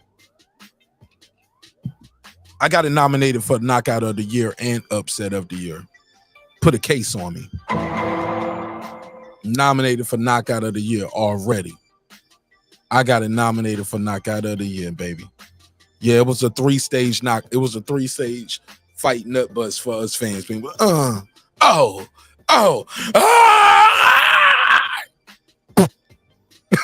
Hey, look, and then immediately we flipped over and the UFC was happening and Easy was getting a knockout too. Oh my God, Saturday was good, man. Saturday is what we live for in this combat sports thing. Let me get through these comments. Let me go around. Let me roll through them. Let me read some more of these. I'll take one more call, like I said. Philip H., the all-time great, he told HLD, he said, HLD, you ain't been listening at all, bro. You been yelling the entire call because you butthurt over Tio. Oh, over Tio's loss. Get over it. I rock with Tio, but Dev is a better man. Dev is the better man. All right. Shout out to Philip H., the all-time great. I know boxing laughing. Kid is back. I see you. I'm going to skip over some of these. I'm only reading the members-only comments at this point. I got to wrap this up. Somebody said Mark Nash got the patience of a monk. Yeah, I did read that one. I read that one. Yeah. Nah, I like HLD, man. I'm patient. I got a 3-year-old, man. You got to be patient, right? Got a 3-year-old daughter and a wife who get tired of me doing this YouTube show talking to y'all for about 3-4 hours a night. So she's patient with me. They patient with me. I got to be patient with y'all, right? Because y'all be crazy, man. Y'all be crazy. I need somebody to battle Ben Israel, though. Somebody said that battle up. We're going to battle Ben Israel. Shout out to my brother Dee Bevill The Champ in the building. Man, I miss Dee Bevill The Champ here. No, I would have called Dee Bevill. I didn't even know he was here. Matter of fact, I'm about to call Dee Bevill. Now, that's my dog. I'm about to call him. Get on his nerves real quick. Let me see if he up. See if he...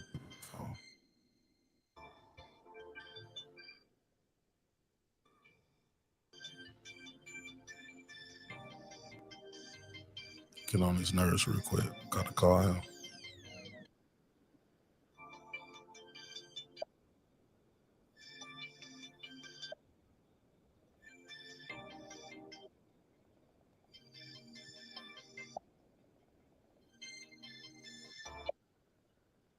Dee Bevill The Champ, pick up the phone.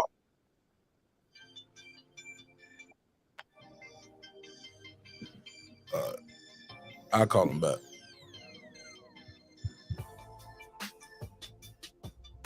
I called him on IG. I'm gonna call him on his phone. I don't know why I be missing my IG calls too. Let me call him on the phone. Hold on, let me see. What time is it in Vegas? Oh yeah, that nigga up. He be like, Mark, right here at the crap tables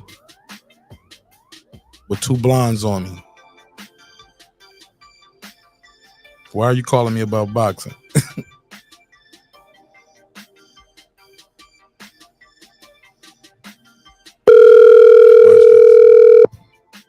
I ain't called the wrong name. Okay.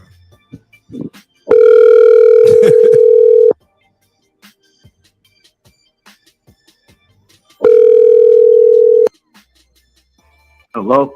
Dee Bevill The Champ, what up? What up, Doc? You're live on there with Mark Nash and Breaking Beats. Oh, what's up, y'all? Hey, man. Devin Haney next Floyd Mayweather. What's your take? Devin what? Devin Haney next Floyd Mayweather. People hating on him. Oh. They put an asterisk on all his wins. If he beat Loma, he beat the old Loma. If he go up in weight, he ducking Tank and Shakur. If he don't go up in weight, he ducking T.O. and Taylor winner. Oh, no, he's not the next Floyd Mayweather because Devin wants the best fights. Floyd didn't want the best fights. Oh, snap. Oh, Never heard of it. Oh, snap. Why you say Floyd? Devin was on...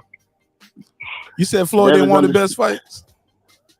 Devin's undisputed. Devin doesn't want to pick and choose and look for the easiest route on what sells tickets or, this person's a name, so I'm going to fight him. He's a pay-per-view attraction, so I'm going to fight him.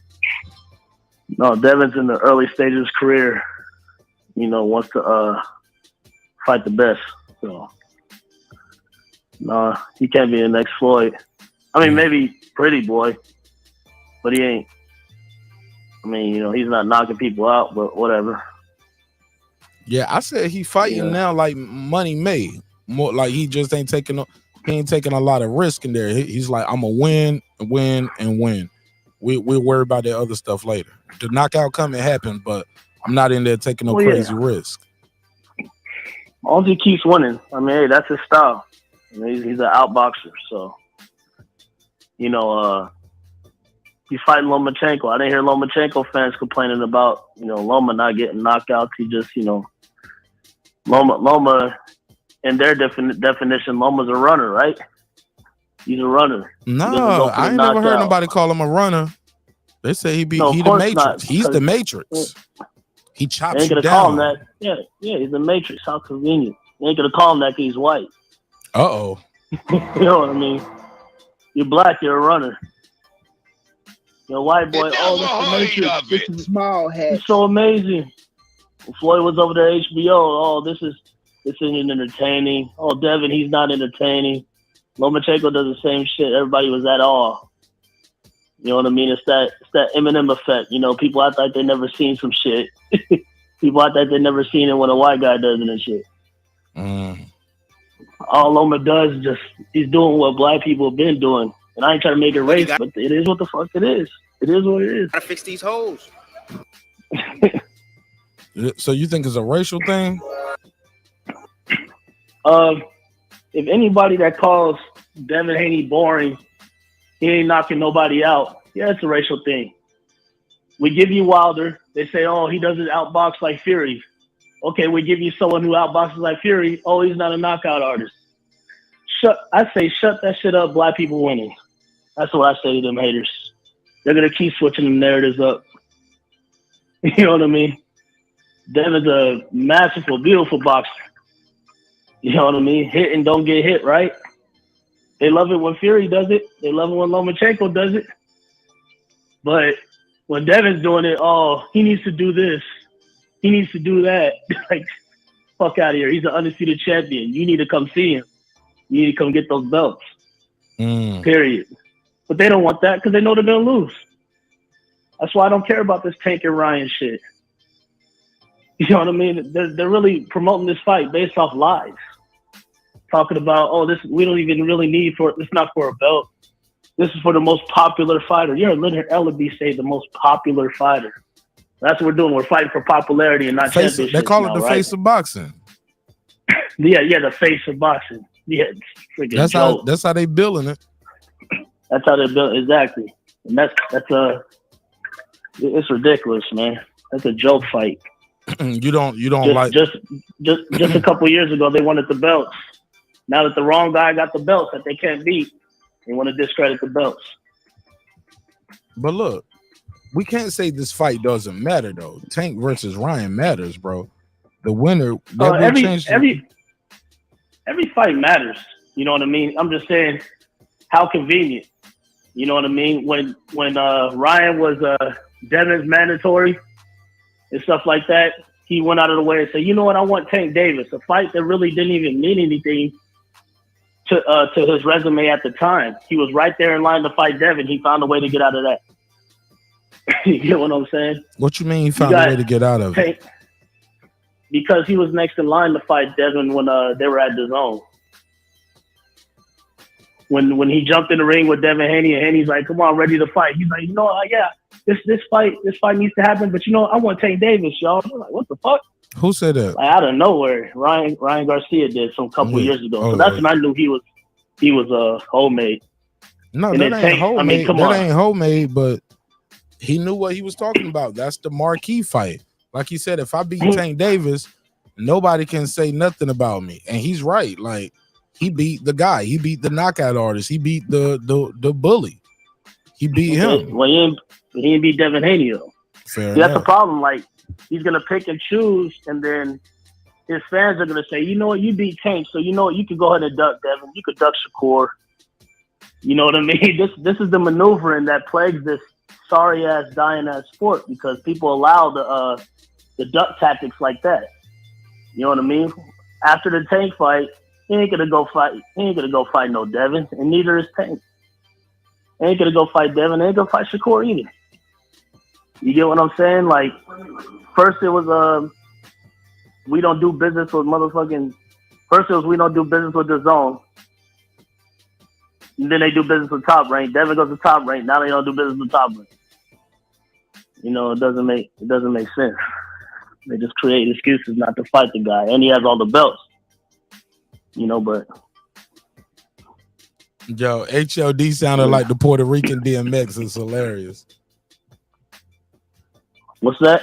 So, HOD clowning on himself like he got a good sense of humor. He said, "Why I got to be the Puerto Rican DMX?" Yo, all right, man. Let me wrap this one up, man. Thanks for calling. Well, thanks for taking the call, bro. I had to call you about this one. I know you're so passionate about this Floyd topic.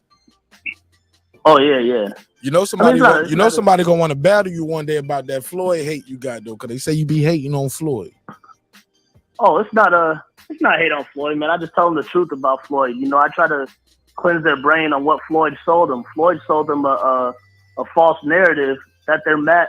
See, they're mad that when fighters use that Floyd narrative now, but when Floyd did it, when I talk shit about the guy who started all this shit, they get butthurt. You know what I mean? But when these same fighters are doing that, why should I fight you, picking and choosing? They got a problem with it. But you love Floyd. Floyd did it, right? So, go to the top of the ladder. Where did it all start? You get what I'm saying? That's all I'm saying. All right. I just go where it started. I don't like how he maneuvered towards the end of his career, but he is a great in his era. You know what I mean? My only thing with Floyd, I just said he's not the TBE GOAT. And if the Floyd fans can't see that, that's the fanboyism that they're just going to have to, take to the grave. I mean, I can't help that. That's something that's not curable. You know what I mean?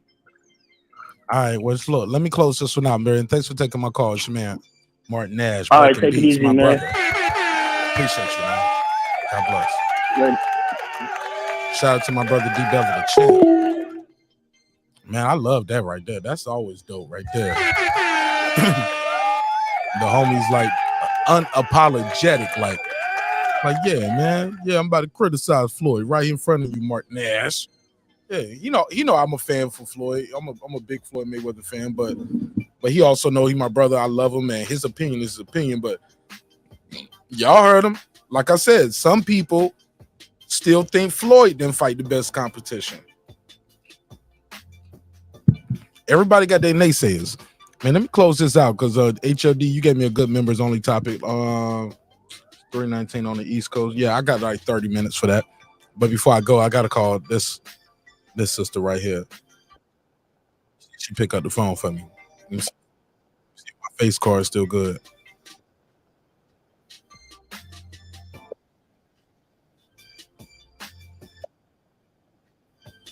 Damn, Foodie.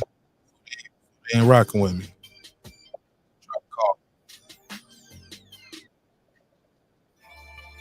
FoodRevolution. I'm calling you. Pick up the phone.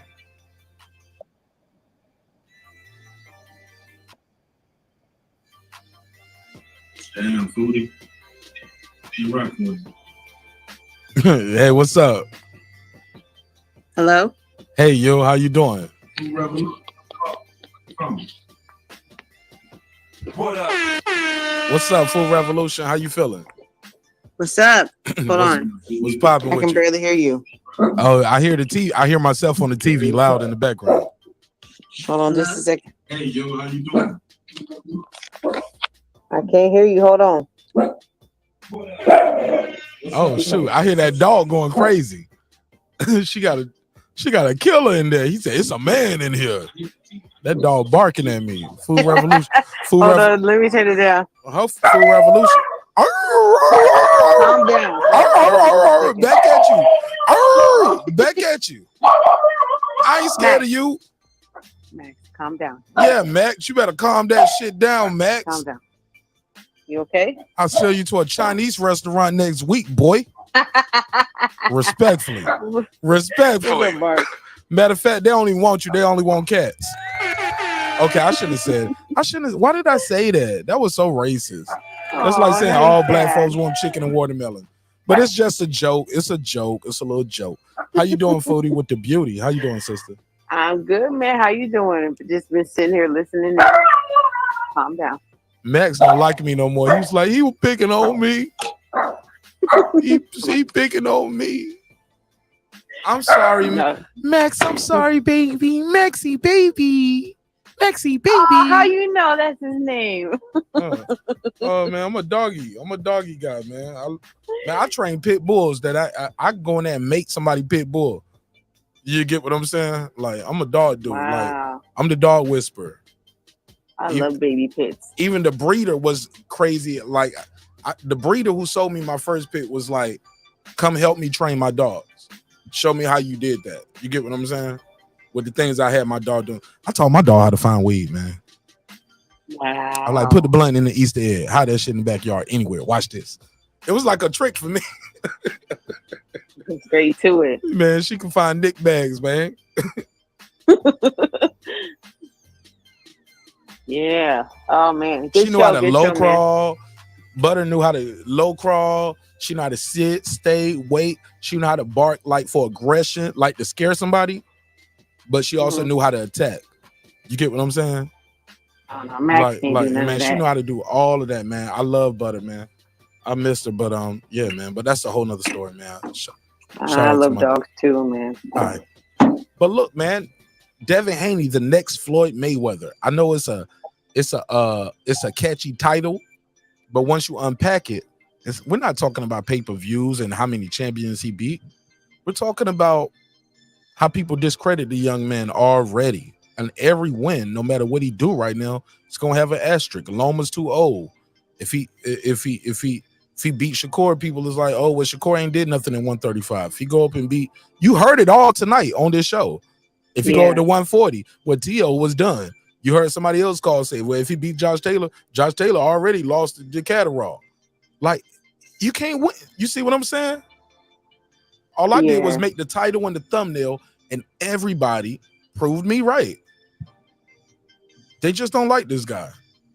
I ain't getting no hardcore. I got everything except a hardcore racist or xenophobe. Other than somebody saying, I don't like him because he's black or I don't like him because he's Muslim. Other than that, every talking point I had, they make my point for me. In one call or another. Go ahead. You got the floor. No, I don't get it. I hear what you're saying, but I don't get it because, well, first of all, it's very hard to compare eras, and I've just stepped away from those type of conversations when you're comparing a Floyd to a Devin Haney or anything like that. It's just like you just can't do it because they were working with different eras. I mean, things were just completely different in Floyd's era. I mean, good is good, great is great, and that's how I look at it. Like, Devin's great, Floyd was he had more of a mouthpiece, and I think that's what attracted a lot of people to him. He worked the whole hip hop game and the whole, we didn't have social media, but like, he worked his thing different. And I think a lot of people like him. A lot of people like Floyd. They didn't even really watch his fight. Floyd used to stay around for those fighter meetings and would take all those questions. He loved the cameras. He loved he would talk to he was fan friendly. So yeah, we didn't have social media, but he wouldn't just do the fighter meeting and just walk away or do the open media workout and just leave. he would stay around and he would self-promote even back then. He'll talk about his record label. Like he would look past the fighter. Like he would talk about his cars and his money, and like he would sit there and just let y'all soak it up. Right. For 20 years. So for saying that, then people want to criticize the fathers of these boxers, and they're the same age as Floyd. You know what I'm saying? So they just come from a different era. So they know that their kids are just not, they're a little more socially awkward. Devin's a little more socially awkward, and he really on that shit. Like these kids ain't on the same shit as what we were used to watching 20 years ago. You know what I'm saying? Teofimo, he's got a mouth too. I mean, but it's not the same. Like them, like their daddies are on the same level as Floyd when it comes to selling a fight. So you can't really knock them because they know that's really needed. And there's so much of boxing is, you know, the mouthpiece, you know, the talking shit. And a lot of fans are not getting that shit. So they just assume if you don't talk a lot of shit, then you know, you're not any good. They're not even looking at the skill anymore. You know what I'm saying? It's just, you know, like this whole YouTube boxing thing is just different. It kills me to hear the talking points of criticism when it comes to Devin Haney, everything but his skill. Like he's fucking good and he's done the damn thing. You know what I'm saying? He wanted something, he went out there and he got it. And you can't dispute that. And he's still out there getting it. And Tank, well, we ain't gonna get on Tank, you know, in his resume and comparing resumes, but no, this your call, boo. I just, you know, Tank is a good fighter. He's been held back a long time. They protected him for a long time. He wasn't really getting like, I mean, you know, we can already tell he's not gonna fight Devin Haney. He's not gonna fight Shakur. It's just not gonna happen because they protect their fighters over there on a certain, you know, promotional label, and that's not the way it should be. The best should be fighting the best. We want to see those fights. Tank, hold on. So what does Tank go after Garcia if he's successful? After Garcia? Like where does he go if he doesn't fight? I can see him fighting Pitbull again.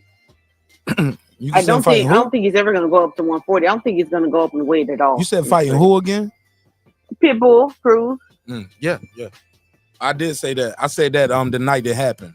I said they got a built-in rematch right here. That was one of man. I took my survey. Man, we had a lit night that night. FoodRevolution.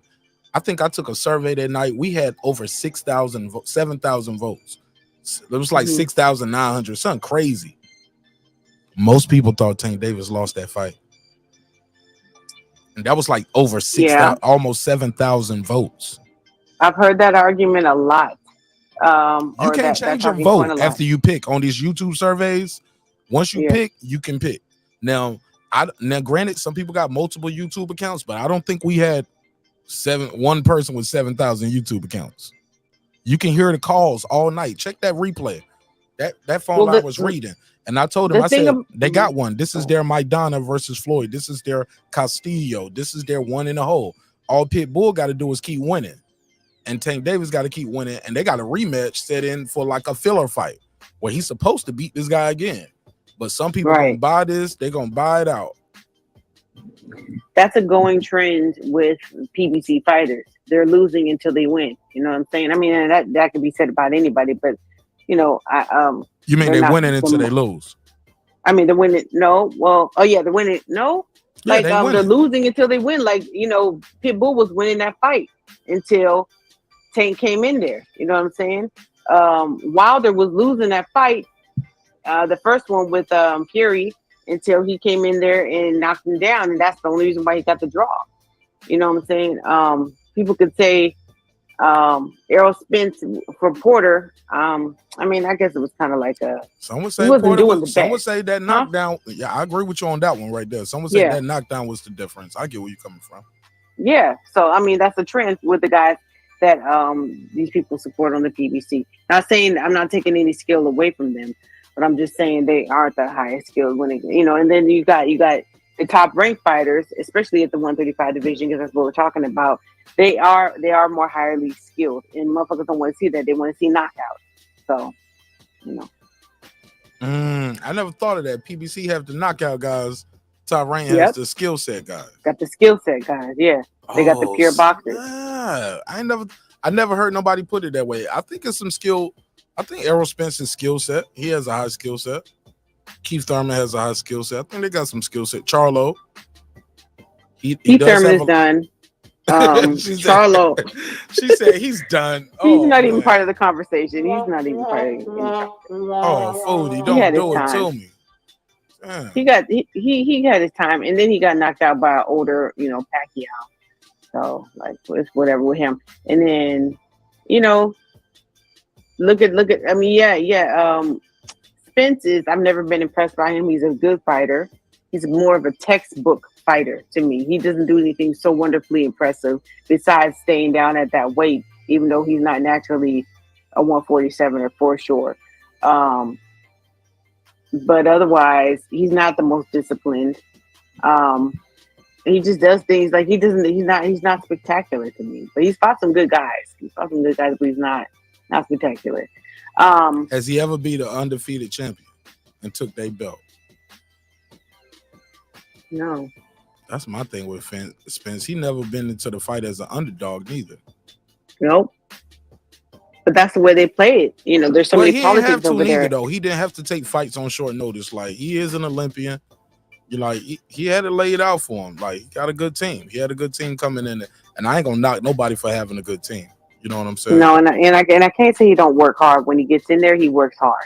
And he fights good off these long layoffs. Like, I feel like the long layoff help him. I think that's what's gonna help some of these guys. I think the long layoff help them. They spend 6 months or 4 to 6 months enjoying the fight, and the next 6 to 8 months getting ready for the next fight. Nah, but have you ever seen him laid off for as long as he's been off for now? Like a year. He's been out for a year now, and we still don't have no announcement for anybody. Seen him out for a year before. Most of these guys fighting once a year. And that's the worst part of boxing. That's the reason why we're not drawing any new fans. But man, these guys want to get that big money. They want to get the big paychecks. They want that Mayweather lifestyle. Right. And that's the turnoff to people who really like sports. So, and they want that before they do the work. They want that before they take the risk. But then you can't build a fan base like that, and you can't be charging $85 a fight off of that kind of shit. That ain't their job. That's the promoter job. Especially as easy as it is to still fight nowadays. You think the fighters picking the price point for the fight? You think they sitting around saying, no, charge 85 instead of 75? They don't pick that for No. I mean, that's what I'm saying. We intermingle so much of boxing and business, but where does the business end for where the boxer says and where the promoters pick up, and then where does the skill jump in from where the boxers say, it just gets all intermingled. So it's hard to have a conversation like that. You can't say who's really in charge of what when it comes to boxing anymore. Who's really, because people say, well, all they got to do is it's the boxer too. They got to call out who they want to fight, but that doesn't necessarily mean that it's going to be a fight that the promoters they're not going to match it up because it's a bad matchup, and we won't see those fights. So where does the fan have any say in it when they talk about what they're going to pay for to watch? We are paying the money. We are funding boxing. We are literally funding the sport, but we don't really get anything. I love that. And on that, let me close you out with some rapid fire. She said rapid fire me. We don't believe. All right. I'm gonna give you some of this rapid fire. All right. I got Devin Haney beating Loma, right? There's no secret about that. Everybody know why I stand on the side of the street with that. But what's the bigger fight? Should he? Matter of fact, let me rewind. Will you say he ducked Tank versus Ryan Winter or duck Shakur if he chooses to go up to 140? Would you say, hey, if he says, hey, after the fight I can't make the weight no more, would you say, nah, he ducking Shakur, or nah, he's ducking Tank? Or will you accept the fact he's moving up in weight? No, I think it's a natural progression for him to move up in weight. He's almost 25 years old. He's 5'9". He's done what he had to do. It's not like he didn't do nothing. It's not like he was fighting pit bulls and fucking Rolly Romero in the division he unified. What else do you want him to do? And he defended his belt. So, it's not, the career don't end at 135. These niggas is all at the end of the 135, being able to make 135. Shakur ain't gonna be fighting 7, 8, 9, 10 people at 135. He's gonna be moving up, and so they're gonna meet each other at the higher weights. Will he get credit for beating Loma, or would you even say, like, if he beats Loma too easy, like unanimous decision, dog walk, God forbid he stops him? Oh my God, will people say that was an old Loma, or would Devin Haney get credit? I think his fans will give him credit, and some people will say he's old. I mean, who gives a fuck what they gotta say? All right. What's the bigger fight for his legacy? Will it be fighting Shakur, fighting the winner of Ryan Garcia Tank, or should he move up to 140 and fight the winner between Tio and Taylor? What would be bigger for his legacy? I think fighting Shakur. Tell me why. You're the first one to say that all night. I think fighting Shakur because people really want to see it because they're so evenly matched skill-wise. People ain't really checking for Tio like that anymore. We'll see what he does, if he does anything worthwhile at 140. But like I said, I still think they're going to fight at 140 or 147, him and Shakur. But they've been training together for so long. They've been sparring each other for so long. They're so evenly matched. They're close in age. I think that would be more. I think that would be more for his career because they're just so similar, but there's just different nuances, and we really want to see how that shit's going in. I could not tell you. I like both of them. I got a new question. I got a new question for you that I haven't asked anybody all night, and I want to know what you think about it. Is it possible? Is it feasible that beating Loma, a southpaw, 2-time gold medalist, is this almost like a preview for what he can do against Shakur Stevenson, a silver medalist? You get what I'm saying? A southpaw as well. What do you think of that? I don't, because of the age difference. I get what you're saying skill-wise, but there's no comparison. Like, Loma's what, 36? And he's had so many wars. Yeah, wars. What are all the wars Loma's been in? Well, he ain't had no Tim Bradley. He ain't had one of them Tim Bradley. What's the Ruslan fights? I ain't never seen him win no Tim Bradley and Ruslan fight. That's a war. I ain't never seen him do that. Well, yeah. I got you on that. I mean, but he's been fighting for a really long time. You know what I'm saying? He's got a lot of fights. Like, he has he ain't even got 20 fights. Amateur pedigree. Yeah, but his amateur pedigree. Yeah, but he ain't even got 20 pro fights. But he's Ukrainian, over there. That's just like saying with fucking Canelo. A lot of these guys got 200 fights though. Let me see how many amateur Lomachenko. Let me see how many. Yeah, like 400 amateur fights. 400. Damn. That's what HOD says. I said 300. Let me see amateur record. At 36 years old? Yeah, 36 wins, 1 loss. Woo, that boy good, man. That's what I'm saying, man. I count this stuff. When I consider people Hall of Famer, I count your amateur record, your Olympic pedigree, what you did as a pro. All of that's that actual rounds. You can't say that those ain't rounds. You can't take that away. You can't take it away. And then people only want to look at the pro, but you don't look at what it took to get to the pro level. Come on, and be that good, right? And this is like Canelo went pro at 15. Come on, man. You know what I'm saying? So he's been fighting for a long time. So you don't just get that good just because you've been in the gym at 7 years old and then you got walked to the Olympics because your family could afford to, get you there. And these motherfuckers been Canelo resume. Canelo the hard way. Canelo amateur record is 44-2. This other guy is 396-1. Come on, man. Give him his credit. Like, Loma is that guy, man. He's still a good dude. But Americans don't look at that. They just look at the knockout. Especially Black Americans, I'll say. They want to see knockouts. And I understand that. It's entertaining. Foodie, hold up now. Let me, in the words of the Honorable Minister, now let me. Yeah, you see that. Hold up. You done fucked up. You know you don't fucked up, right? What up? You know you don't fucked up, Foodie. These black men are not here tonight to be played with. They are here tonight because they want to change in their life and they want to change in their community. And he kept grabbing hold of him. He didn't really want to fight. I want to fight. 135. Yeah, Foodie. I'm just saying. The goddamn It's the truth. white man is the motherfucking devil. He kills everything that a black man ever created. I don't know about all that. That's Terrence Bailey Sr.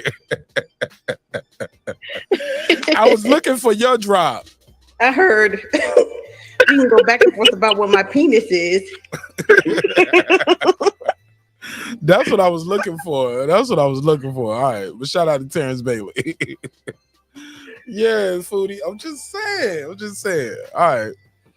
Look, let me try to do this members only shit real quick, man, before we run too much out of time. You got anything you want to say? If not, pull up on the members only. I'm trying to send you the link right now. You at work or you off? What are you doing as the members only? We're doing the recap, or are you doing something else? Trying to do this recap real quick. Okay. Yeah. Where are you gonna send it to me, on here or to my email? I'll look for it. I send it on your email. Okay. All right. Peace. All right, man. Let me close this one out, man. It's been another great episode of Breaking Beats, where we break down business, entertainment, art, technology, sports, and anything else you and I feel like talking about. It's a hip-hop political sports show with a comedy twist. We like to let the jokes fly because life is serious enough. Thank you so much for supporting the show in a major way. Let me do a neighbors only roll call. My final thoughts on this topic tonight is Devin Haney the next Floyd Mayweather? Only time will tell. But I'll start with this. It's a simple answer. No. He's not the next Floyd Mayweather. He's the first Devin Haney. What do you mean by that? Your back is broken. What, a vertebrae or what portion? Spinal, man. He's the first Devin Haney. He's the first of his kind. At 24 years old, Floyd Mayweather was not an undisputed champion, and Floyd Mayweather was not a promoter. Like, this guy's moving at a rapid pace. At this age, Floyd Mayweather didn't have a Floyd Mayweather to work with. Think about that part of it. Floyd Mayweather didn't have a Devin Haney. Floyd Mayweather wasn't a Devin Haney to nobody at that time. He's a one of one, man. He's the new breed. He's the new era. Boxing does have a face right now. Will the new face of boxing be crowned on April 22nd? Who knows? Only time will tell. Will the new face of boxing be crowned on May 20th? Who knows? Only time will tell. Maybe it might be June 17th. We shall see. But in the meantime, in between time, I'm about to do a quick neighbors only episode. I challenge you guys, man, support the show in a major way. Only costs $2.99 a month. YouTube keeps $1, so really it only costs you $2. You're only putting $2 a month, $24 a year. You know what I'm saying? But it unlocks you to a lot of dope content, and I appreciate your time, your energy. I love y'all for supporting the show in a major way. And I'm gonna deliver the content. All right, I'm not gonna be one of those people that sign you up for members only and you never get no members only content. You know what I'm saying? We do polls, surveys, game night, all kind of stuff. Or sometimes I might take a video like this down and you don't even see the video no more unless you're a member. So you like the content, sign up for it so you can get access to these lives, these members only lives, members only chat. Sometimes we don't do these interviews. We got a lot of dope interviews that haven't been released that are only on members only. So check that out as well. I got an interview I'm setting up for this week with Tierra Brown. Shout out to Tierra Brown. And I'm going to ask her what's going on with these rankings. How she 12-0, 10 knockouts, you know what I'm saying, undefeated. And somebody who just started boxing literally last year, got 5 fights last year, 1 fight this year. They ranked over you? Man, we got to talk about it. So, gonna put a case on it. I got to find out what's going on with the zone. Eddie Hearn, I might have to put a case on you, Eddie. Eddie, I might need to put a case on you. We'll talk about it. It's your man Mark Nash, Breaking Beats. Let me close this out with a neighbors only roll call, because without the neighbors, the show would not be the show at this level. And we are well on our way to 15K. Couldn't have did it without you. It's a team. It's a group. It's a group effort. I don't care how many subscribers you got. You sharing that link, it means something to us, all right? Let's close it out this way. Yeah, we didn't get the likes up. Somebody was like, man, you ain't dropping the link. Nah, man, we didn't get the likes up. We got to get the likes up. There's no reason we should be doing certain amount of views that we're doing, but the likes don't match the views. You know what I'm saying? So yeah, we just hit 50 likes, but it took us too long to even hit 50 likes. But we got over 100 votes on the survey. We should have been had 100 likes, right? So that's it for me, man. Got to use that phone line. Use the IG live. Yeah, that's it. Other than that, I'll see you in the chat, homie. Let me close it out. With this Neighbors Only roll call. And I kind of like this a little better. I feel like everybody got a chance to talk more than the panel over screaming and yelling at each other. Yeah, I'm cool on that, man. Sometimes I ain't in the mood for that. And I know we're gonna get a lot of that as the week going on, because we got a big battle this weekend. That guy Eclipse versus Megazord. Jay-Z versus Nas. 10:30 p.m. Eastern, 7:30 Pacific time is going down. It's going to be epic. And yeah, they got a good battle going on. Jay-Z versus Nas. Who won that battle? Who has to claim the state of New York? Who has the bigger cultural impact? Eclipse versus Megazord, 10:30 p.m. Eastern, Friday. Y'all check that one out. All right, let me do this Neighbors Only roll call. What up? Shout out to Jacob Sims. What up? Lady Shan Dundam sees my UK girl in London town. What up, gangsta? Ace Retro. What up? The Boxing Scholar. Holla. What up? Cooking with the Champ. What up? Haplotype 0. What up? Boxing MMA 365. What up? Taylor Bell. What up? Mike from Boston. What up? C Jones 0224. What up? Kansas City Mac. What up? Excuse me. Patricia Shelton. What up? That guy Eclipse 330. What up? Miss Queen Sunkiss. What up? Kareem. What up? Rockman. What up? Boxing. Beyond the Ring with Nonito and Rachel Donaire. True Media Today, USA Boxing, Coach Malachi Williams. Porto, FoodRevolution, KP from KC5, Matt Wade, Karma Serene, Ill Status Boxing, Tank the Sweet Science Examiner, Beyond Above Media, Pittsburgh T, SF City Slicker, I Know Boxing, It's Mex, Rider of the Storm, Here to There, Maddie Yoel, Cliff Bailey, Con Chandry, Lisa Bells, on the mic with Terrence Bailey Sr., H.O.D.Z. What up, gangsta? Cooking with Sir Senior, Brandon Washington, Dee Bevill The Champ, and of course the big fish himself, my good brother, Derek Lincoln. What up, gangsta? Love y'all, man. For real. All right, man. Thank y'all for supporting the show in a major way. Hey, look. Drinks require your sleep, goals require your effort. Go there and get your goals, man. You can go to the link of this description block and you can copy some of the merch and support the show. Get a coffee mug, a towel or something, right? All right. Respect is free. Disrespect gonna cost you everything: your family, your freedom, your finances, most importantly, your life. Sometimes we're gonna agree, sometimes we're gonna disagree. But one thing's for certain, two things for sure, homeboy. Never forget this. I built this shit. Me. Brick by brick. And I'll be damned if I let you tear it down just because you don't like the way another nigga talk. And I mean that. Drive, homeboy. This that squad sound.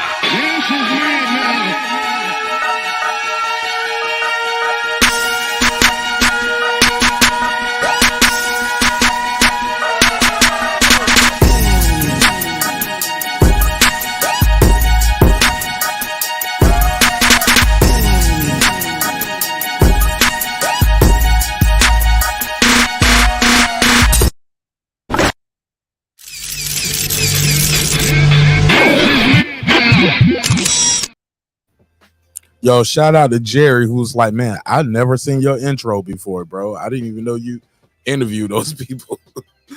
All right, Jerry. Subscribe. I don't care how many subscribers he has. Support him. So he made all this possible. He made this possible. Nah, Dr. Marq, God made it possible. And so did viewers like you. I'll see y'all on the next one. Peace. Wednesday. It's our next schedule. All right, Wednesday. I'll see y'all Wednesday night. Peace.